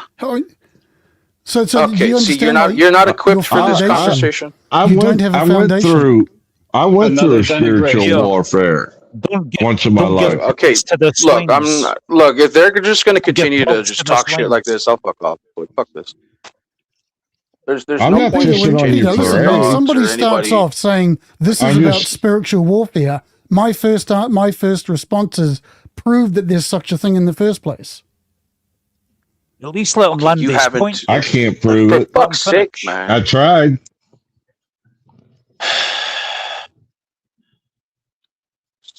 I've encountered some Thank you, demons in my thank you, life. vegan, and it for was- actually trying to listen in respects of D&W instead of denigrating me. I appreciate that, because I know you want to hear the topic of the show. I mean, So thank you for that, vegan. I don't know if you finished your I haven't. description, but it seems like it's kind of twisty and turny. Is there like a one paragraph description All right, yeah. Okay, you want me to like Occam's razor this thing?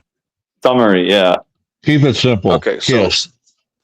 all right, so think of it this way: the living word is like the code everywhere. You know how a video game has code we don't see? Say you play Red Dead Redemption 2, you're not seeing the code the programmers put in, right? It's like that. So if you're in the game, say you're basically playing John Marston, right? Okay, John Marston doesn't know there's code upholding the game. So I'm talking about an extra dimensional perspective where the word is everything, every word that has ever happened. So if you look at the atoms, you look at pixels, okay? Photons, atoms, pixels, and light. So in effect, we as individual humans, whether you're atheistic or theistic or whatever it is you are, you can pick up that pen right now and write an entire story.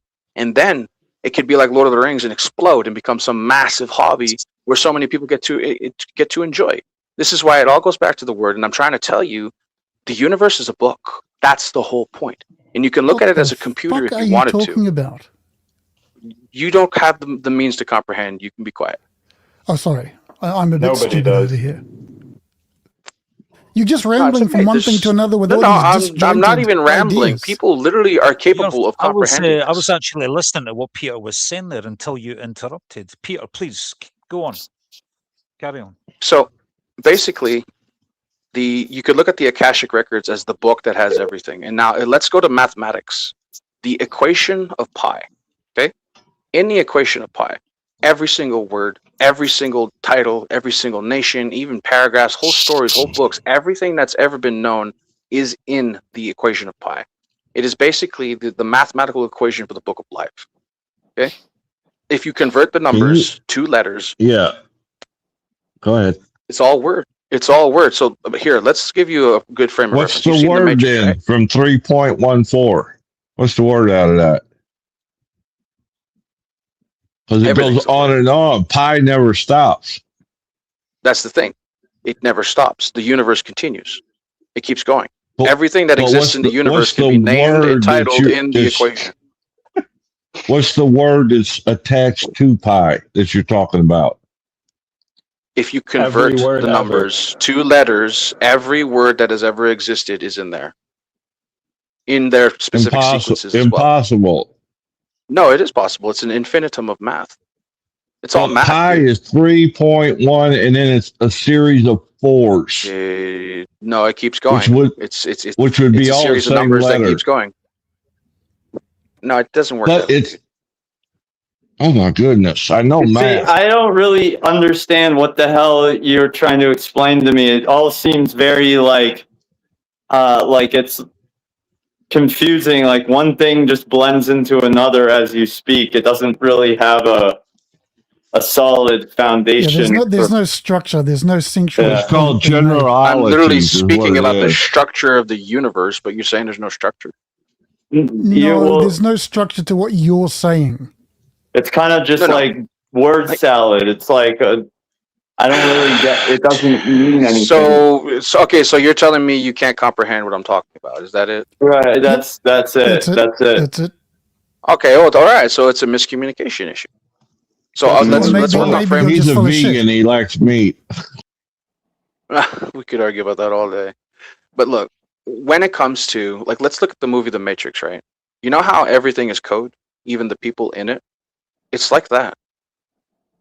Okay, that's what I'm trying to say. It's like what? And what's the code? Like, what are you saying? Yeah, the Matrix talks about a code. Okay, and you're dogs. You've seen the film The Matrix, right? Yeah. All right, so stop being hard-headed. What? Dude, I think you're being very hard-headed, bro. No one's being hard-headed. You're not explaining yourself very well. That's the problem. It's because he keeps being interrupted.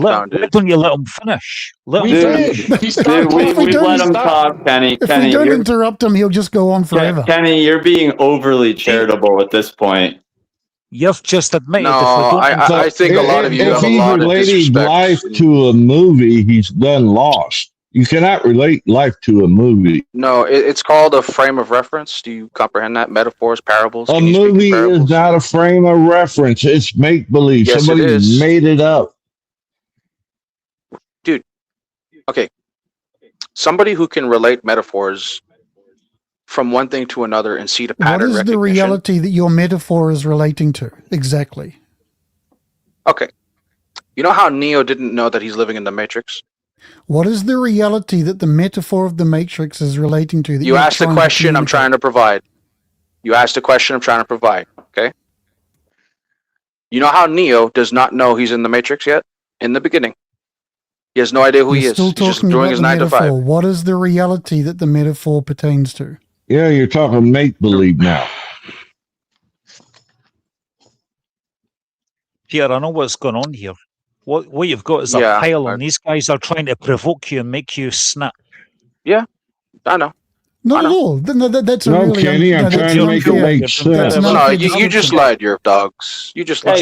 Kenny, wait. Hold on, one second. I just want to ask 1 second. Dude, and I'm not circling around Peter, simulation theory. That's the whole point of the show, for fuck's sake. Peter, this will pertain to what you're saying. Kenny, can you try and explain to us what your understanding of what Peter is saying is? Yeah, he's been here since the beginning of the whole show. So yeah, so it would be. I want to see if he can relay any understanding of what you've been trying to explain to us. I was listening, but Peter wasn't given enough time to give it context. He was earlier. I thought you were here the whole show. Kenny, the whole parable uninterrupted earlier. Kenny, he said the whole thing. Kenny, do you have any comprehension of what he's saying? Yeah. Okay, can you explain it, please, in your own thought process? So he's talking about how the word, things that go back to the word, and like the alchemy, how it creates things in our life. So say, for example, affirmations, like you might look at yourself in the mirror and say, fuck, I've got a pencil neck. I need to go to start lifting weights to make myself look more masculine. So in 6 months down the line, you might have a neck like a fucking real man there. Because of the word that you said back to yourself in the mirror when you seen your skinny pencil neck. There's one example. Peter, continue, please. Hang on, I just want to confirm, when you talk about the word, are you talking about the word from God, like the logos? or are you talking about just language words? It all goes back to the logos. Okay, so we're not talking about language, right? We're talking about the logos. All right. No, it's all included, all of it. All right. So that therefore, so the reality that your metaphor pertains to, you're talking about the word from God. Is that correct? Yes, in the beginning Okay, there was the right. word, John 1:1. Thank you. That I began my entire Great. opening with that. Awesome. Thank you for clearing that up. Now I know where we're at. Can you please demonstrate the existence of this God? I'm not trying to debate the atheist versus theist debate. This is not what we're here for. Because you need to establish that Don't before give me your no. point That's has not any the grounding. topic. That's Well, not the actually, it topic. is. It's the foundation of what you're trying to get across to everybody. No, you did what Andy did. He just wanted to argue You're if there was a God or presuming. not. No. Well, but that is That's a not reasonable. true at all. You brought up karma, and I disagreed with your belief on karma. You weren't Yeah, and then supporting you what you were claim saying. you claim because of the way things are that there is no God because of all the suffering and shit. Like it makes no sense to Exactly. you. Yeah, and that's But my whole point. your Was that claims, your boy, point you're about karma claiming. was bullshit. Yeah, and you're claiming that Look, there is a God, so it's a reasonable We're completely conversation. off topic now. Well, No, we're it's veering actually into the the topic. atheist theistic debate, and that's not what this is. Well, the problem you have, mate, is that you're presuming that which needs to be established. And I'll give you an example. I think it's Tolstoy. He wrote a great book, an exegesis. I think it was the Book of John. And it's Tolstoy for fuck's sake, so it's a legendary read. The problem, though, is that you have to buy in to the presumption that Jesus and God are real if you really want to sort of immerse yourself in it. It's like, suspension of disbelief or whatever. I just couldn't do that. I couldn't do that when I read it, so it just didn't gel with me. Oh, okay, that's your own. Well, that's your own choice in failing in point- some people's perceptions. It's not a failing. No. That kind of talk can be is considered why such. people don't like you. It's not a failing. What it is, it's that I don't care if they don't like and Tolstoy as well, you presume that which you have to establish. If your metaphor, if the reality that your metaphor is pointing to is this God, you have to demonstrate the reality of that God for anything you say to land. Dude, we don't even have to talk about it in Christian sense. What do you know about ancient Egyptian lore? No, that you're now going to that's irrelevant to what I'm digging into. No, here. it's actually relevant to the entire topic. I'm not talking about. I don't know. We used the term logos before. That to me indicates that you may be talking about the Christian God, but you may not be. I don't know. What is this God this reality of which you are referring to? Look, it's not about having this debate about God is real or not, dude. No, that's not what we're here for. Okay, well, if we're not here for that, then why are you here? Because that's part of what you need to establish. Because I brought forward a parable about how everything goes back to the Right, word. and the Everything you've parable ever said in relates your to- life the has affected your life. Yes, your dogs. Parable relates to reality. That's the whole point. Like a parable, metaphor, analogy. Yeah. That's what they do. They connect to Some reality. people won't in some comprehend them sense. because they're not meant to. That's what it is. Then explain it. Okay. So I can't comprehend. I am incapable. Well, look. It's basically Morpheus trying to talk to somebody. Because you said earlier No, hear me. Your dogs. So am I too You dumb don't for believe. This? No, Am I it's too not dumb that you're for this? too Maybe dumb. it is. It's Maybe I am. not that you're dumb. It's that you don't accept the precepts, the fact that God is real. Oh, How there could it you is. see There it is. beyond? There it is. You don't accept the No. precepts, the fact that God is real. Fear of the Lord is the beginning of wisdom, Do you not understand my how friend. loaded that is? It's low, perhaps to your perception. dude. I think you're so out of your league in this discussion. Your to be honest. worldview is completely atheistic, right? I'm a theological non-cognitivist. The concept of God is incoherent. No, you're an atheist. You make a lot of atheist arguments. No. It's obvious. Well, I mean, that to me sounds like you're saying you're a hammer and everything looks like a nail to you.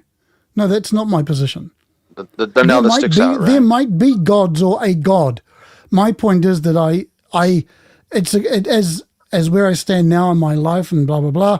It's an incoherent concept to me. So even discussing it is just nonsense. Okay, but your dogs, you're making a fallacy here because the whole topic of the conversation is about speaking about how everything goes back to the word. Everything goes back to the word. I'm making a fallacy because I am talking about the whole topic of your conversation.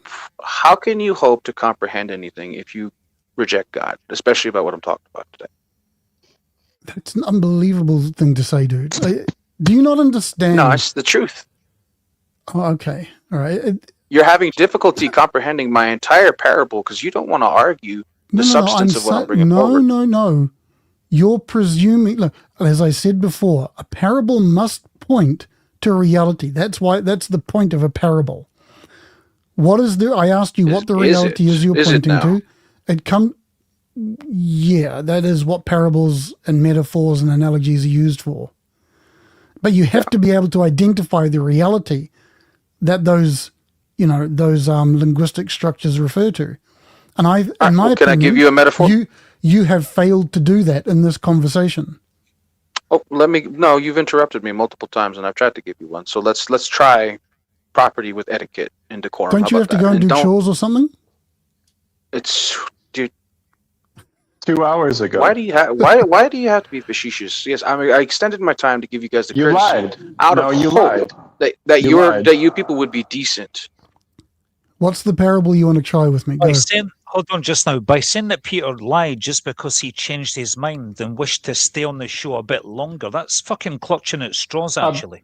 No, it isn't, because he said he had to go. He said he had to go, and then he stayed for another 2 hours. So you never changed your mind. I put some stuff off. So I put some stuff off. Right. No, that's not true. You never had to go then. No, no. I decided to give you guys the decency of the topic at hand today. Is that something so wrong? If the conversation doesn't go my way, I'm going to leave soon. That's what that is.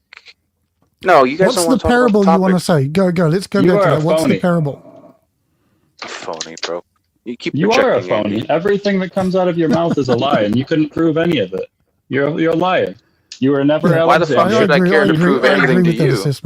No, you guys make a fallacy that I have to prove anything to you. Whoa. There is no fallacy that you guys make the fallacy that you have to prove something. Yes. When you make claims, you have that burden. That's correct. That's not a fallacy.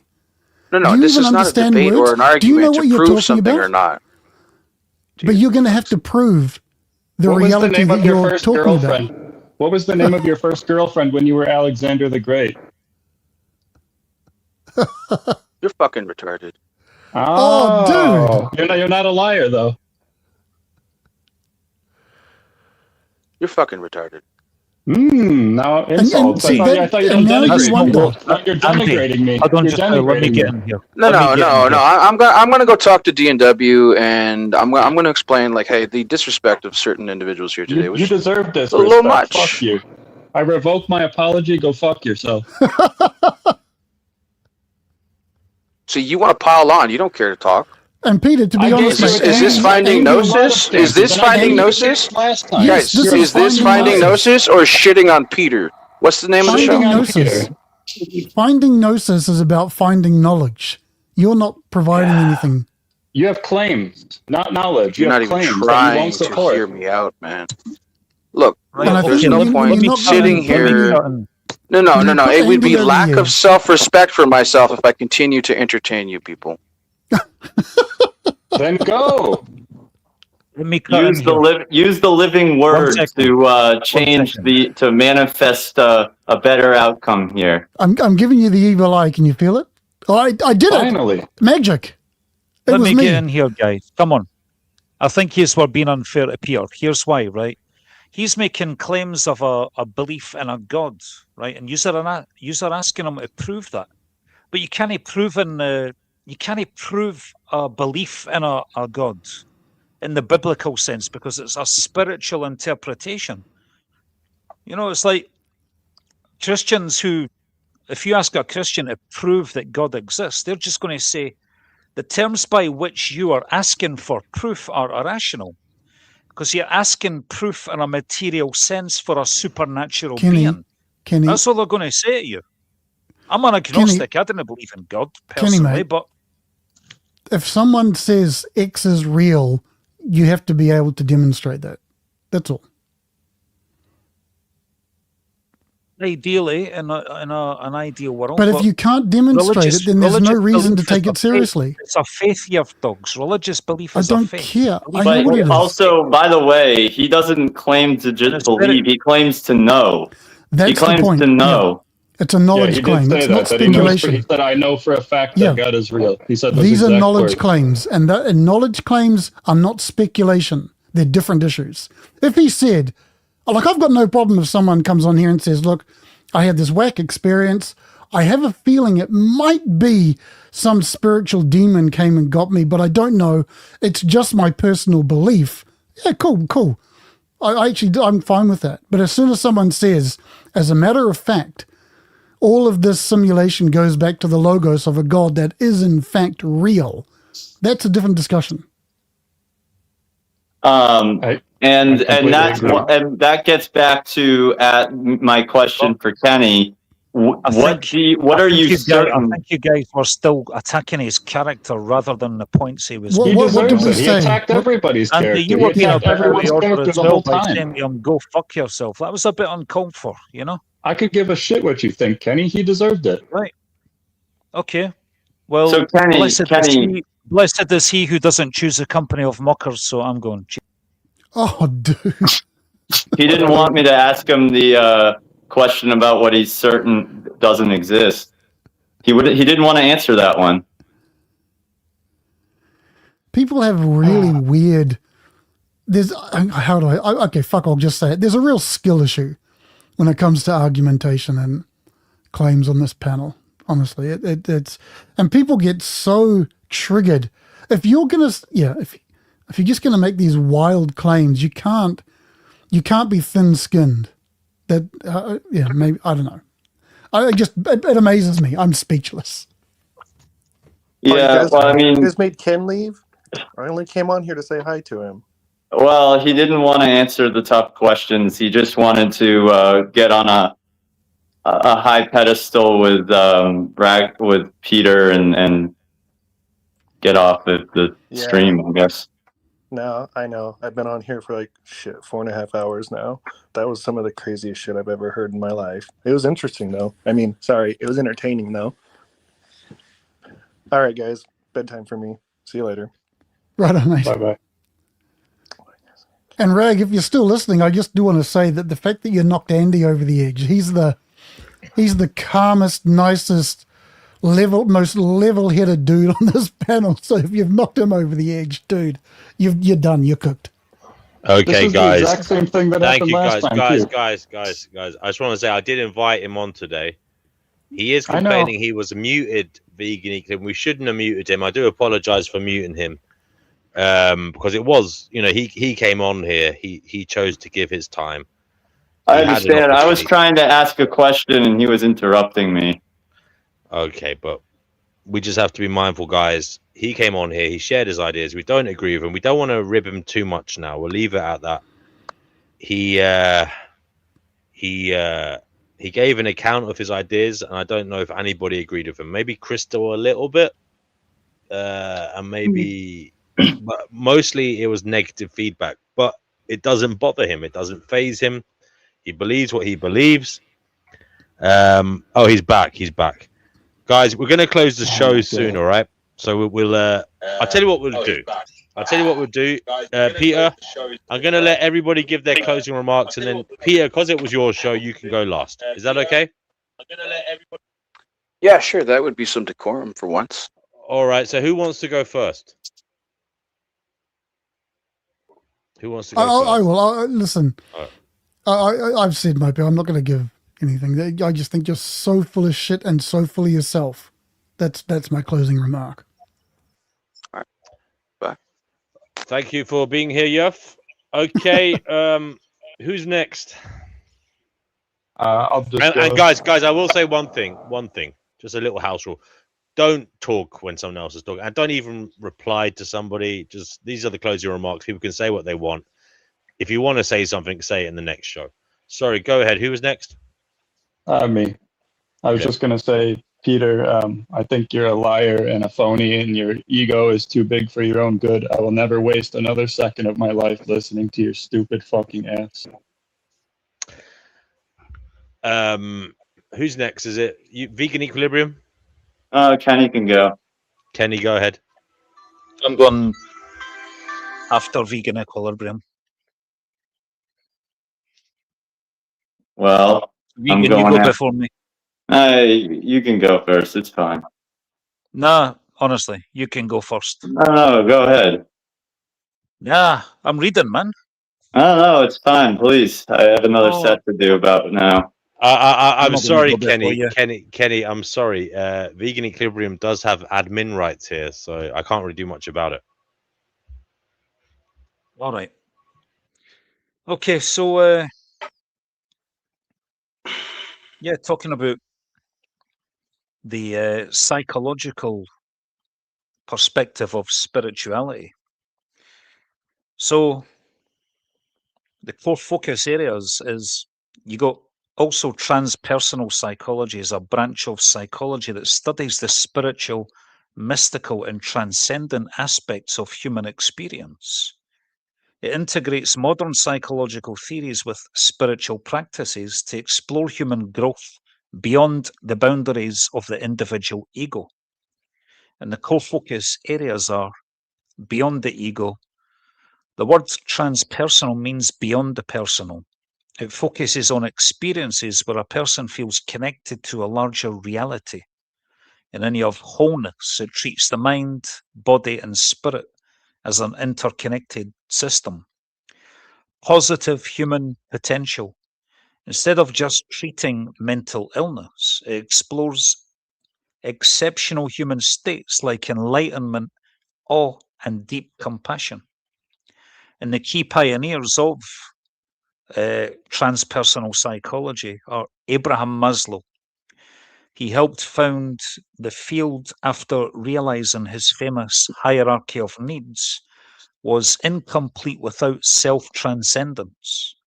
Carl Jung, he laid the groundwork with his concepts of the collective unconscious and archetypes. Then you have Stanislav Grof. He co-founded the field and pioneered research into altered states of consciousness. And you have Ken Wilber. He created integral frameworks that combine Western psychological development with Eastern spiritual philosophies. And the practical applications of transpersonal therapy as therapists help clients find meaning in spiritual crises, near-death experiences, or altered states of consciousness. Holistic techniques. Practices include deep meditation, breath work, visualization, and dream analysis to promote healing. Integration. It helps individuals integrate intense spiritual insights into their normal everyday lives. And other than that, I'd just like to say, Peter, thank you for coming on and giving your interpretation and your story, and it was fascinating to listen to you. Even though I personally have a more psychological, practical interpretation of what you were saying as an agnostic, it's still That's fine. fascinating to listen to you. So I'm grateful for that. And I think I want to say something else to the other guys. I think you should go more easy on someone who interprets the world and their experiences differently from what you do, and piling them onto them like the way that you did. I think I feel that was a bit uncalled for. Yeah, so that's what I wanted to say.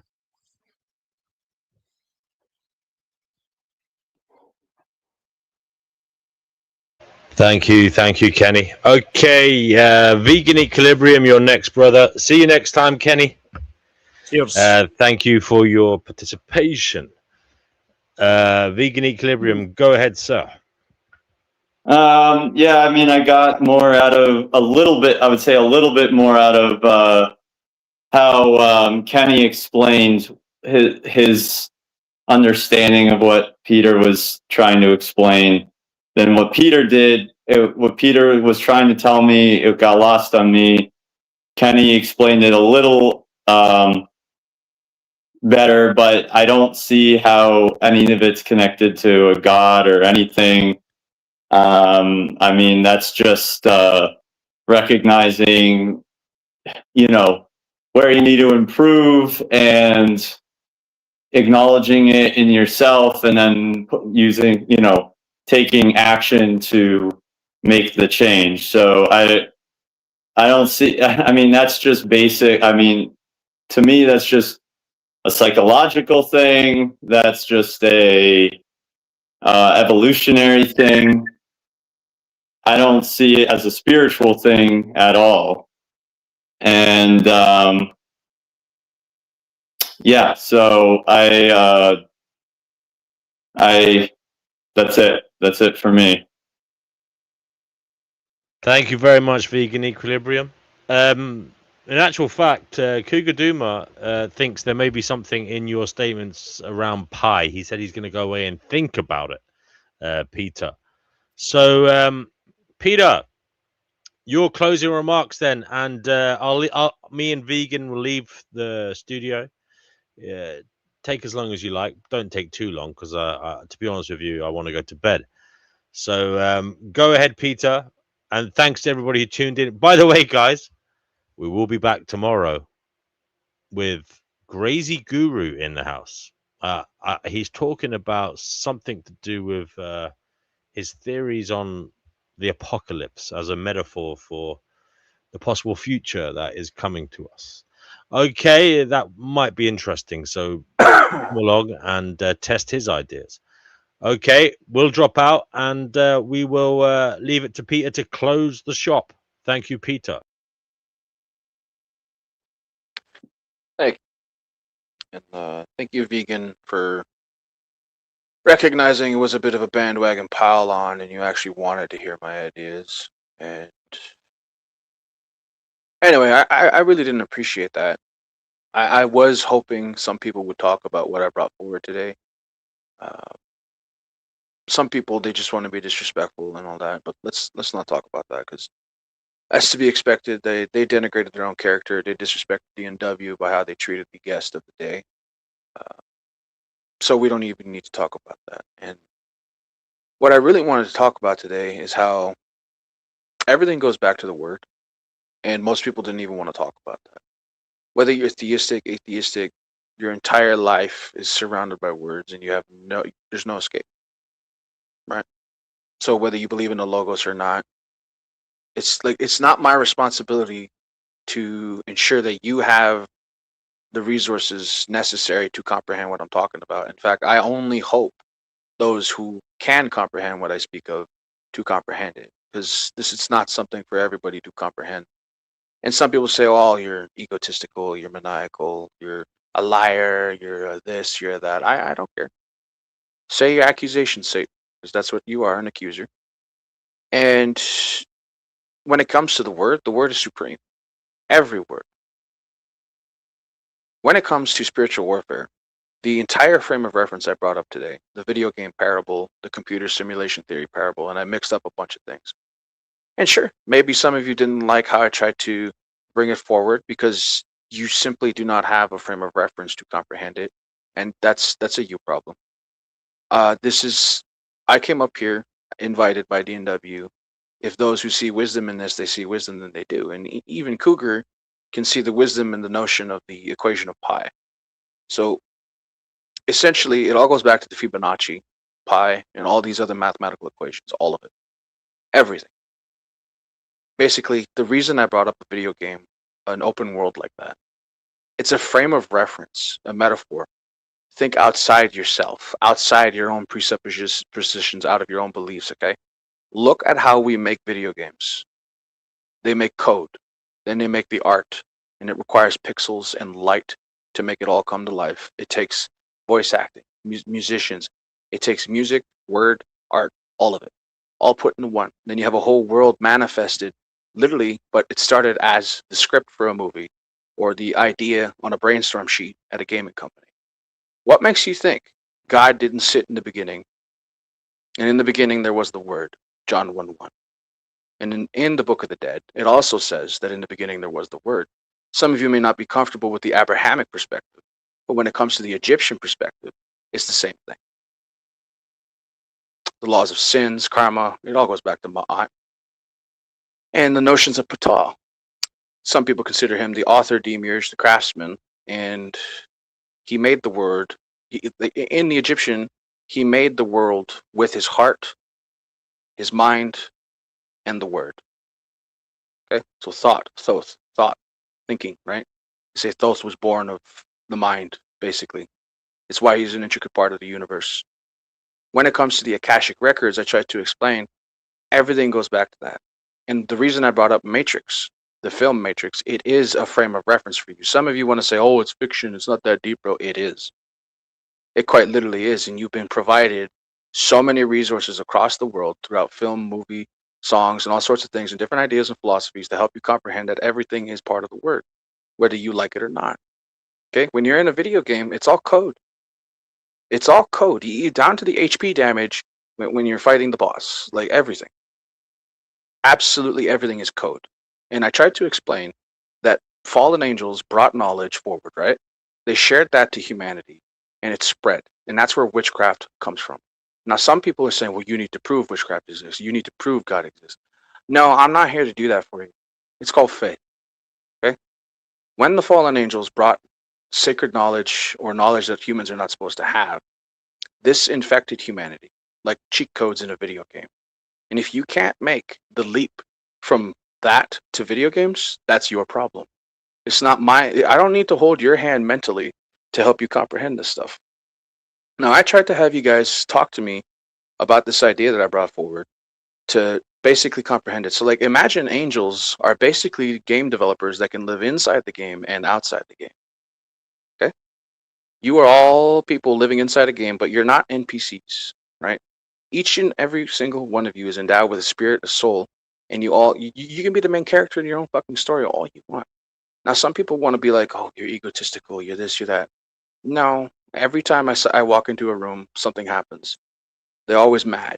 They always get pissed off. And they essentially was like, oh, you're full of yourself. I don't care. I actually practice ego death right in front of you most of the time. So when it comes to actually figuring out that everything is the word, now I try to provide knowledge for people who require it if they're dealing with spiritual warfare.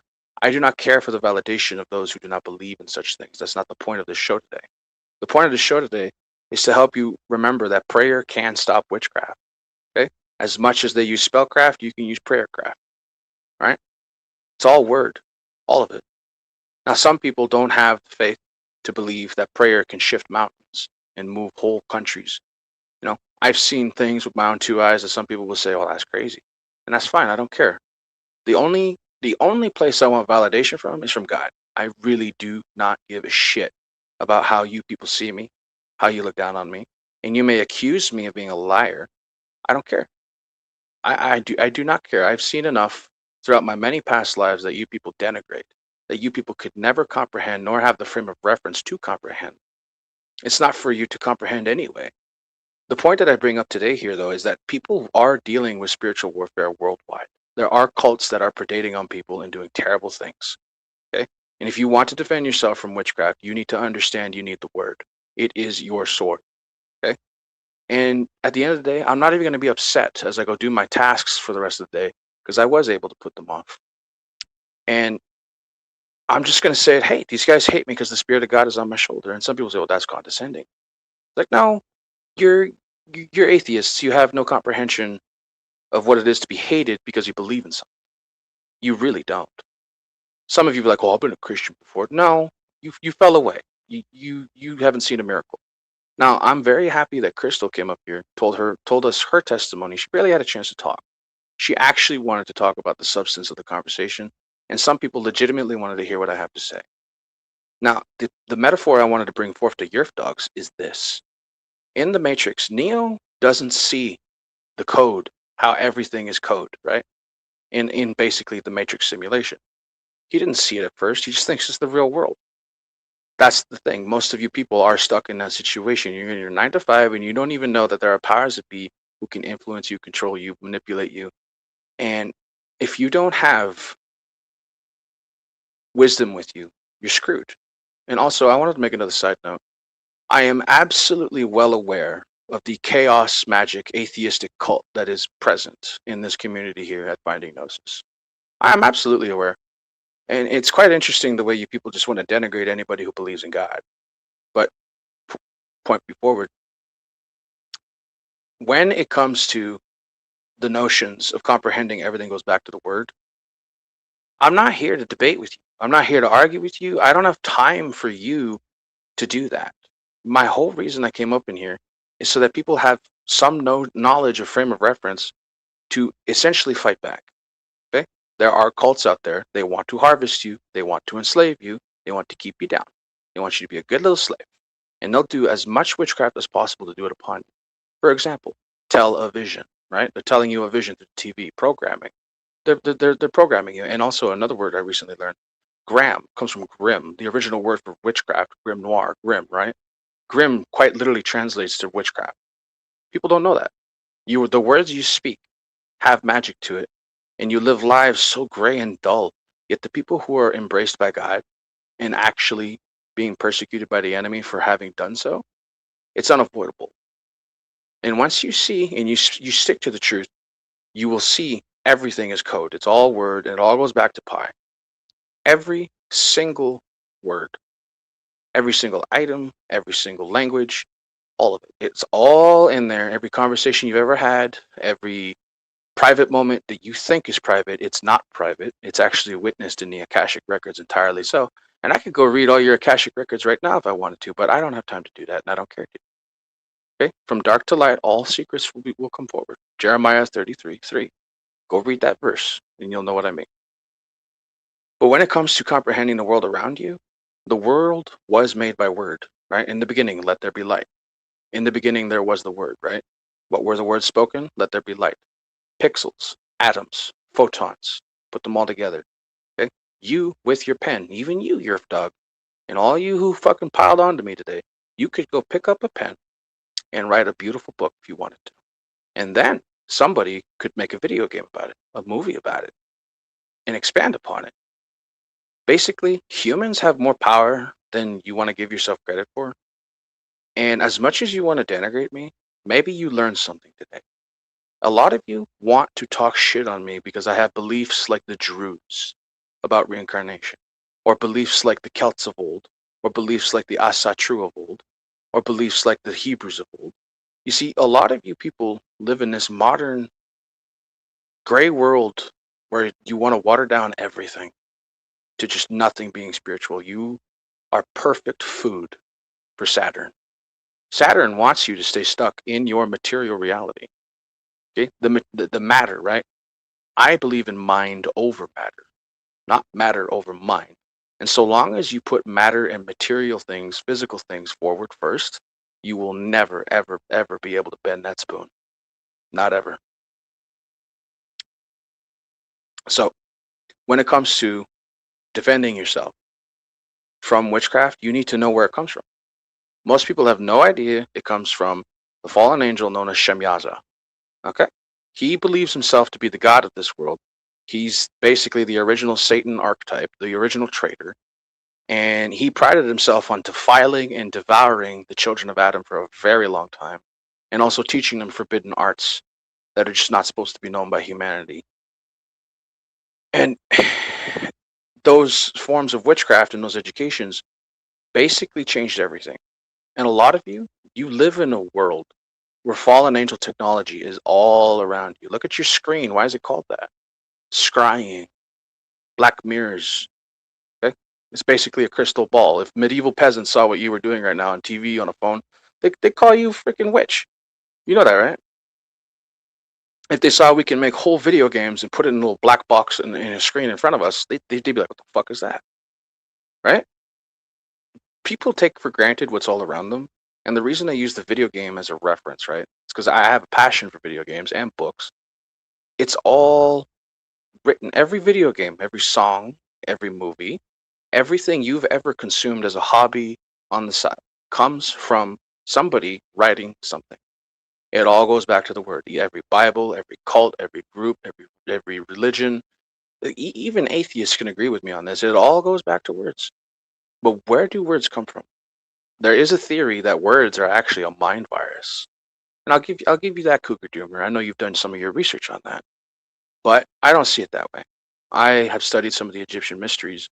And when it comes back to Ptah, basically being the author of the universe, essentially shaping the universe with his mind, his thoughts, and his heart.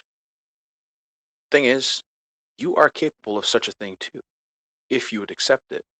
And the very notion of abracadabra is about, as I say, so shall it be. Right?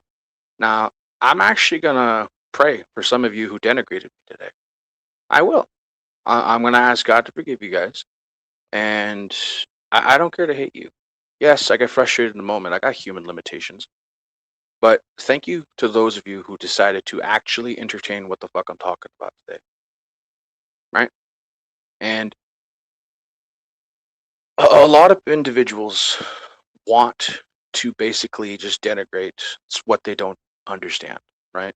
They want to psychologically profile me in this and the third. And I gotta warn any of you, if you enter into the spiritual realm and have to deal with spiritual fighting, if you choose God, you're going to be hated. Prepare for that, right? There's lukewarm Christians who apparently leave the faith and they don't care, right? And I got bad news for some Christians, guys. And this is a bit off topic, but I'll tell you. Paul is not in heaven. So-called Apostle Paul, he's not in heaven. He's literally the wolf in sheep's clothing that was warned about.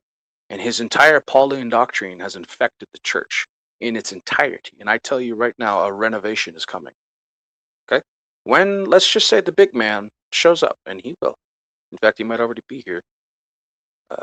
He is going to be telling you how it is, and a lot of you are not going to like it. But the thing is, it's coming with the sword. If you want the truth, that's what it is. And the last thing I'll say today when it comes to the word, we can use the word as much as we can, but we can't negotiate with cults who actively seek to kill people and physically enslave them as much as use witchcraft on them. So use your prayers, defend yourself, use the word, use the living word as your sword.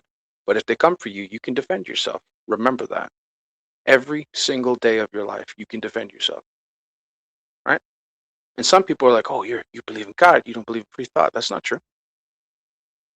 But people make so many presuppositions but accuse me of making. I don't care for your validation, and everywhere I go, there are people who will hate me, and I accept it. Okay?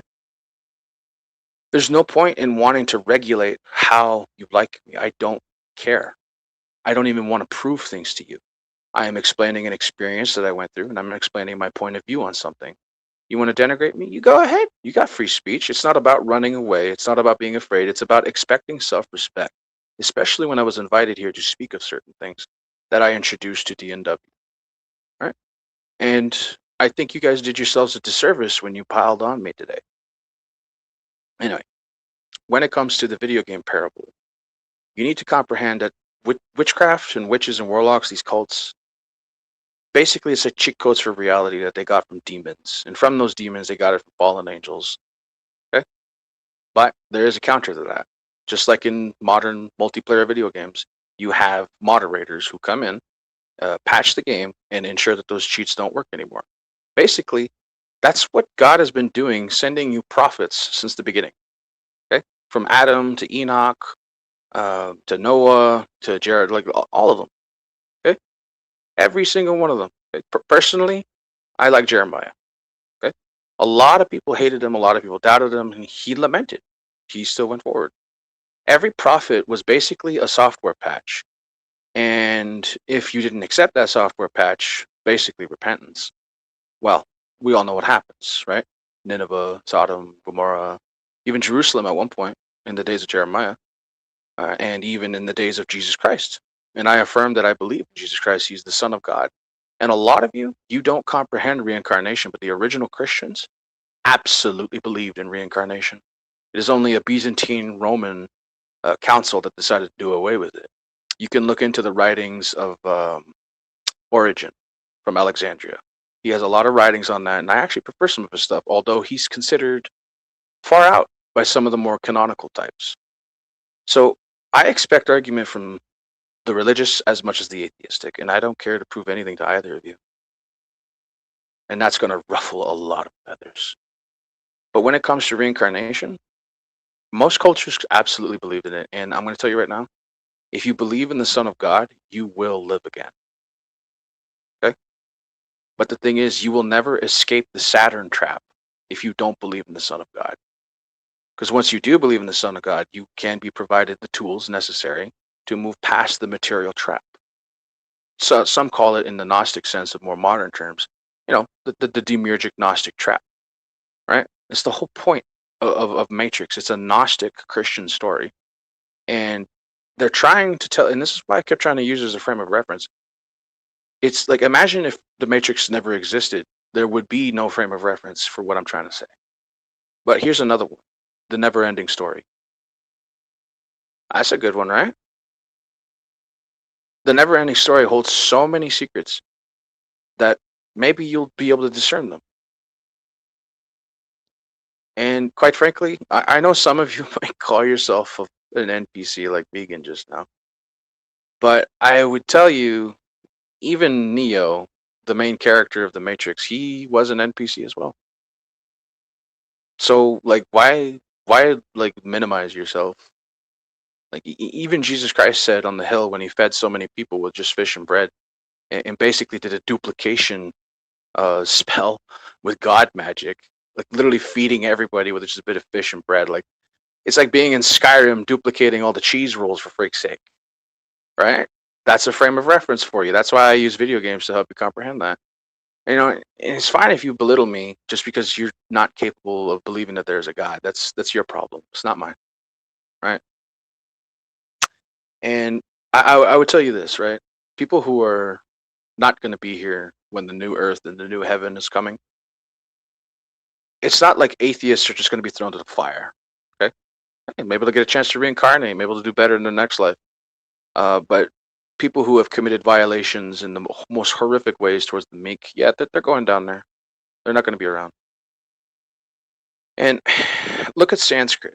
Look at the ancient knowledge from different cultures. Look at the phonetics of the Phoenician language. Look at all these different languages. Okay? There's a psychologist in Japan that actually found something very interesting about the English language and the difference between Japanese and English. English actually helps you think in a more abstract way, in a more outside the box type of way. But Japanese, due to its kanji system, it's actually very disciplined, very restrictive. It influences you to think more disciplined. Sorry, Peter. Can you wrap it up a little bit, brother, please? Thank you. Yeah, I'm wrapping it up on this research. And I'm sorry for butting in, Peter. I'm sorry, but I have to close the StreamYard. But thank you again. Go ahead, sir. Go. That's fine. I'm just going to ask you guys to do your own research on the differences of how languages make us think. Like, I'm multilingual. I feel a lot better and happier when I speak French. In English, sometimes I'm a little more glum. But everything goes back to the word. And when it comes to pi, every conversation, every name, it's all in there, dude. It's absolutely all in there. So it all goes back to the word. John 1:1, in the beginning there was the word. And whether you take this, insult this, denigrate this, or happily accept whatever I brought forward today, that's up to you. I do not care for your validation. Goodbye.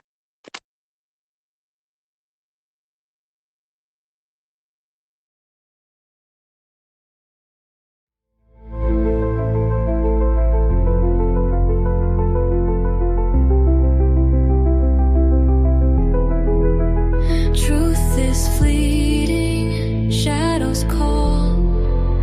We search for meaning, we question all.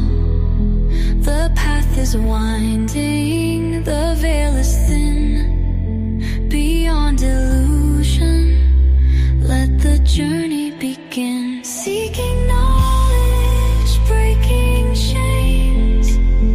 Through the echoes, through the pain. One more question, one more spark. We chase the light inside the dark.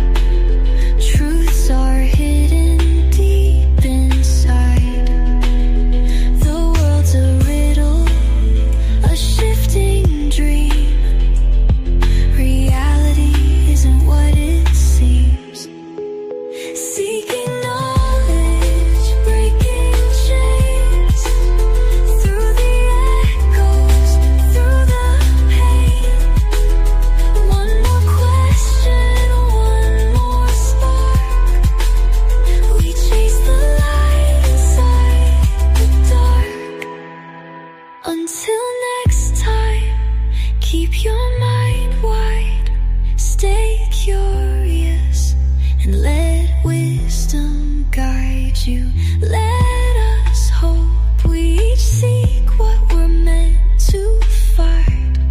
Make gnosis bring you peace of mind.